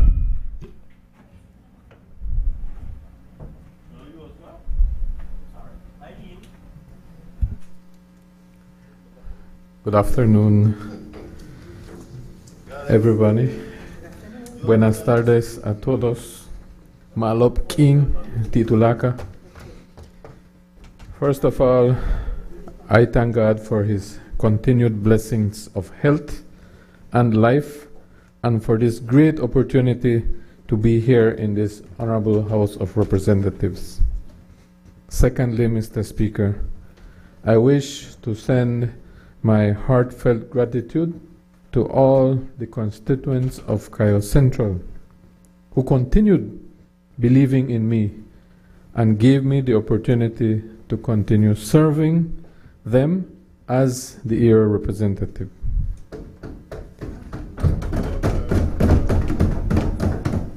A big thanks to my executive who are diligent in assisting me in getting the work done. Mr. Speaker, I would not be able to perform my duties well without the support from those who are closest to me. My lovely wife, Reina, my son, Tony, and daughters Cynthia and Jocelyn. Thank you all for saying yes when I dropped the question in continuing to serve the residents of Cayo Central. Mr. Speaker, as I rise to make my contribution to the 2025-2026 appropriation bill, please allow me to refer to my notes,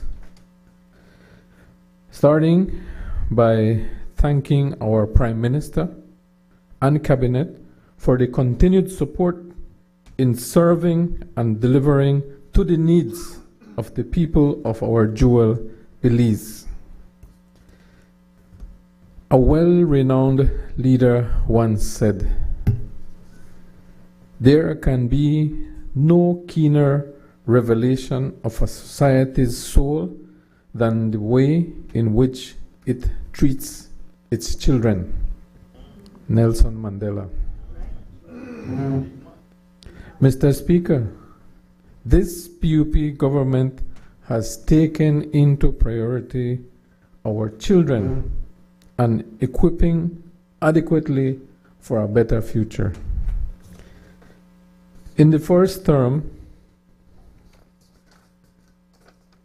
we as a government started free education and meals in some of our schools in the country.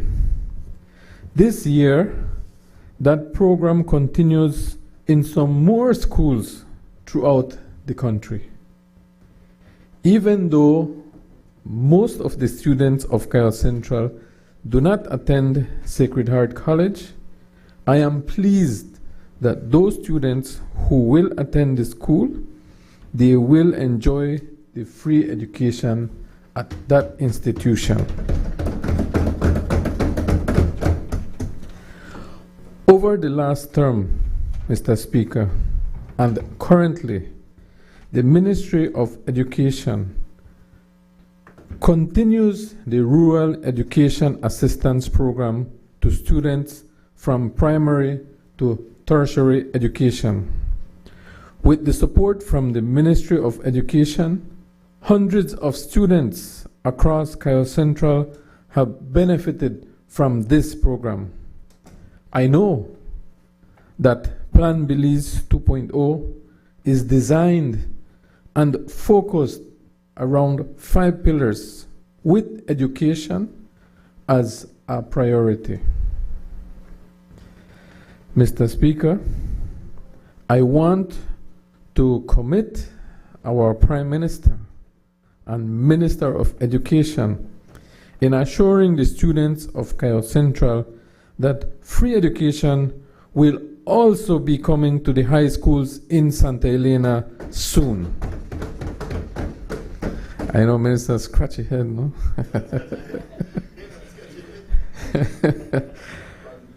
They deserve it just like the rest of the country. Mr. Speaker, when the previous administration had Mr. Kitar at the helm of the ship, there was one of them in Cayo who was busy executing the definition of the word Kitar. Farmland was being taken away from farmers, and residents were being surprised by new tenants showing up at their doorsteps with a land document stating that they are the new owner of the land. Mr. Speaker, this PUP government is not taking away land. We are giving land to those who rightfully need it and deserve it. With support from the minister responsible for natural resources, we were able to distribute 180 house lots to first-time landowners in Georgeville, 157 house lots to first-time landowners in Santa Elena,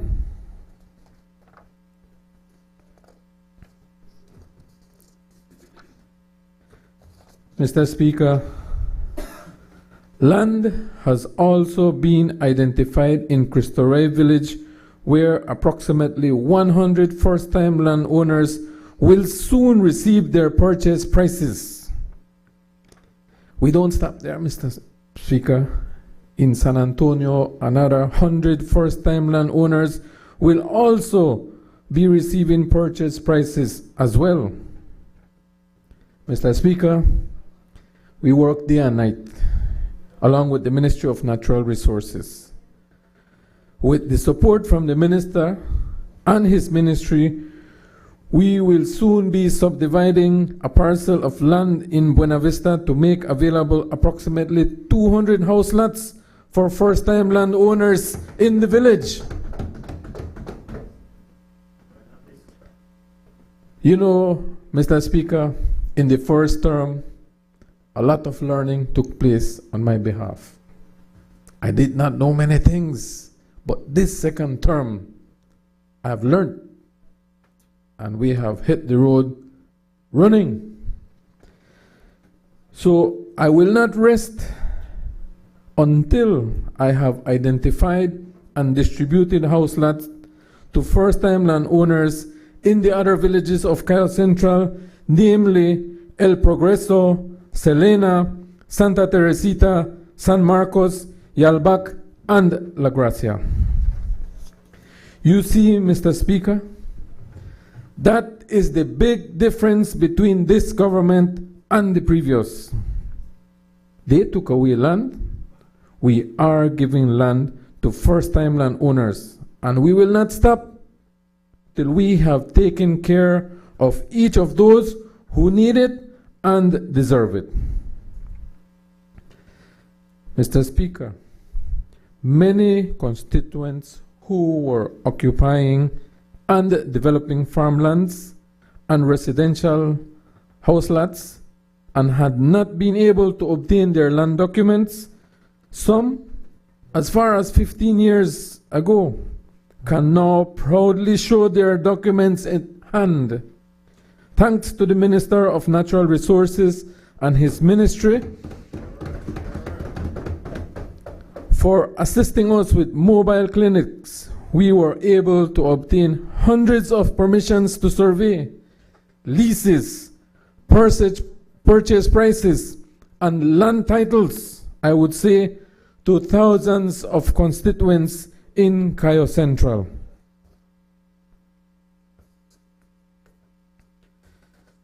Mr. Speaker, I cannot stop giving credit to where it is due.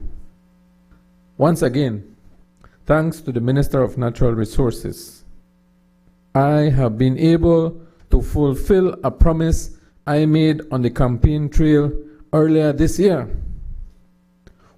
Within the first 100 days in the second term, I will deliver land documents to those who did not obtain them in the first term. 2 weeks ago, I was able to hand over 250 land documents, including permissions to survey, leases, purchase prices, and land titles to residents of Cayo Central with the help and the support of the Minister of Natural Resources and his ministry. A promise fulfilled.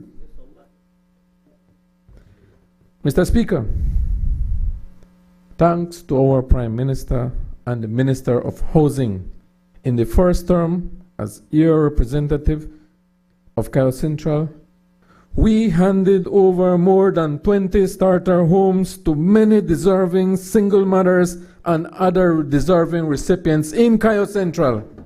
Just in Cayo Central.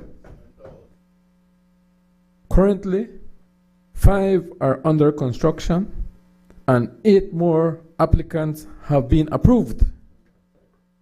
That is what Plan Belize 2.0 is all about. It's a continuation of what we started in the first term. Mr. Speaker, there are those who have applied for starter homes but have overqualified. You know, there is a criteria for the starter homes. While the opposition criticize and say it's a matchbox, those who have received them are more than grateful for what they have received. But then there are those who are overqualified, who overmeet the criteria. They are thriving residents who are better off with a steady income but cannot afford still to build their own home. I have news for them, Mr. Speaker. They will be able to apply for a 2 or 3 bedroom house through my office for a 2-bedroom in a housing project which will soon be implemented. So we want to work for everybody, not just for the single home, but for those who can afford for something bigger and better. Mr. Speaker, security of our residents in Cayo Central is another top priority I had in the first term in government. Lobbying with the Ministry of Home Affairs and receiving immediate assistance from the Minister of Police, we implemented a temporary police station in Santa Elena town. And that has helped tremendously with the crime. Yes, you might say, enough stop, but it has helped extensively. Mr. Speaker, but that was just temporary. Construction of a new building on a parcel of land located on the La Loma Luz Boulevard will soon commence, and it will be the home of a state-of-the-art police station in Santa Elena town.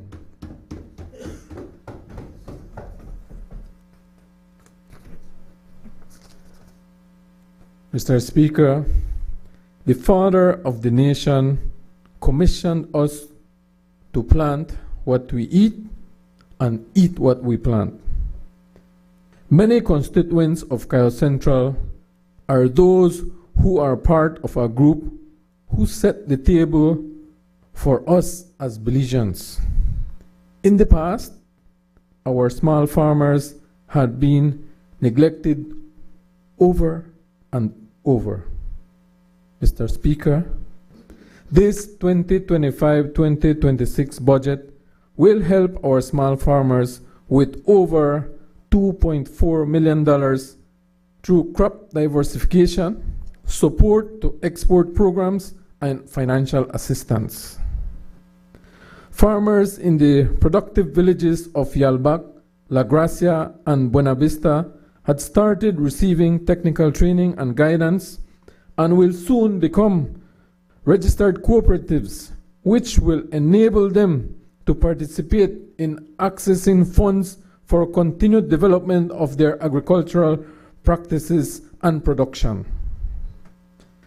That is what this People's United Party government is here to do, to equip those who set our tables for us. Mr. Speaker, once again, thanks to the Prime Minister and the Minister of Infrastructure, 2 new bridges will be constructed to replace dilapidated ones in the villages of Selena and San Marcos, enabling the villagers to be connected to the rest of the country, especially during the rainy season when the Iguana Creek overflows its banks. Upgrade and maintenance of farm roads will be a priority in this term to ensure that our small farmers are able to deliver fresh vegetables to the markets in the towns, which will eventually reach our tables. Mr. Speaker, in youth and sports developments, we were able to renovate lighting for football fields in Santa Elena, Cristo Rey Village, San Antonio Village, Buena Vista Village, and Georgeville Village. Plans are to replace lights at La Gracia football field with LED solar-powered lights and provide Selena Village with a brand new lighting since it has never had any lighting before. Also, Mr. Speaker, the acquisition of land for a proper football field in El Progreso Village is well underway and will soon become a reality. We believe that our youth are very key to the development of our country because they are the future leaders of our country. Mr. Speaker, I want to, with your permission, say something in the language that my mother spoke to me when she saw me for the first minute of my life. Upe ma'loking titulaklesh kawikenesh taktutsu atanalesh. Hintaik yabal just botek titu noch kanili tu chain yanta wea iteshe ta chaeshi yanta tani titulaklesh.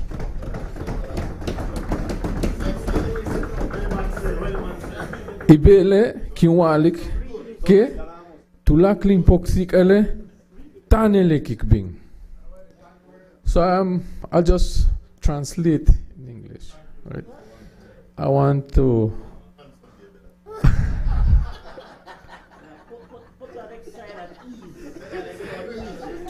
yeah. I just want to say a few words to those who are watching me from the comfort of your homes I thank you for giving me the opportunity to be here, and I thank the Almighty God for giving me life to lead you in your constituency. That's what I said. I encourage all those Maya Yucatec to continue the culture and our tradition. It is, a lot of people say the Mayas of before, we are still existing. It's only that a lot of the descendants of the Mayas are ashamed to speak the language. But I want to say, I'm not ashamed of saying where and showing where I come from, because I want those who come after me to know where we are going. And that is, we are headed in the right direction with this budget appropriation for 2025-2026. Mr. Speaker, I end by saying that on behalf of the constituents of Cayo Central, I fully support this 2025-2026 budget. Thank you. Muchas gracias. Botik titulaka.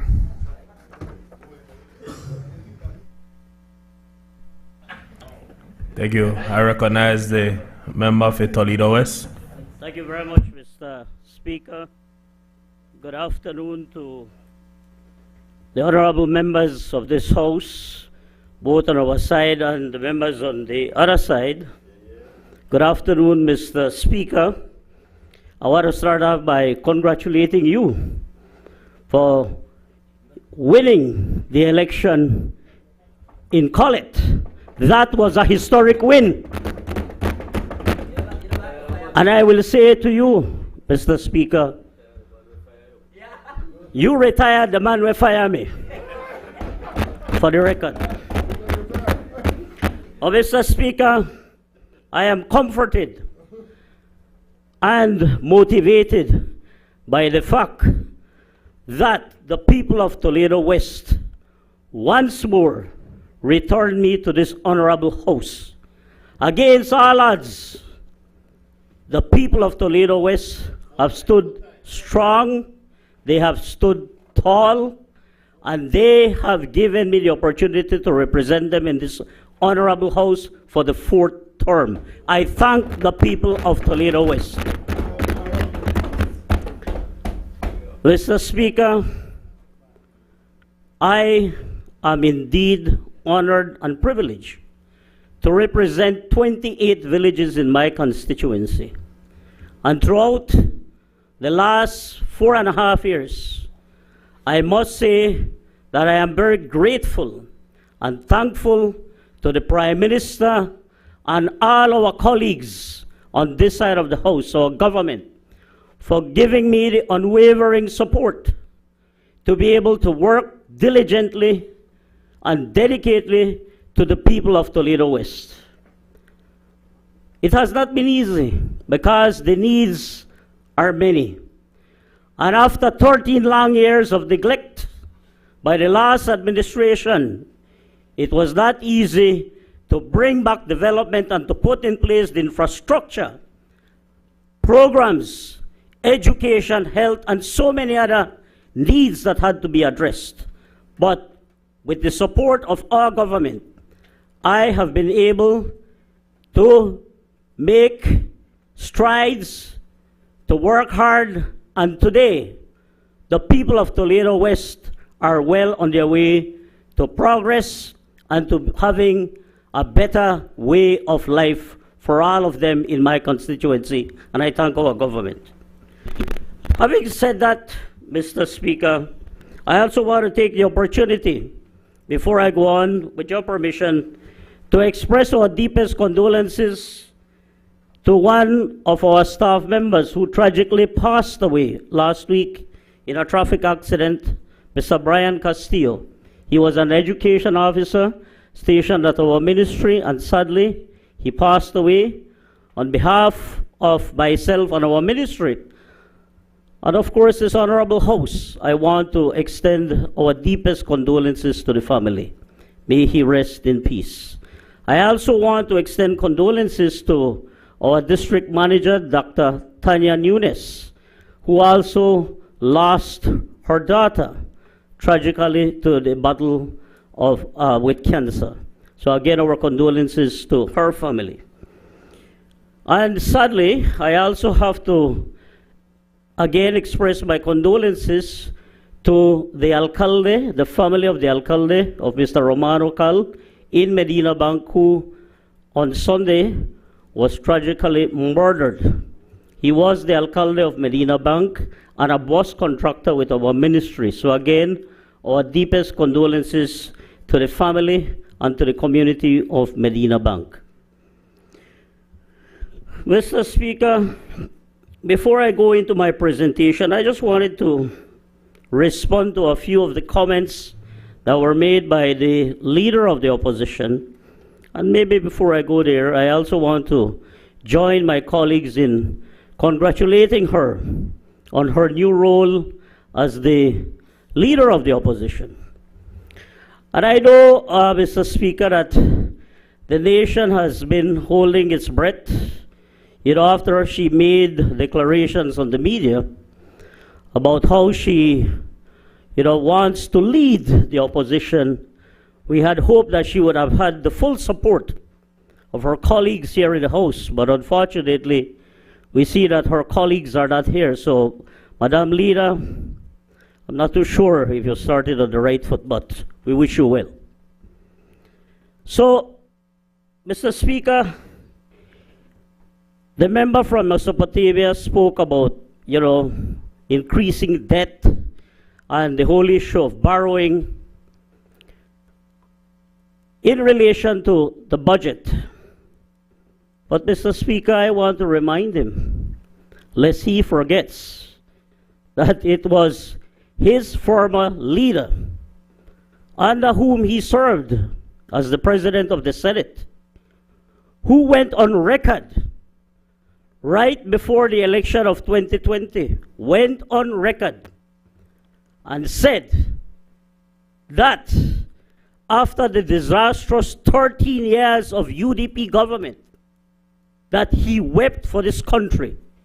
He wept for whosoever was going to take over the reins of this country, because he said that they had run the ship aground and that no government was going to be able to borrow any money and to take this country forward.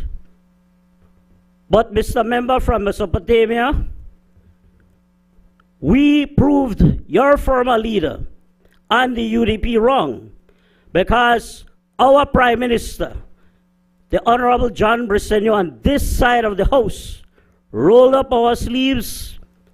We had to make some tough decisions. And we thank the public servants and teachers and everybody else who made that sacrifice. And within a year, we were able to turn around this economy and saw a steady path of economic growth and development, thanks to the People's United Party government. Tourism, agriculture, and other sectors contributed significantly to that growth. And that is why, after those disastrous 13 years, and that message of doom and gloom by Dean Barrow and the UDP, we proved them wrong, that this side of the House, this PUP government, is about work, is about development, and we have made the lives of all Belizeans better in the last 4.5 years. And that is why we went back to the Belizean people in March of this year, March the 12th.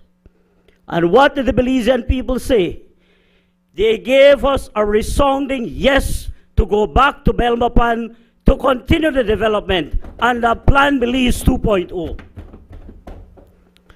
So whilst, and we understand that you are the opposition and you want to paint a picture of gloom and doom with the hope that the Belizean people are going to lose trust in us, But my brothers and sisters, I am going to say to you, you have a long wait. A very long wait, especially because I don't know, this thing seems to be worse than Obia, we can't put it together at all. So, I also listened to the member from Albert, the opposition member, speak about rural roads and, you know, this government has not invested. But I'm leader of the opposition, may I remind you, and you were a part of that government, when I was in opposition from 2012 all the way to 2020, and I remember in 2017, of course, prior to that, I kept asking, you know, for the government at that time to support us with the road to San Jose and to put in place at least 3 sets of culverts.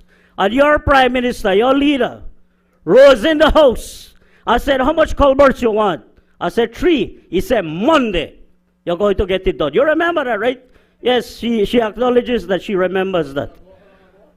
2017, and we went to election in 2020. There was no culvert, no road. But 4 months after we won in 2020, we delivered the first bridge.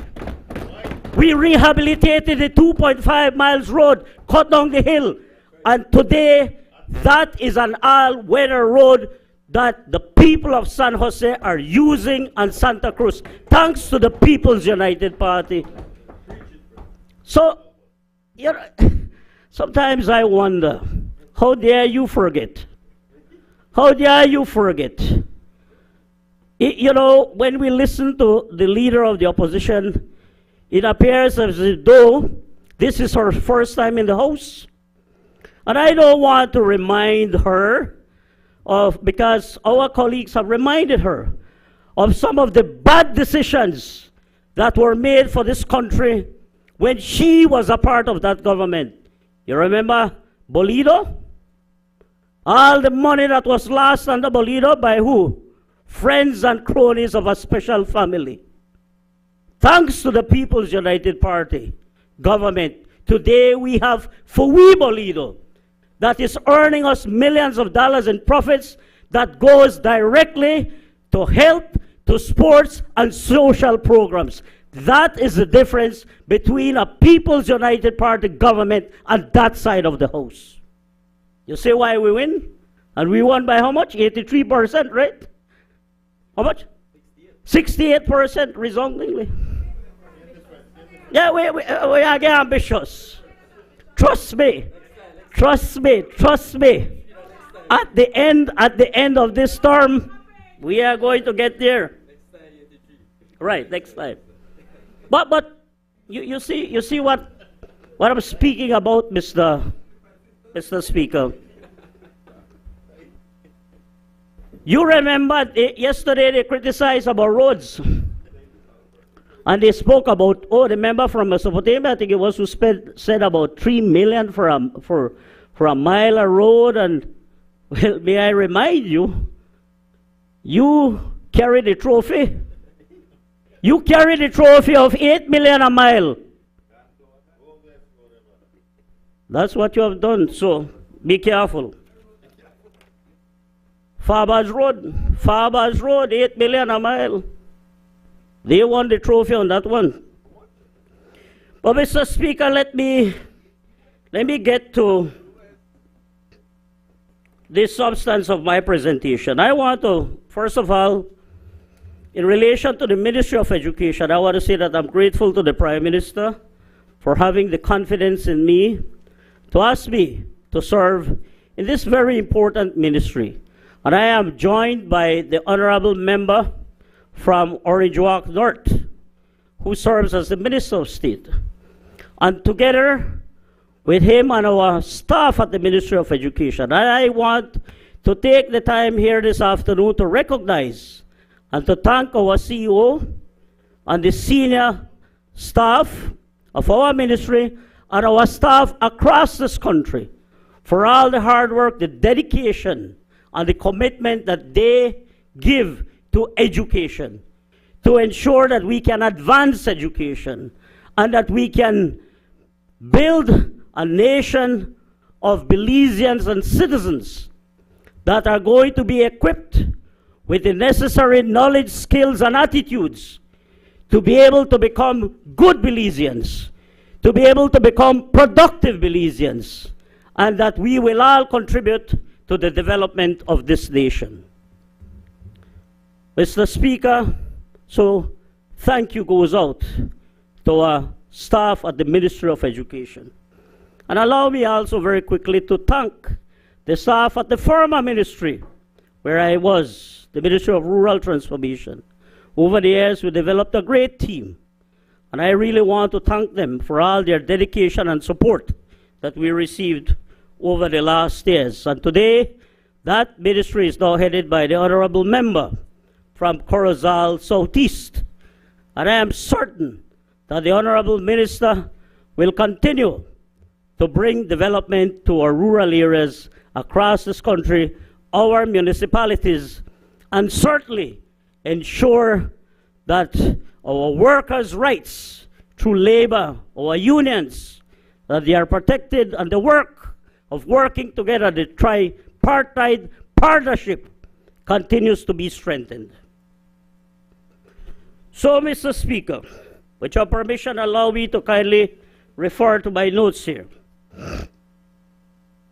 Fundamentally, Mr. Speaker, the Ministry of Education is committed to doing more and being more for Belize. Governance reforms, remains a priority for the Ministry of Education.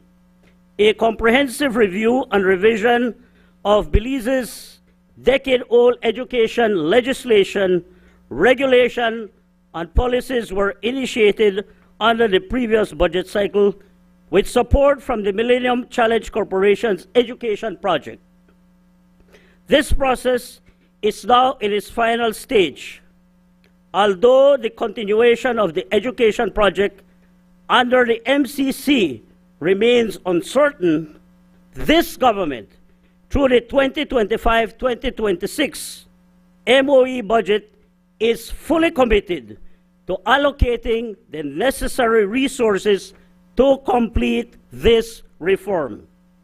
Legislative reform is essential to address the evolving needs of Belize's educational landscape and to transform the system. One example demonstrating the impact of legislative reform on the education system is the amendment to the primary school leaving age, which was increased from 14 to 16 years.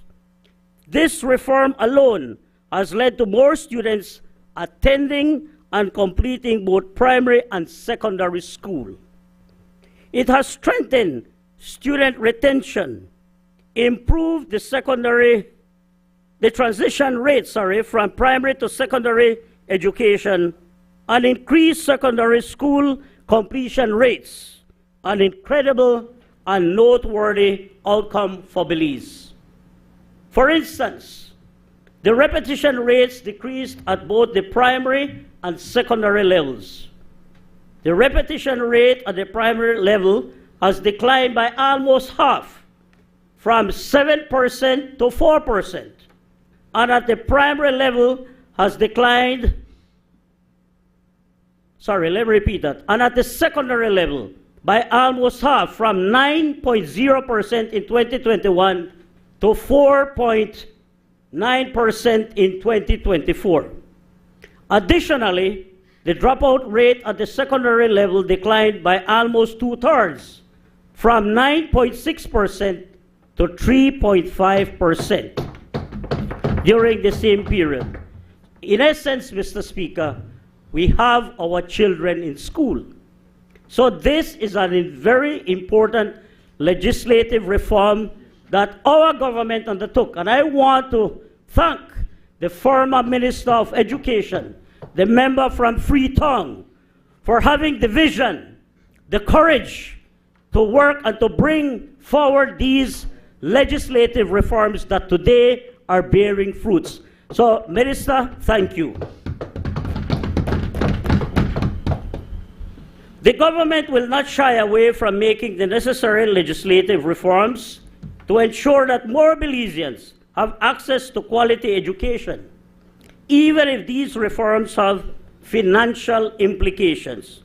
For over 2 decades, the mandatory school leaving age at the primary level remained at age 14.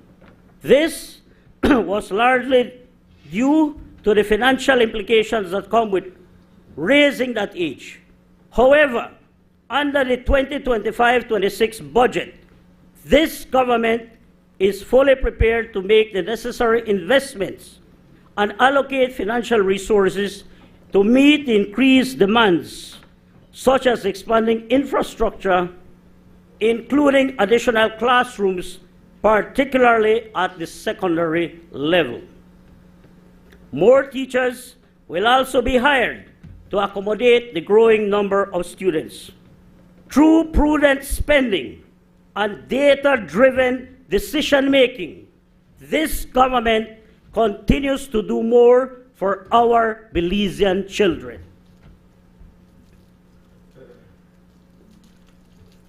Changing the way we finance education has led to more enrollment. The Education Upliftment Project, Together We Rise, a signature program of this administration, eliminates financial barriers for families across the country. The targeted allocation of funds for secondary school students in all districts demonstrates this administration's strong commitment to expanding access to quality education. At its launch in the 2022-2023 academic year, the program supported 947 students across 4 secondary schools in Southside Belize City. This is where we started this program. And from all the data, it was evident that there was a positive impact created by this program. And that is why, Mr. Speaker, the government side necessary, the government side prudent to expand this program across the country. In the 2025-26 fiscal period, the Education Upliftment Project will expand to 23 secondary schools, reaching over 12,000 students, an increase of more than 11,000 beneficiaries. Let me repeat that. A very important increase to 12,000 students. This is significant, Mr. Speaker. For the current fiscal period, 95% of students enrolled in government secondary schools nationwide will attend school for free. Altogether, more than half of all secondary school students in Belize will benefit from free education, offering significant financial relief to over 8,000 families. Each year, the EOP cater for the large number of students who are now seeking an opportunity to enroll in our schools. The 2025-2026 budget will cater for an additional 2,000 students beneficiaries from 2 secondary schools, namely Independence High School, and I'm happy to report that we have now expanded it to Cayo, to Sacred Heart College. All of these schools are now benefiting from the EOP program. 7 in the Belize district, 4 in the Cayo district, 2 in the Corozal district, 2 in the Orange Walk district, 4 in the Stan Creek district, and 4 in the Toledo district. So this is significant, Mr. Speaker. As I said, making a total combined number of schools that are going to benefit from this program. And if you're wondering who benefits from this program, the answer is simple. 100% of the students who attend these schools, they are the beneficiaries. The schools follow a recruitment process, and this responsible government covers its cost. And just to remind you all, this program covers tuition, a meal, transportation where needed, devices where possible, and school uniform. So my friends, there is no reason why our students should not be in school. And that is why our parents who are benefiting and the students who are benefiting from this program are very grateful. Because gone are the days where parents had to be worried, I don't know where I will find the money to pay tuition. Or how am I going to buy uniform? How am I going to, give my child money to eat for lunch? Those are days of the past. This PUP government is investing in our young people to transform this nation. We are not squandering the money on Pibil, Tacos, and turquoise waters in Corozal. We are investing the money in our children of this country. You see the difference between this side and that side? They talk, we work. They talk, we deliver. Very important, Mr. Speaker. Mr. Speaker, and you can rest assured that this government is making the necessary plans to expand this benefit to all secondary schools in the future. So we are working on that. Because I know that other schools and parents are across this country are asking, when are we going to benefit? We will continue to expand this program. This government will invest $10+ billion in students attending the EOP institutions to cover the expenses associated with this initiative. And this is not including the feeding program. That is separate. So $10 million just on this very important and proactive initiative, Mr. Speaker. Access to transportation means more access to schools and increased equity. The Ministry of Education regulates and funds school transportation to ensure that students and teachers, particularly those living beyond a 3-mile radius from the nearest school in rural or remote areas, or in locations where limited public transport can attend school regularly, getting students safely to school reduces absenteeism and provides all students with equal opportunities to learn. And I will give you an example. I am very grateful to the Honorable Minister, the former Minister of Education, the member from Freetown. I remember 2 years ago, I approached him and I said, Minister, I need your help in providing school transportation for primary school students in San Pedro, Colombia. These students are actually walking almost 2 miles every day from one end and the other end. And true to his word, the minister delivered. And today, those students and their parents, when they need to go to school, can catch a bus and ride safely to school. The 2024 budget, 2024-25 budget, supported a total of 246 bus runs, benefiting approximately 13,000 students across Belize. Over the 5 years, the number of bus runs has steadily increased in response to the rising demand, reflecting the ministry's commitment to removing barriers to school attendance and meeting the growing transportation needs of students. This budget that we are now debating, Mr. Speaker, will further improve existing bus routes and expand school transportation services to accommodate even more students. This service costs the government over $1 million a month.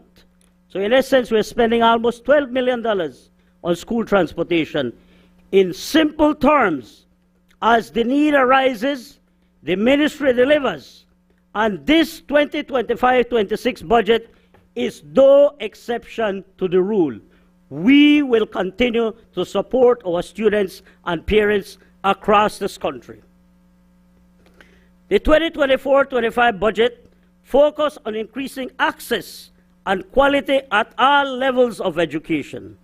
Last year, the Ministry of Education provided $14,488,828 in grants, scholarships, and financial assistance to support students pursuing education locally, regionally, or internationally. This is, of course, in addition to the funds provided to the EOP schools.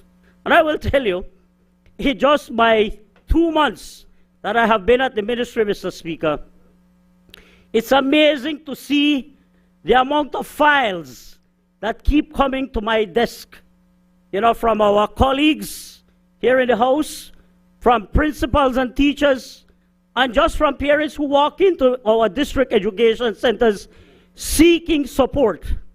And I want to tell you that, and I am certain that the former Minister of Education, knowing him, readily supported all the requests that came in. And I am also open and supportive of those parents and students who seek education assistance, because the only way we are going to eliminate poverty, the only way we are going to build strong human capacity, the only way we are going to build a strong educated society and citizenry is through education, Mr. Speaker. And that is why this government places significant importance and priority to education, thus allotting the necessary resources to help our students across this country. Yes, Minister. And I want to share with you, because we are putting in place the checks and balances. It is not only about spending the people's resources, but we must ensure that there is accountability and transparency in the allocation of educational resources. The ministry will very soon officially launch the Financial Assistance Submission and Tracking FAST platform in the 2025-2026 fiscal year. This budget reaffirms the government's commitment to sustaining this investment in the nation's students, aimed at strengthening Belize's workforce, advancing skills development to meet industry and labor demands, fostering economic growth, reducing unemployment, and promoting entrepreneurship. This government, Mr. Speaker, is about delivering to the people. This platform will help the ministry to effectively monitor and account for public funds granted to students across all levels of the education system. The ministry provides financial assistance, as I said earlier, to students from preschool to higher education, including those attending foreign universities. In addition to providing financial support to students, Mr. Speaker, the ministry also supports educational institutions in Belize through infrastructure, development grants, and the payment of teacher and support staff salaries. This financial year, we are providing direct benefits for students in the education system as follows. We are supporting over 6,662 preschool students, 59,602 primary school students, over 22,693 secondary school students, over 785 TVET trainers, over 9,819 tertiary level students, and over 863 adult and continuing education students. This is significant, Mr. Speaker. This is development. This is progress for Belize.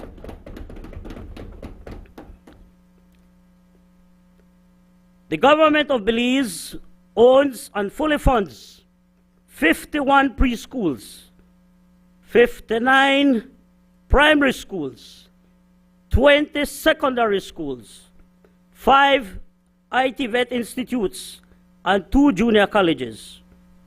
However, financial support is extended to 633 schools across all levels of the education system, covering over 5,000 teachers who are paid through public funds. And on the matter of teachers, I want to say and I want to reiterate that this Ministry of Education and our government fully supports, respects, and appreciates and values the great work of our teachers across this country. We know that our teachers are important partners in development and in education. For it is only through education, Mr. Speaker, that we can truly develop this nation. And that is why we value our teachers. And I want to say that I support, as the Minister of Education, fully support the presentation made by our Deputy Prime Minister in terms of the proposal that we have made to our teachers and public servants. Rest assured that we understand the very important duty of our teachers and public servants. And we will continue to endeavor to work with our teachers and public servants in good faith, so that together we can arrive at some meaningful consensus on how we can move forward, understanding that as a government we have a responsibility to the good of the wider nation, but we also have a responsibility to them for the great work that they do. So, Mr. Speaker, I want to say that our government, as always, has acted in good faith. And I want to reiterate, I think I had it in my presentation somewhere, but I remembered it now and I will speak to it. Proposal 22. Proposal 22. 13 years of UDP government. Talk and talk and talkos. Did not deliver anything on Proposal 22 to the teachers. It took a People's United Party government in less than 4 years to deliver on Proposal 22, where all our grant-aided schools are now, our teachers are now able to receive 100% of their retirement benefits. That is significant. So, Madam Leader of the Opposition, may I remind you, because you are saying, oh, you don't care about the teachers, and all of a sudden you become an advocate that the teachers must be paid. You had an opportunity in your government, and you did not deliver to the teachers. You did not deliver to the teachers. Thank you. 10 million a year. But you could, they could have squandered 500, 600 million of Petro-Carib funds, but did not find the funds to pay our teachers. But you know what? That is why we are on this side of the house. Because we have acted in good faith, and we will continue to act in good faith and to support our teachers and public servants. Mr. Speaker, the Ministry of Education has made significant strides in enhancing the quality of support and services offered to students with special education needs across Belize. we are becoming more inclusive. And I want to thank the member from Corozal Bay, the minister, who spoke extensively this morning on the disability bill and you know, the great impact that that bill seeks to make for our citizens who live with certain challenges. And together with the Ministry of Education and other ministries, we will work together to ensure that we make education more inclusive for all our Belizean students. With the 2024-2025 budget, diagnostic screeners were developed and 280 children were assessed through the therapeutic preschool pilot program. Direct support services at Stella Maris were expanded to include occupational, speech, and behavioral therapy, along with financial support for infrastructure development to foster a more inclusive learning environment. A new database was created to track high-need students requiring paraprofessional support. Professional development efforts focus on regional upskilling sessions, individualized education planning, and early intervention training. The Ministry of Education also led national observances such as World Down Syndrome Day and Autism Awareness Month, participated in multiple health fairs and conferences, advocating for inclusion and connected families to essential services. The 2025-2026 budget will continue to support the ongoing initiatives and will champion inclusion by maximizing the implementation of the disability bill. This effort will ensure equitable access to quality education in the most conducive environment for children with diverse needs.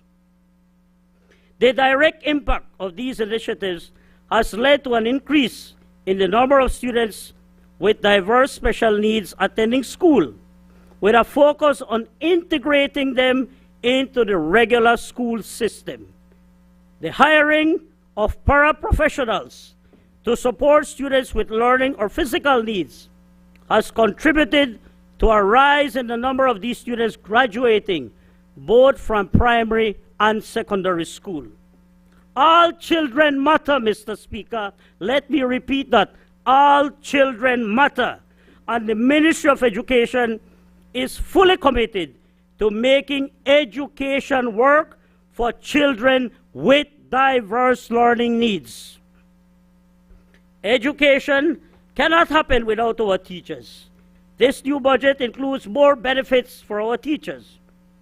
The government and the Ministry of Education remain committed to making the teaching profession attractive by ensuring that all service benefits and incentives continue to be provided to our teachers.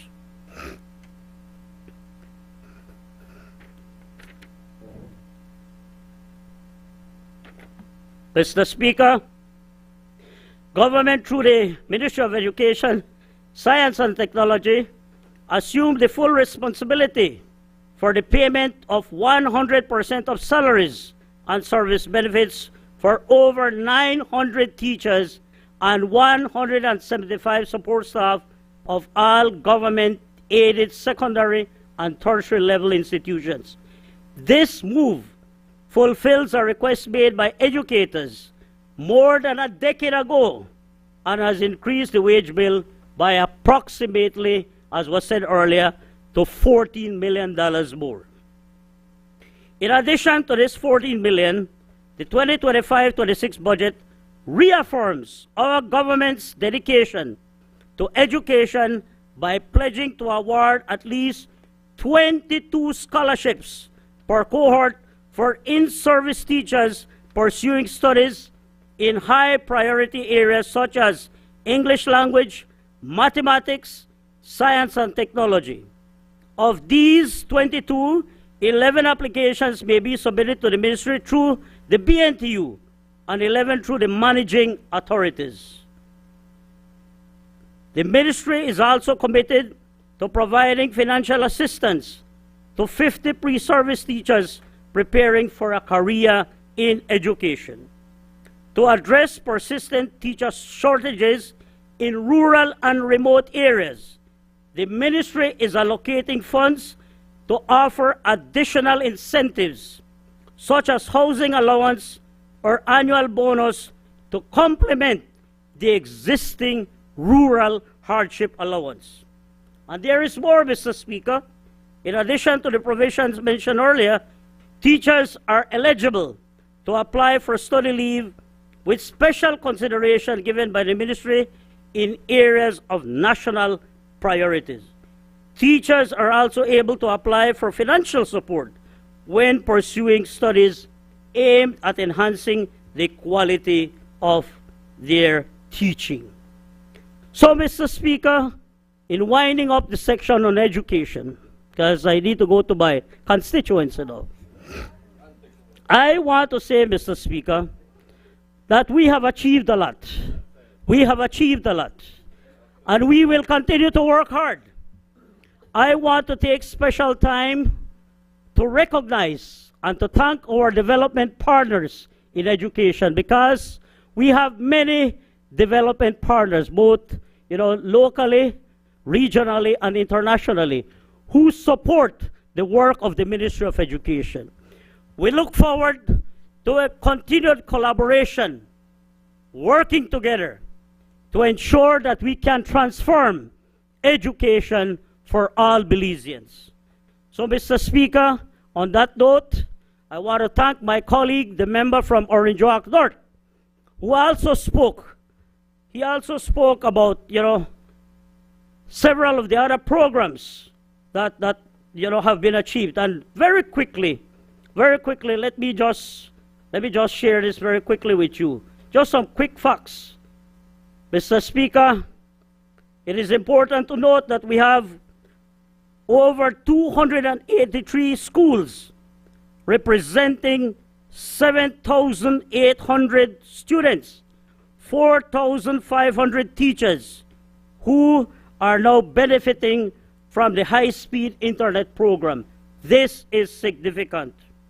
I also want to share that we have developed a digital platform for teachers called the 501 Historian chatbot, now assisting our teachers in developing lesson plans and making learning more relevant and motivational for our students. We are in the process, Mr. Speaker, of finalizing a new TVET Act.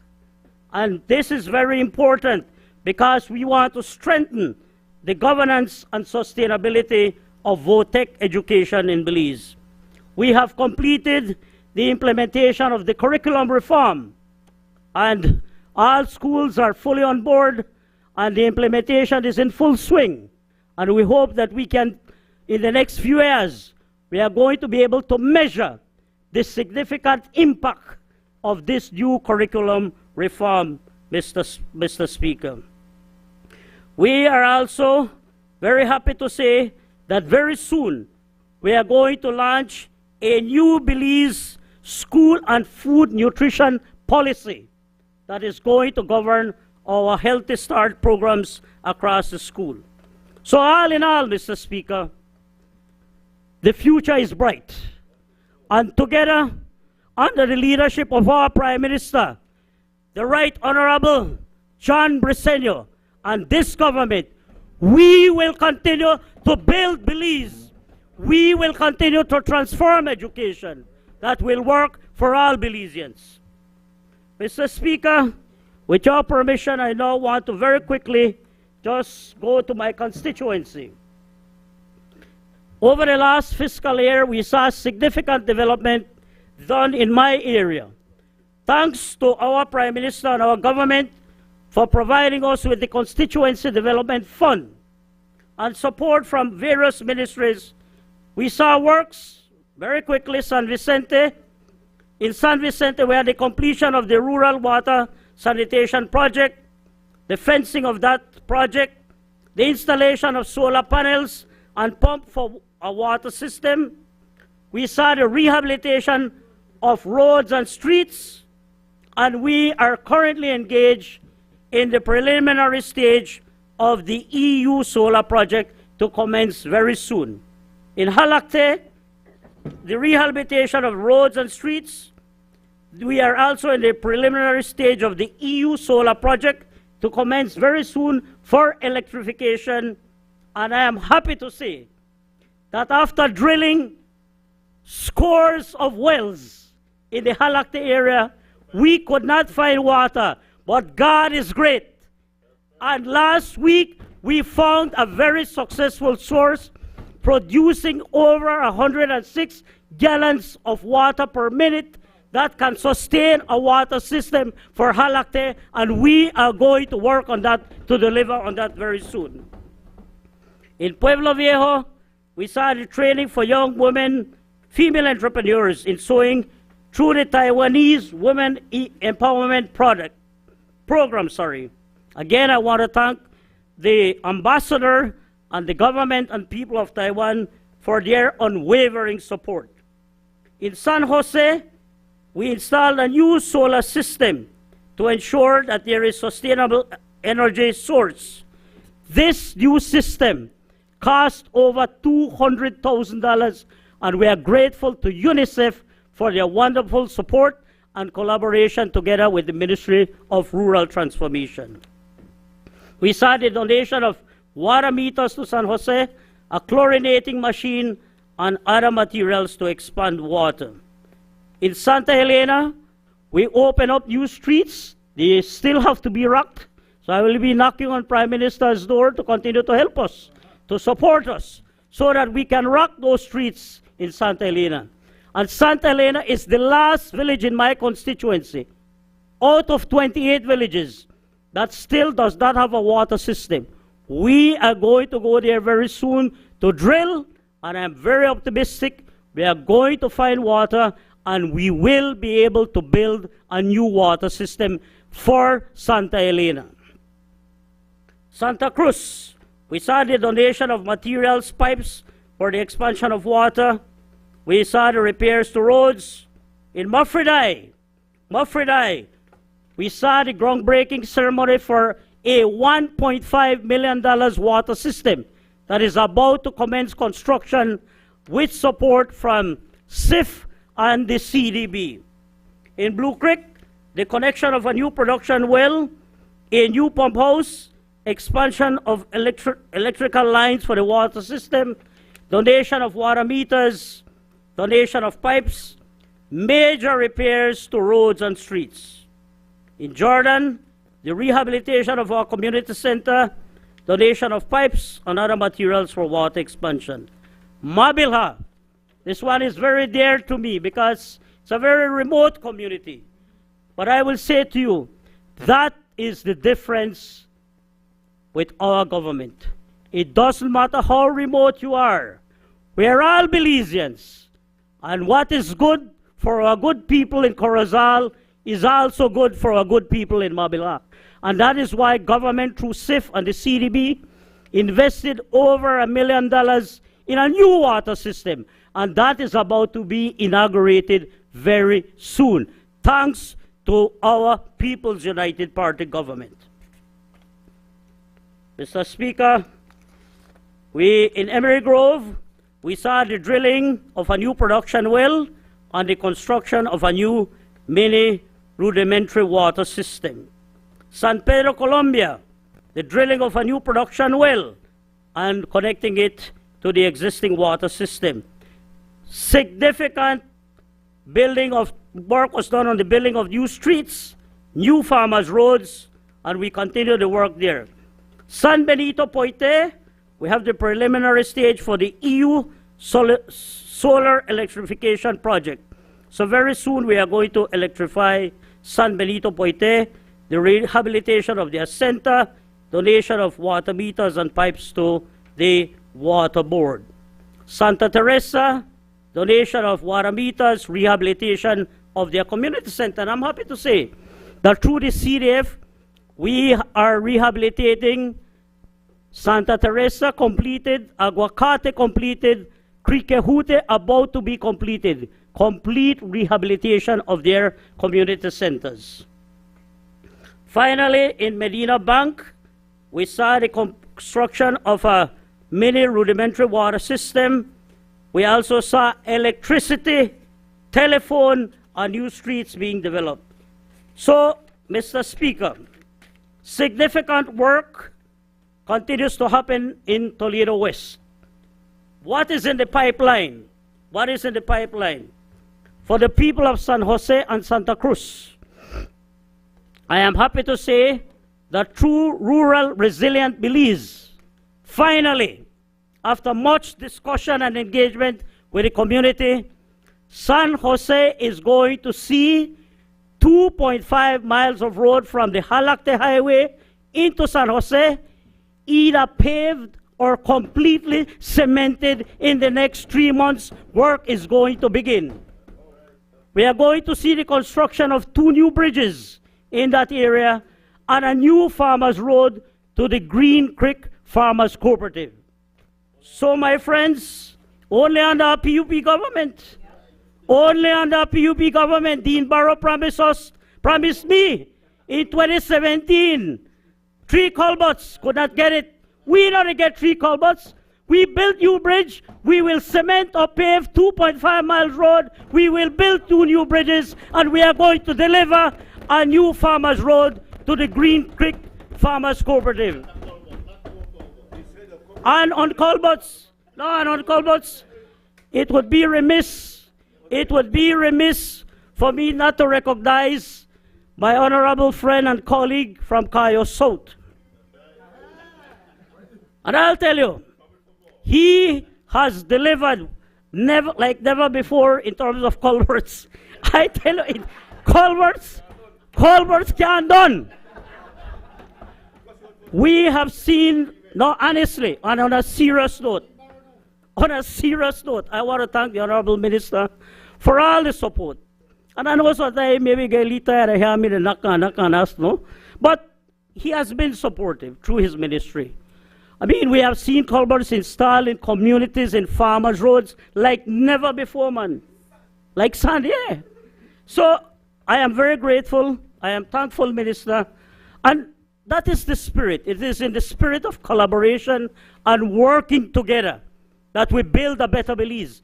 And I want to end on this note. Thank you to all our colleagues on this side of the house.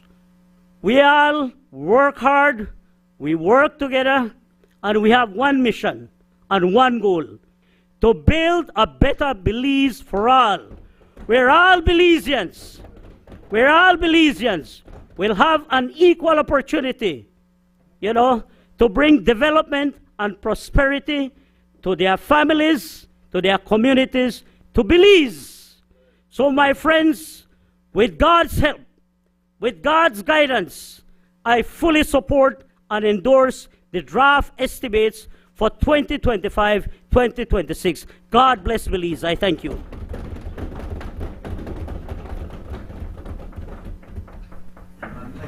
I now recognize the member for Belize Rural South. Thank you, Mr. Speaker. Good afternoon. Mr. Speaker, Prime Minister, Deputy Prime Minister, our colleagues, and of course I'd like to acknowledge on a new role there, Honourable Member from Albert, on your new role as a leader of the opposition. Congratulations. It's historic, and we're here present to witness, so congratulations. And of course, most importantly, Mr. Speaker, is to the wonderful people, the resilient and vibrant people of Belize Rural South, namely Ambergis Key and Key Carker. Mr. Speaker, today I rise in support of the budget for 2025-2026, and also with immense pride to present the work also that we have done in the Ministry of Blue Economy and Marine Conservation, inclusive, of course, of our disaster risk management mandate for fiscal year 2024-2025. But first, Mr. Speaker, if you allow, I beg your indulgence, if I can just reach out and allow me to say a couple words as it relates to Belize Rural South, the beautiful people of Belize Rural South. I stand here today with a heart full of gratitude and humility. I wish to extend my sincerest thanks to the people of Belize Rural South for their overwhelming support for my re-election. Winning all 19 boxes once again, it's not just a victory. It is a sign of my mandate and responsibility. And for that, I am deeply humbled. And I pledge to continue doing the work to meet the needs of our communities. Mr. Speaker, Belize Rural South, of course, plays a major role and is part of the Northern Caucus. I want to acknowledge here the Madam Chair of Northern Caucus, very active caucus of 9 constituencies. And I must mention that as because of the elections, I pause to kind of look back and say, you know, that I've spent more than half of my life residing in San Pedro. So, and with the mandate I've given, with the overwhelming victory, I think sometimes that to say that I'm a born Orangeaqueño, but right now I'm a San Pedrano by choice. Right. So, it's special, and I'm humbled and to accept and to work for the people of Belize Rural South, and it means a lot. I must stress it, Mr. Speaker. So, we have made, of course, significant strides over the past year, and the 2025-26 budget reflects our people's shared priorities for sustainable development, economic growth, and infrastructure all over Belize, not only Belize Rural South, meaning also for San Pedro and Kikaker, and of course the rest of Belize Rural South, but of course across the country. And recognize the significant contributions of our area. Allow me to outline just a few of the ways in which Belize Rural South is prioritized by this administration, this Plan Belize, this People's United Party government. We cannot go without mentioning national health insurance that has officially been launched for both San Pedro and Kikaker, ensuring better access to healthcare services for our people. And of course, let's not forget that we are well on our way with our $30 million San Pedro Hospital project that remains on track to be fully completed, hopefully, if all goes well, by the end of 2026, which is a transformative investment in healthcare for our islands.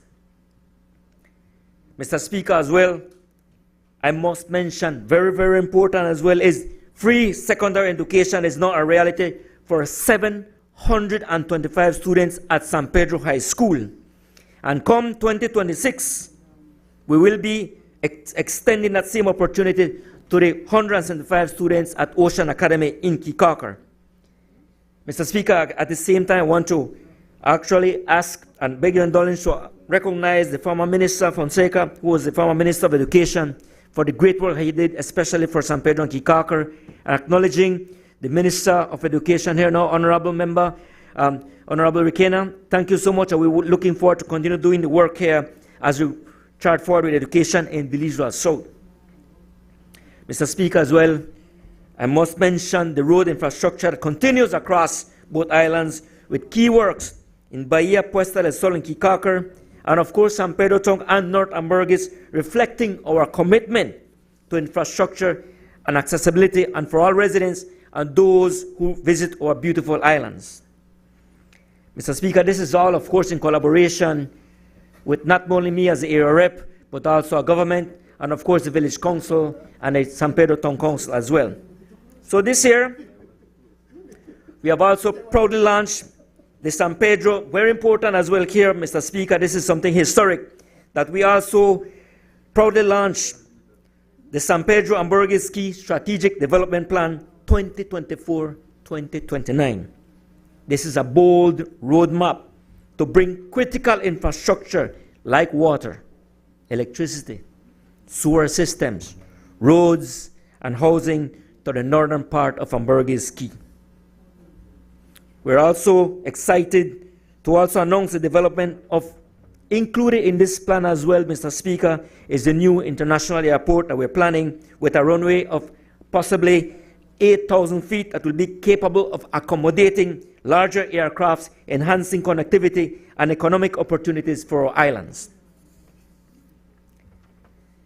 Mr. Speaker, I also I must extend sincere thanks to Minister Anthony Mawla, the Minister of Tourism, for his continued support in Belize Rural South. Through his efforts and BTB and his ministry, the San Pedro Artisanal Market is nearly complete, and now there is a plan also which is ambitious and is already in this, and he has announced it, and that there is a plan that we are already in collaboration with the Town Council to transform the legendary Sacachispas field with a $2 million multi-purpose sports and events complex. This, Mr. Speaker, we anticipate its completion by summer 2026, if I can get the colleague there to confirm by mid-summer 2026, Mr. Speaker, just in time to host the music festival and future sporting events for our youth. And I want to thank you and call you out on that one there. Thank you. Thank you very much, Minister. So that is going to be a game changer for San Pedro as well, for not other events, equipped as well for basketball, for volleyball, for concerts as such. So it is going to be very much a game changer, since San Pedro and Kikaka, we have the rooms, we have, in terms of as it relates to tourism for all the events, very much excited as being part of another project that is very ambitious by next year. Mr. Speaker, as well, I want to personally thank our Deputy Prime Minister, our DPN, the member from Lake Eye, for his instrumental support also. And this I want to highlight again in securing a historical land acquisition of as much as 700 parcels in North Ambergis to be distributed to first-time landowners, Mr. Speaker. This is a monumental step in empowering families and future generations on Ambergis. Mr. Speaker, with your permission also, I just want to say a couple of words in Spanish as it relates to, very important to Belize Rural South when it comes to the amnesty and our people there who have benefited tremendously from this government as it relates to the amnesty that occurred. Quiero dirigirme la palabra a nuestros hermanos y hermanas de habla hispana. Lo importante que hemos hecho con este gobierno de recibir a nuestros hermanos de todo Centroamérica y todo Latinoamérica y el Caribe también, de recibirlos con las manos abiertas en referencia a lo que es la gente que está aquí trabajando con nosotros y están documentados.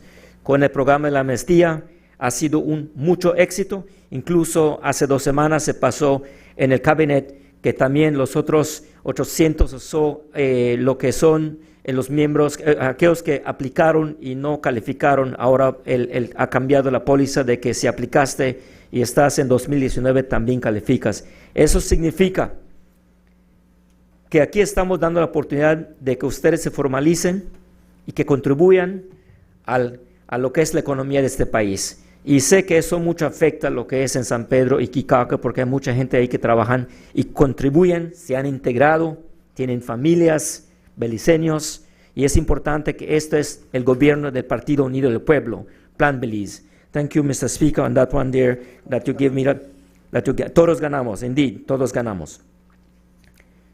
Mr. Speaker, again, if you allow me to please refer to my notes as it relates to what we have accomplished in the Ministry of Blue Economy and Marine Conservation. And by extension, last year I did, and again, thanks to our Prime Minister that he gave me the confidence to serve also with the Ministry of Disaster Risk Management.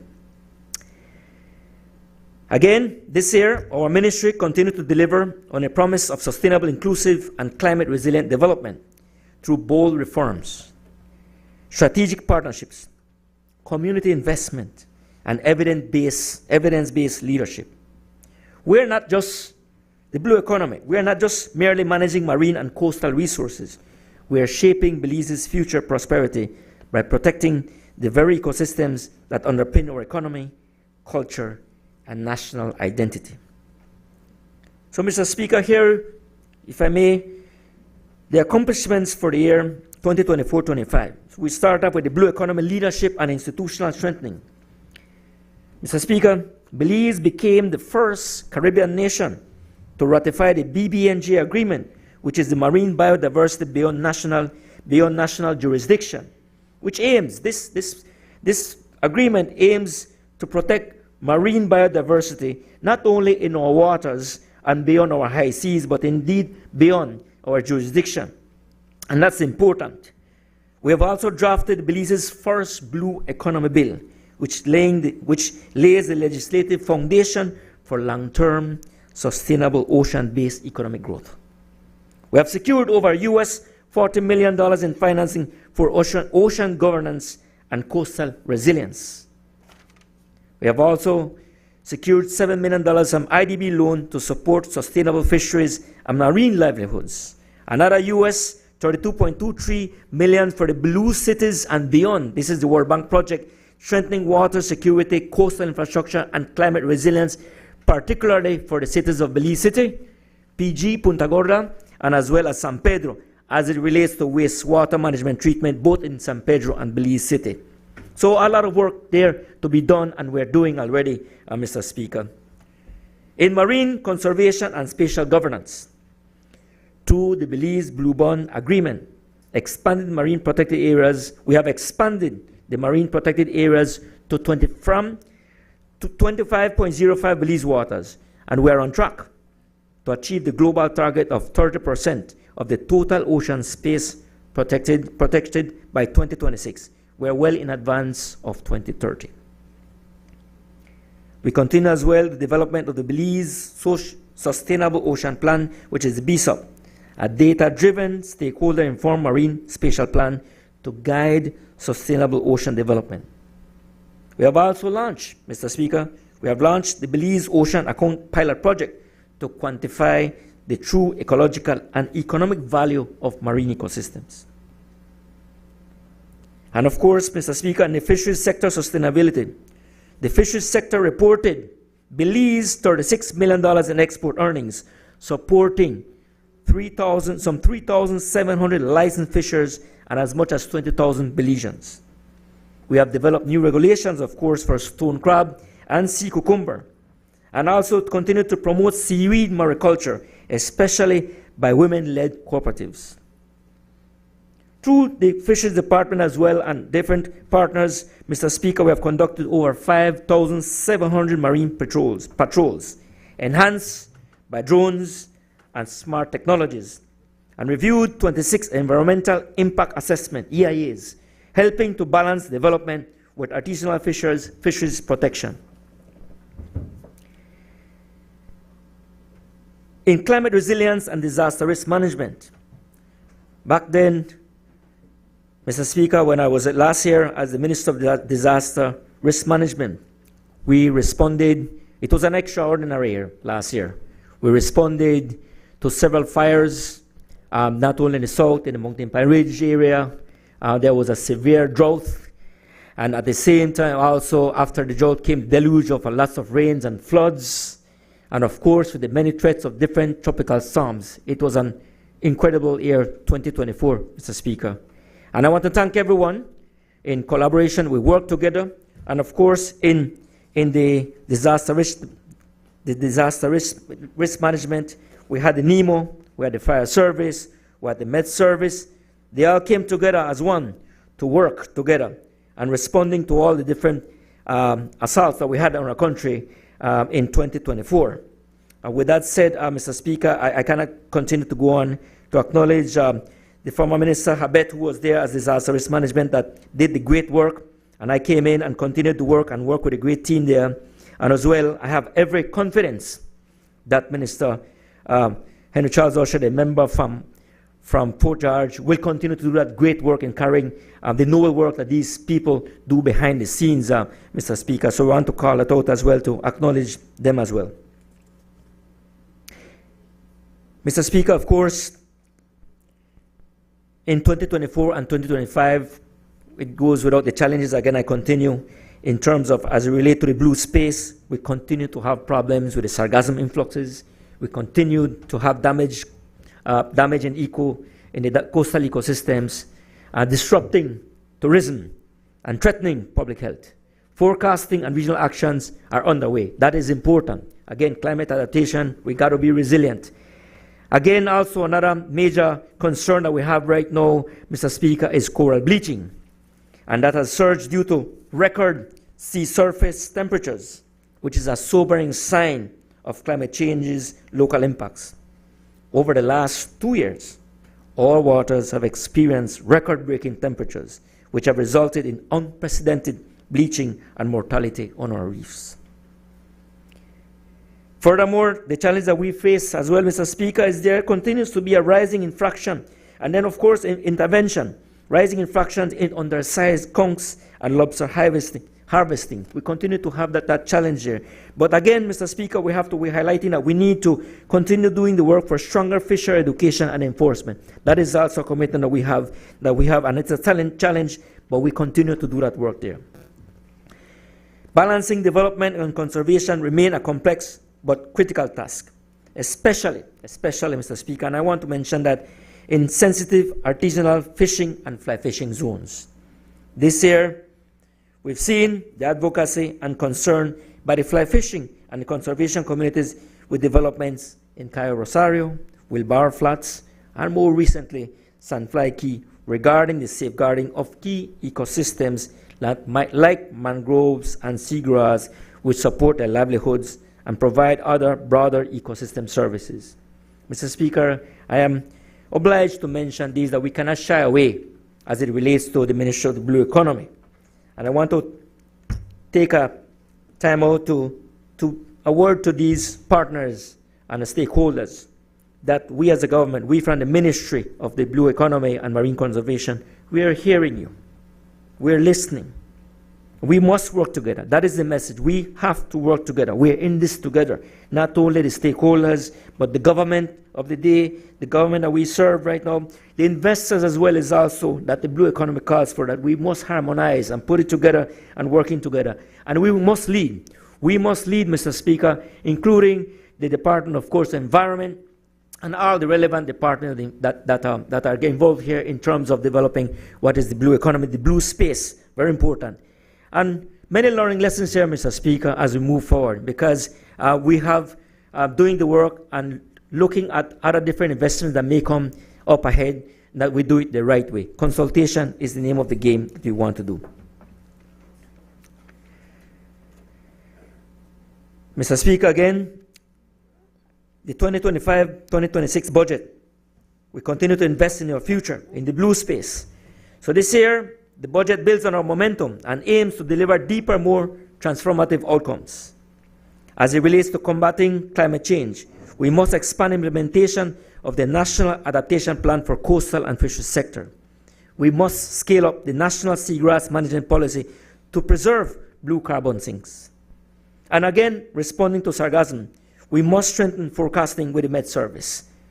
We must pilot eco-innovative solutions for harvesting, reuse, and management. I'd like to highlight as well and commend the good people of Holchan that we are right now currently using 2 harvesters that is working right now. But of course, the issue with sargassum, Mr. Speaker, this year it is terrible. We see it in the news, and obviously that the 2 harvesters we're using is just part of this ongoing battle that we fight on with sargassum. It is indeed not only a national problem, it is a regional problem that we must work together. So again, it is important that we all come together in fighting this plague that is plaguing us right now. Finally, we must finalize, revise fisheries resource evaluation and mariculture guidelines. We must complete also the new conch and lobster stock assessments and update the harvest strategies and management plan. We must expand the artisanal fishing loan program, unlocking finance and training. And of course, the rolling out of the illegal and unreported and unregulated plan of action. This is a plan of action with the National Fisheries Enforcement Strategy. Mr. Speaker, I want to also go back again and mention with the San Pedro Strategic Plan. We launched the San Pedro and Burgess Key Strategic Development Plan 2024-29, which is Northern Burgess, yes, the Northern Burgess Strategic Development Plan, the 2024-2029, which is a landmark community-rooted vision for one of Belize's fastest-growing island communities. This plan, Mr. Speaker, plans to integrate the blue economy principles at a local level, aligning economic opportunity with environmental protection and social upliftment. It includes the coastal infrastructure investment, which is ecosystem protection and the wastewater management. It also includes education and training for youth and small enterprises, and clearing zoning, which is important to protect mangroves, reefs, and fly fishing habitats while supporting growth. San Pedro reflects what can be achieved when planning, people, and sustainability come together. In closing, Mr. Speaker, the ocean is Belize's greatest natural asset. The work of my ministry, it is not just about protection. It is about prosperity. It is about preparedness. It is about national identity. This budget, Mr. Speaker, is not an expense. It is not an expense. It is an investment in a safer, stronger, and bluer Belize. One where our youth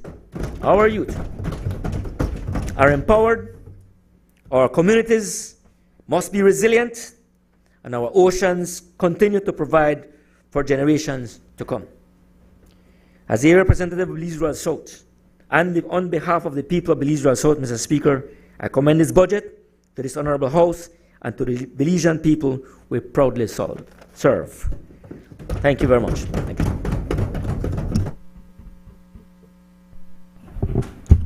I now recognize the member for Port Loyola. Good afternoon, everyone. Mr. Speaker, first allow me to express many thanks to the wonderful people of Port Loyola.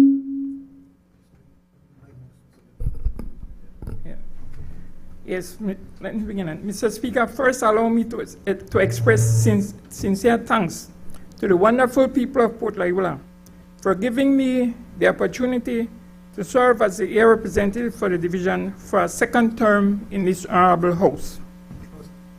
Mr. Speaker, in making my contribution to the budget, the draft estimates of revenue and expenditure for fiscal year 2025-26, I ask your permission to refer to my notes. Mr. Speaker, this is the first budget in the second term of a PUP government led by Prime Minister Briceño. Mr. Speaker, lest anyone forget, this budget presentation is only possible because in the general elections on March 12 this year, Belizeans showed great appreciation for the many things done for the people and country in the first term of a government led by Prime Minister Briceño by giving the party a massive 26-5 victory with 68% of the votes. Mr. Speaker, that huge election victory was possible because Plan Belize is working for the Belizean people. Mr. Speaker, in reflecting on the results of the general election on March 12th, could the record indicate that I was re-elected as the air representative for Port Loyola by over 1,000 votes, which was over 200 votes more than when I was first elected as the air representative for the division in 2020. Mr. Speaker, could the record also indicate that in the general election on March 12th, I was victorious in all 11 boxes throughout the Port Loyola division by more than 3-1. Mr. Speaker, to truly appreciate the work of the first administration led by Prime Minister Briceño, and to assure all Belizeans that this new government will continue the work of making life better for all the people in its second term, it is important to use some key things in comparing the state of the country when PUP was elected to office in November 2020 with the state of the nation at the end of its first term on March 31st this year. Mr. Speaker, despite over $600 million from Petro-Caribbean, over $400 million from oil production, over $500 million from new loans. And despite being in government for 13 years, more Belizeans were in poverty when the UDP was voted out of office in November 2020 than when the Barrow administration was first elected to office in 2008. Mr. Speaker,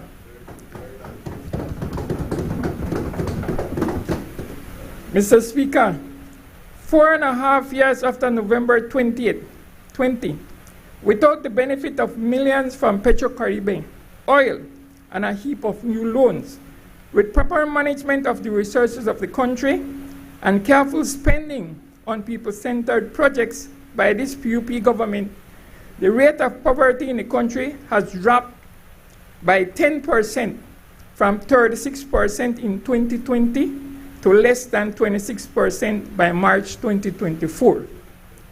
Mr. Speaker, that is evidence of Plan Belize at work for the citizens of this country.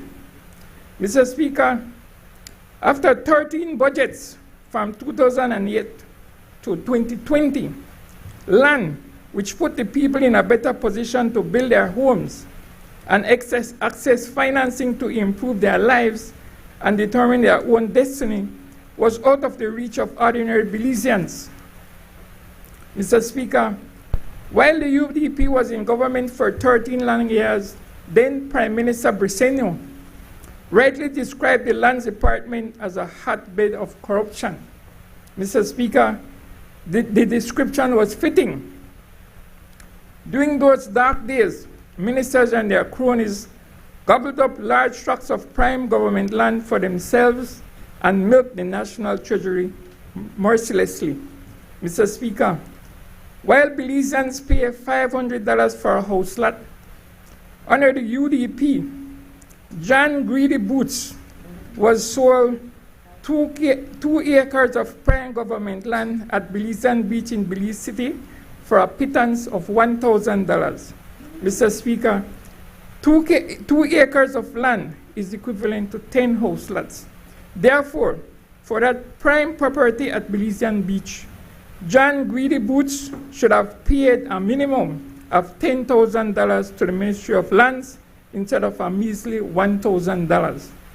Mr. Speaker, as outrageous as that giveaway of prime government land to UDP land shark was, all is not lost. Mr. Speaker, all is at last in that crooked giveaway of prime government land to UDP cronies because just as how this PUP government took back Fui Bolido from UDP hustlers for the benefit of the people, this administration will do everything possible to take back that 2 acres of land at Belizean Beach from corrupt John Greedy Boots for the Belizean people. Mr. Speaker, while the hotbed of corruption was in full swing at the Lands Department under the UDP, Vega and Pitts were paid $400,000 each in a sweetheart deal as compensation for land which the then UDP government sold to them for $15,000 each, knowing fully well that other persons had absolute title for both properties. Madam Speaker, I'm happy to say that with John Briceño as Prime Minister of this country for 4.5 years, the Lands Department is no longer a hotbed of corruption, but a department that has enabled over 25,000 Belizeans to become first-time landowners across the country. Madam Speaker, the remainder of today could be spent providing evidence that John Briceño and his government have done exceedingly well with Plan Belize for Belizeans in its first term, and is therefore the best party to lead the country for many more terms. I, however, will conclude this comparison between the past and present administration with housing and the minimum wage. Mr. Speaker, during the UDP's 13 years in office, the housing situation for ordinary Belizeans was unbearable, with absolutely no relief from the Ministry of Housing. During those dark years, $8 million was allocated in the budget for housing yearly. However, the Ministry of Housing did not build a single house.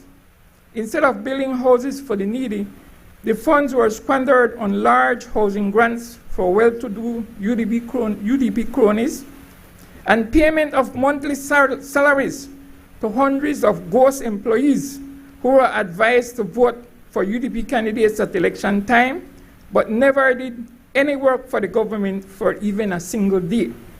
Mr. Speaker, there was also a massive hustle with funds for housing for the people when a certain UDP minister was given thousands of dollars to build houses for his constituency. Mr. Speaker, that was like putting the rat to guard the cheese. The then minister, who is now a self-appointed building contractor for John Greedy Boots at Belizean Beach, charged the government the exorbitant price of $45,000 each for weak ply-same houses without partition, electrical wiring, bathroom facilities, or ceiling, when one of those shell houses cost no more than $25,000 at the time. Madam Speaker, the corruption with housing for the people was even worse. The ex-minister, now the self-appointed contractor, had one Mr. Lam sign government contracts to build dozens of houses for the people, although Mr. Lam admitted that he doesn't even know to use a hammer. Mr. Speaker, in completing the hustle, funds for housing, Mr. Lam later collected $45,000 for each phantom house, fake house, and turned the funds over to his boss, who rewarded him with a little $50 for each big collection. Mr. Speaker, the last UDP administration was also responsible for the $8 million overpriced Farbers Road. Mr. Speaker, the UDP owed the Belizean people an apology for 13 years of massive corruption with funds allocated for roads, land, and housing for the people in each of its yearly budget. Mr. Speaker, it is amazing how the fortunes of the Belizean people have drastically changed over the last 4.5 years with the administration led by Prime Minister Briceño. With Honorable John Briceño as Prime Minister and Honorable Julius Espat as Minister of Infrastructure Development and Housing, at the end of its first term, this government has delivered over 300 starter homes to deserving families across the country. And Mr. Speaker, the good thing about those starter homes is that they are designed with a plan that facilitates addition of another bedroom, and each owner is only required to pay the manageable fee of $25 weekly or $100 per month to own his or her home after 10 years. Mr. Speaker, over the last 4.5 years, MIDH has also assisted hundreds of families in every district with home improvement grants. Mr. Speaker, the success of the housing policy of this administration is further proof that Plan Belize is working for the ordinary men and women of this country. Mr. Speaker, two of the greatest successes of the budgets of this administration over the last 4.5 years are with employment and the minimum wage. Mr. Speaker, realizing that any government has to deal with less social problems when the people can find good-paying jobs in a wide range of fields to care for their families, this administration increased the minimum wage from the starvation wage of $3.30 per hour to the living wage of $5 per hour in 2023, and introduced policies and programs that promote local and foreign investment as never before. Consequently, those wise decisions have resulted in thousands of new jobs throughout the country. Mr. Speaker, the days when hundreds of persons, including high school graduates, couldn't find employment is a thing of the past. As a result of this administration's proactive approach to economic development, 97 out of every 100 Belizeans who seek jobs are gainfully employed. That is verified with figures from the Belize Statistical Office, which show that unemployment in the country has decreased from a high of 13.7% under the UDP in 2020 to a record low of less than 3% today. Mr. Speaker, that again is further proof that Plan Belize is working for the people. Mr. Speaker, the draft estimates of revenue and expenditure for fiscal year 2025-2026 is filled with data, policies, and programs which give Belizeans the confidence that they can look forward to another fiscal year of stability, improvement in their standard of living, more opportunities to pursue their dreams in life, and better communities. Mr. Speaker, in this fiscal year, $336 million is allocated in Capital 2 for the upgrading of road infrastructure. That is a necessary investment to make the Sartaneja Road and sections of both the George Price Highway and the Philip Golson Highway safer. Significant improvement of those three roads will definitely reduce the number of traffic accidents and save many lives. Mr. Speaker, additionally, $4 million from Capital 2 will be used to purchase specialized road equipment, and $30 million will be used for the maintenance of roads, streets, and drains across the country. $22 million for land acquisition payments and surveys to make thousands of lots available for more people will also be drawn from Capital 2, as well as funds for the expansion of NHI and the constituency development programs, among other things, to ensure a better quality of life for the Belizean people. Mr. Speaker, in further promotion of quality health care for the Belizean people, I'm happy to state that the budget for fiscal year 2025-26 include $9.5 million for construction of a first-class hospital in San Pedro Town, with funds provided by our good friend Taiwan, as well as $6 million for a tertiary hospital in Belmopan, with funding from Saudi Arabia. Mr. Speaker, construction of those two important hospitals is further proof that while the UDP is known for broken promises, under the leadership of Prime Minister Briceño and this government, it is delivering on its promise of better health care for all Belizeans.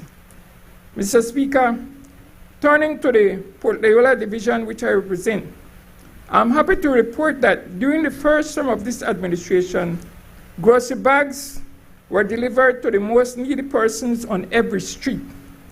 Thanks to former Minister of Education, Francis Fonseca, scores of students from primary school to university were able to pursue a better education as a result of education grants from his ministry at the time. Mr. Speaker, thanks to Honorable Julius Espat, Minister of Infrastructure Development and Housing, 11 deserving single mothers and their families are the proud owners of starter homes that has significantly improved their standard of living. Mr. Speaker, with the starter homes, families also have more funds for better education, starting a small business, or pursuing other dreams. That's because while those families only need to pay $25 weekly or $100 per month to own their new homes in 10 years, a number of those same families were paying $125 weekly or $500 per month to rent houses they could never own and had to vacate once they could not meet the weekly or monthly obligation. Madam Speaker, again, thanks to Prime Minister Briceño and Honorable Julius Espat, Minister of Infrastructure, Starter homes are a huge plus in providing deserving Belizeans with homes they can be proud of. We therefore look forward to the delivery of 5 more starter homes for the residents of Port Loyola at Blackberry Estate shortly, and many more of those homes for the division in the second term of this administration. Mr. Speaker, I have also assisted scores of residents of my division with home improvement grants. Mr. Speaker, they say land is gold, a very precious commodity that opens up many opportunities for a better life once it is in your hands. I'm proof of that because I was only able to escape living with my family in a tiny beaverboard house which leaked like sieve whenever it rained, after I was given a piece of land in Belize City by the then Minister of Lands, Florencio Marin Sr. Mr. Speaker, thanks to myself and Deputy PM Cordell Hyde, who is also the Minister of Natural Resources, over 700 residents of Port Loyola have become first-time landowners. And many of those persons have seized the opportunity to build their own homes or are in the process of developing their land for family upliftment and other benefits. In empowering the people with land, I also held a land clinic in Port Loyola, which enabled scores of residents to receive land documents that had been pending for months and years.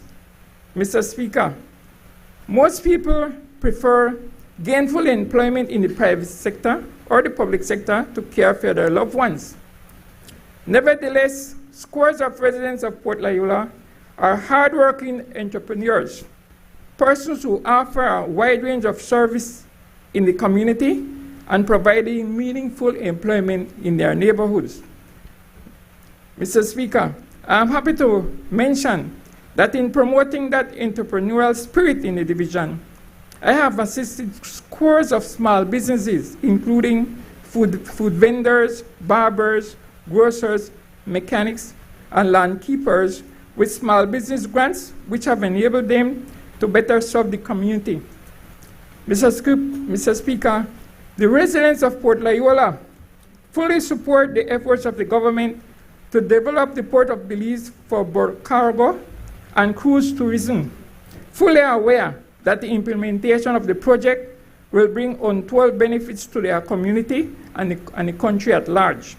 Mr. Speaker, in assisting in making Port Loyola a better constituency, I have also built a football field and completely rebuilt the basketball court and bleachers at the Genosha area of the division. I have also provided lights at the basketball courts in the area and promoted constructive entertainment in the community by holding numerous tournaments with very attractive prizes. Mr. Speaker, progress in any community is severely restricted without proper streets. Therefore, in making Port Loyola a more welcoming community, I have paved Carl Thompson Street, Freedom Street, Genosha Boulevard, and concreted Neil Spin Road, T Street, Nurse White Street, and Baldwin Drive, as well as a large portion of Cesar Ridge from Central American Boulevard to Reggae Street. I have also built 2 new streets in Arlington Drive and upgraded most of the other streets in the division. Mr. Speaker, a lot has been done to make Port Loyola a better community for all its residents and the wider Belize City and the country. Over the years, however, a lot more could have been done to make the division more attractive and welcoming to new residents and visitors if it wasn't treated as a forgotten division. Mr. Speaker, it is an open secret that Port Loyola is the poorest division in Belize City. A prominent person in political circles made that point publicly in saying that the former area representative for the division should be ashamed for enriching himself with large tracts of land while he did absolutely nothing to afford the people of the area a better standard of living. Mr. Speaker, residents of Port Loyola are not asking for pity from anyone. For the record, residents of the division are intelligent, hardworking, and law-abiding Belizeans who look forward to a better life for their families and a prosperous division and country they can all be proud of. Mr. Speaker, the truth is that Port Loyola has been the most marginalized division in Belize City for decades, up to November 20th, when PUP was elected to office under the leadership of Prime Minister Briceño. Mr. Speaker, that sad state of affairs existed even prior to independence, because for decades and decades, most of the time, the movers and shakers in government made the deliberate, cruel, and selfish decision to spend millions of dollars in the yearly budget to upgrade the infrastructure such as streets, drainage, sporting facilities, and lots, as well as access to water and electricity in other areas of Belize City and the country, while spending the bare minimum in Port Loyola to keep the residents quiet. Mr. Speaker, Coretta Scott King, wife of slain civil rights leader Martin Luther King, best describes that injustice to our people when she said, open quote, "Freedom, justice, and prosperity cannot be parceled out in pieces to suit political convenience. I don't believe you can stand for freedom and prosperity for one group of people and deny it to others," end of quote. Mr. Speaker, given the very unfair treatment that has been meted out to the residents of Port Loyola for almost half a century, after successive ER representatives for the division gave their full support to the budget up to the end of the previous administration in 2020, I'm happy to say that despite pushback from certain actors in the society, from the first day in office in November 20th, Prime Minister Briceño and his government have been committed to correcting the injustice that has severely hampered continuous development in the Port Loyola division and some other parts of the country. Mr. Speaker, in understanding the challenges to progress in Port Loyola, I would like the record to state that Prime Minister Briceño is the only Prime Minister of this country who has taken the time to visit the division, to meet the people, and see the hope in their faces for a better life which all Belizeans deserve.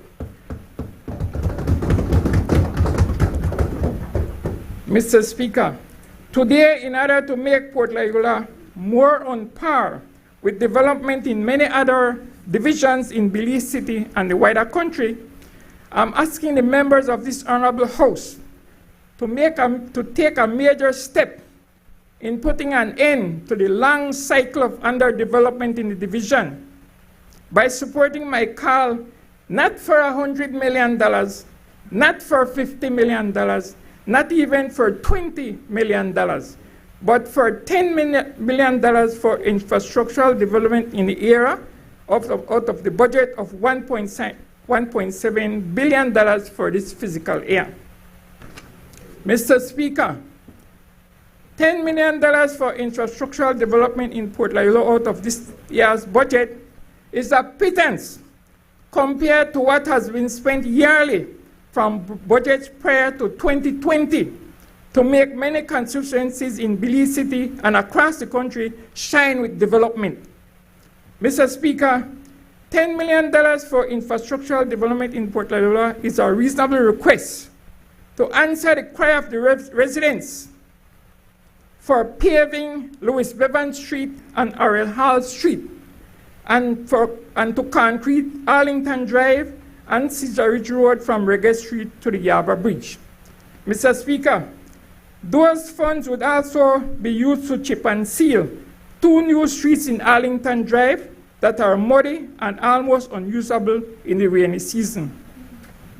Mr. Speaker, $10 million for infrastructure development in Port Loyola would also address the cries of the residents for new roads in Jane Usher, Penn Road Extension, and Farbers Road Extension area of the division to enable the people to develop their land.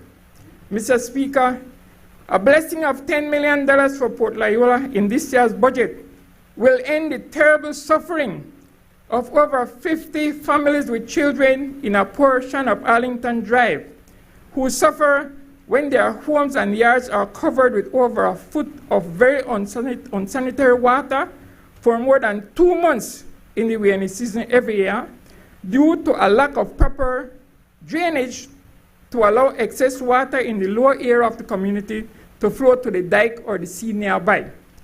Mr. Speaker, if the financial amount requested for the Port Loyola Division is approved, Honorable Julius Espat, the Minister of MIDH, will be able to use those funds, the funds from that allocation, to assist me in solving the major problem of flooding in a section of Arlington Drive. Mr. Speaker, a portion of the funds requested for Port Loyola in this year's budget could also be used to repair or rebuild the back building of St. John's Vianney Primary School to make it safe for the teachers and students. B, upgrade the basketball court on Penn Road. C, fill the playing areas in the division. And D, provide the Genosha basketball area with a proper bathroom, which will also be useful to the police officers who are posted at the court to enhance citizen security. Additionally, Mr. Speaker, the special funds requested for Port Loyola in this budget could also be used to hold another land clinic and to solve the land issue in Penn Road Extension, which would enable the residents to have a proper road and proper access to water and electricity. Mr. Speaker, as indicated, the needs to enable the residents of Port Loyola to enjoy development more on par with that of most of the other divisions in Belize City and the wider country are numerous and requires at least $10 million as a starter. Nevertheless, in using the language of the street, on behalf of the residents of the division, I say to Prime Minister Briceño and the government, we will work with any reasonable amount of funds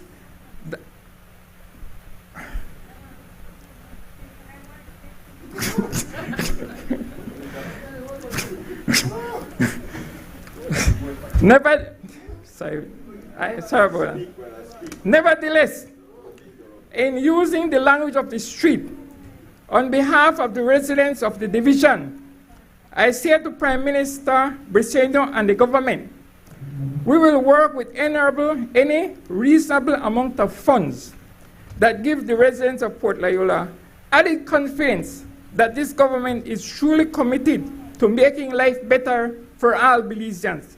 Mr. Speaker, on behalf of the residents of Port Loyola, I fully support this budget. Thank you.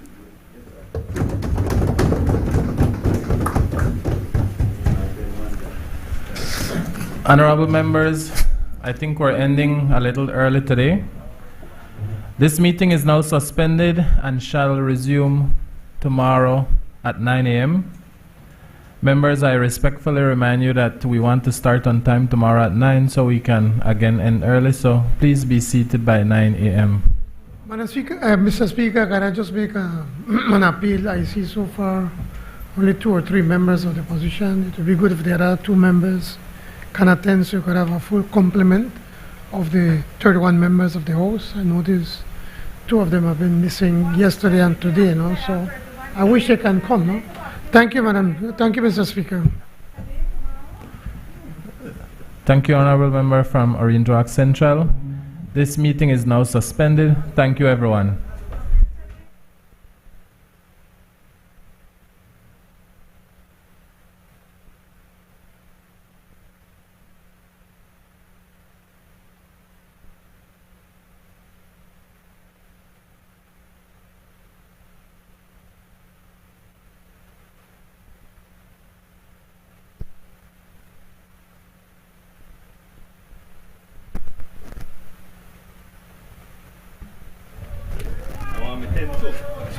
How are you? Blaze fire. Don't play. I want to be in a USPF.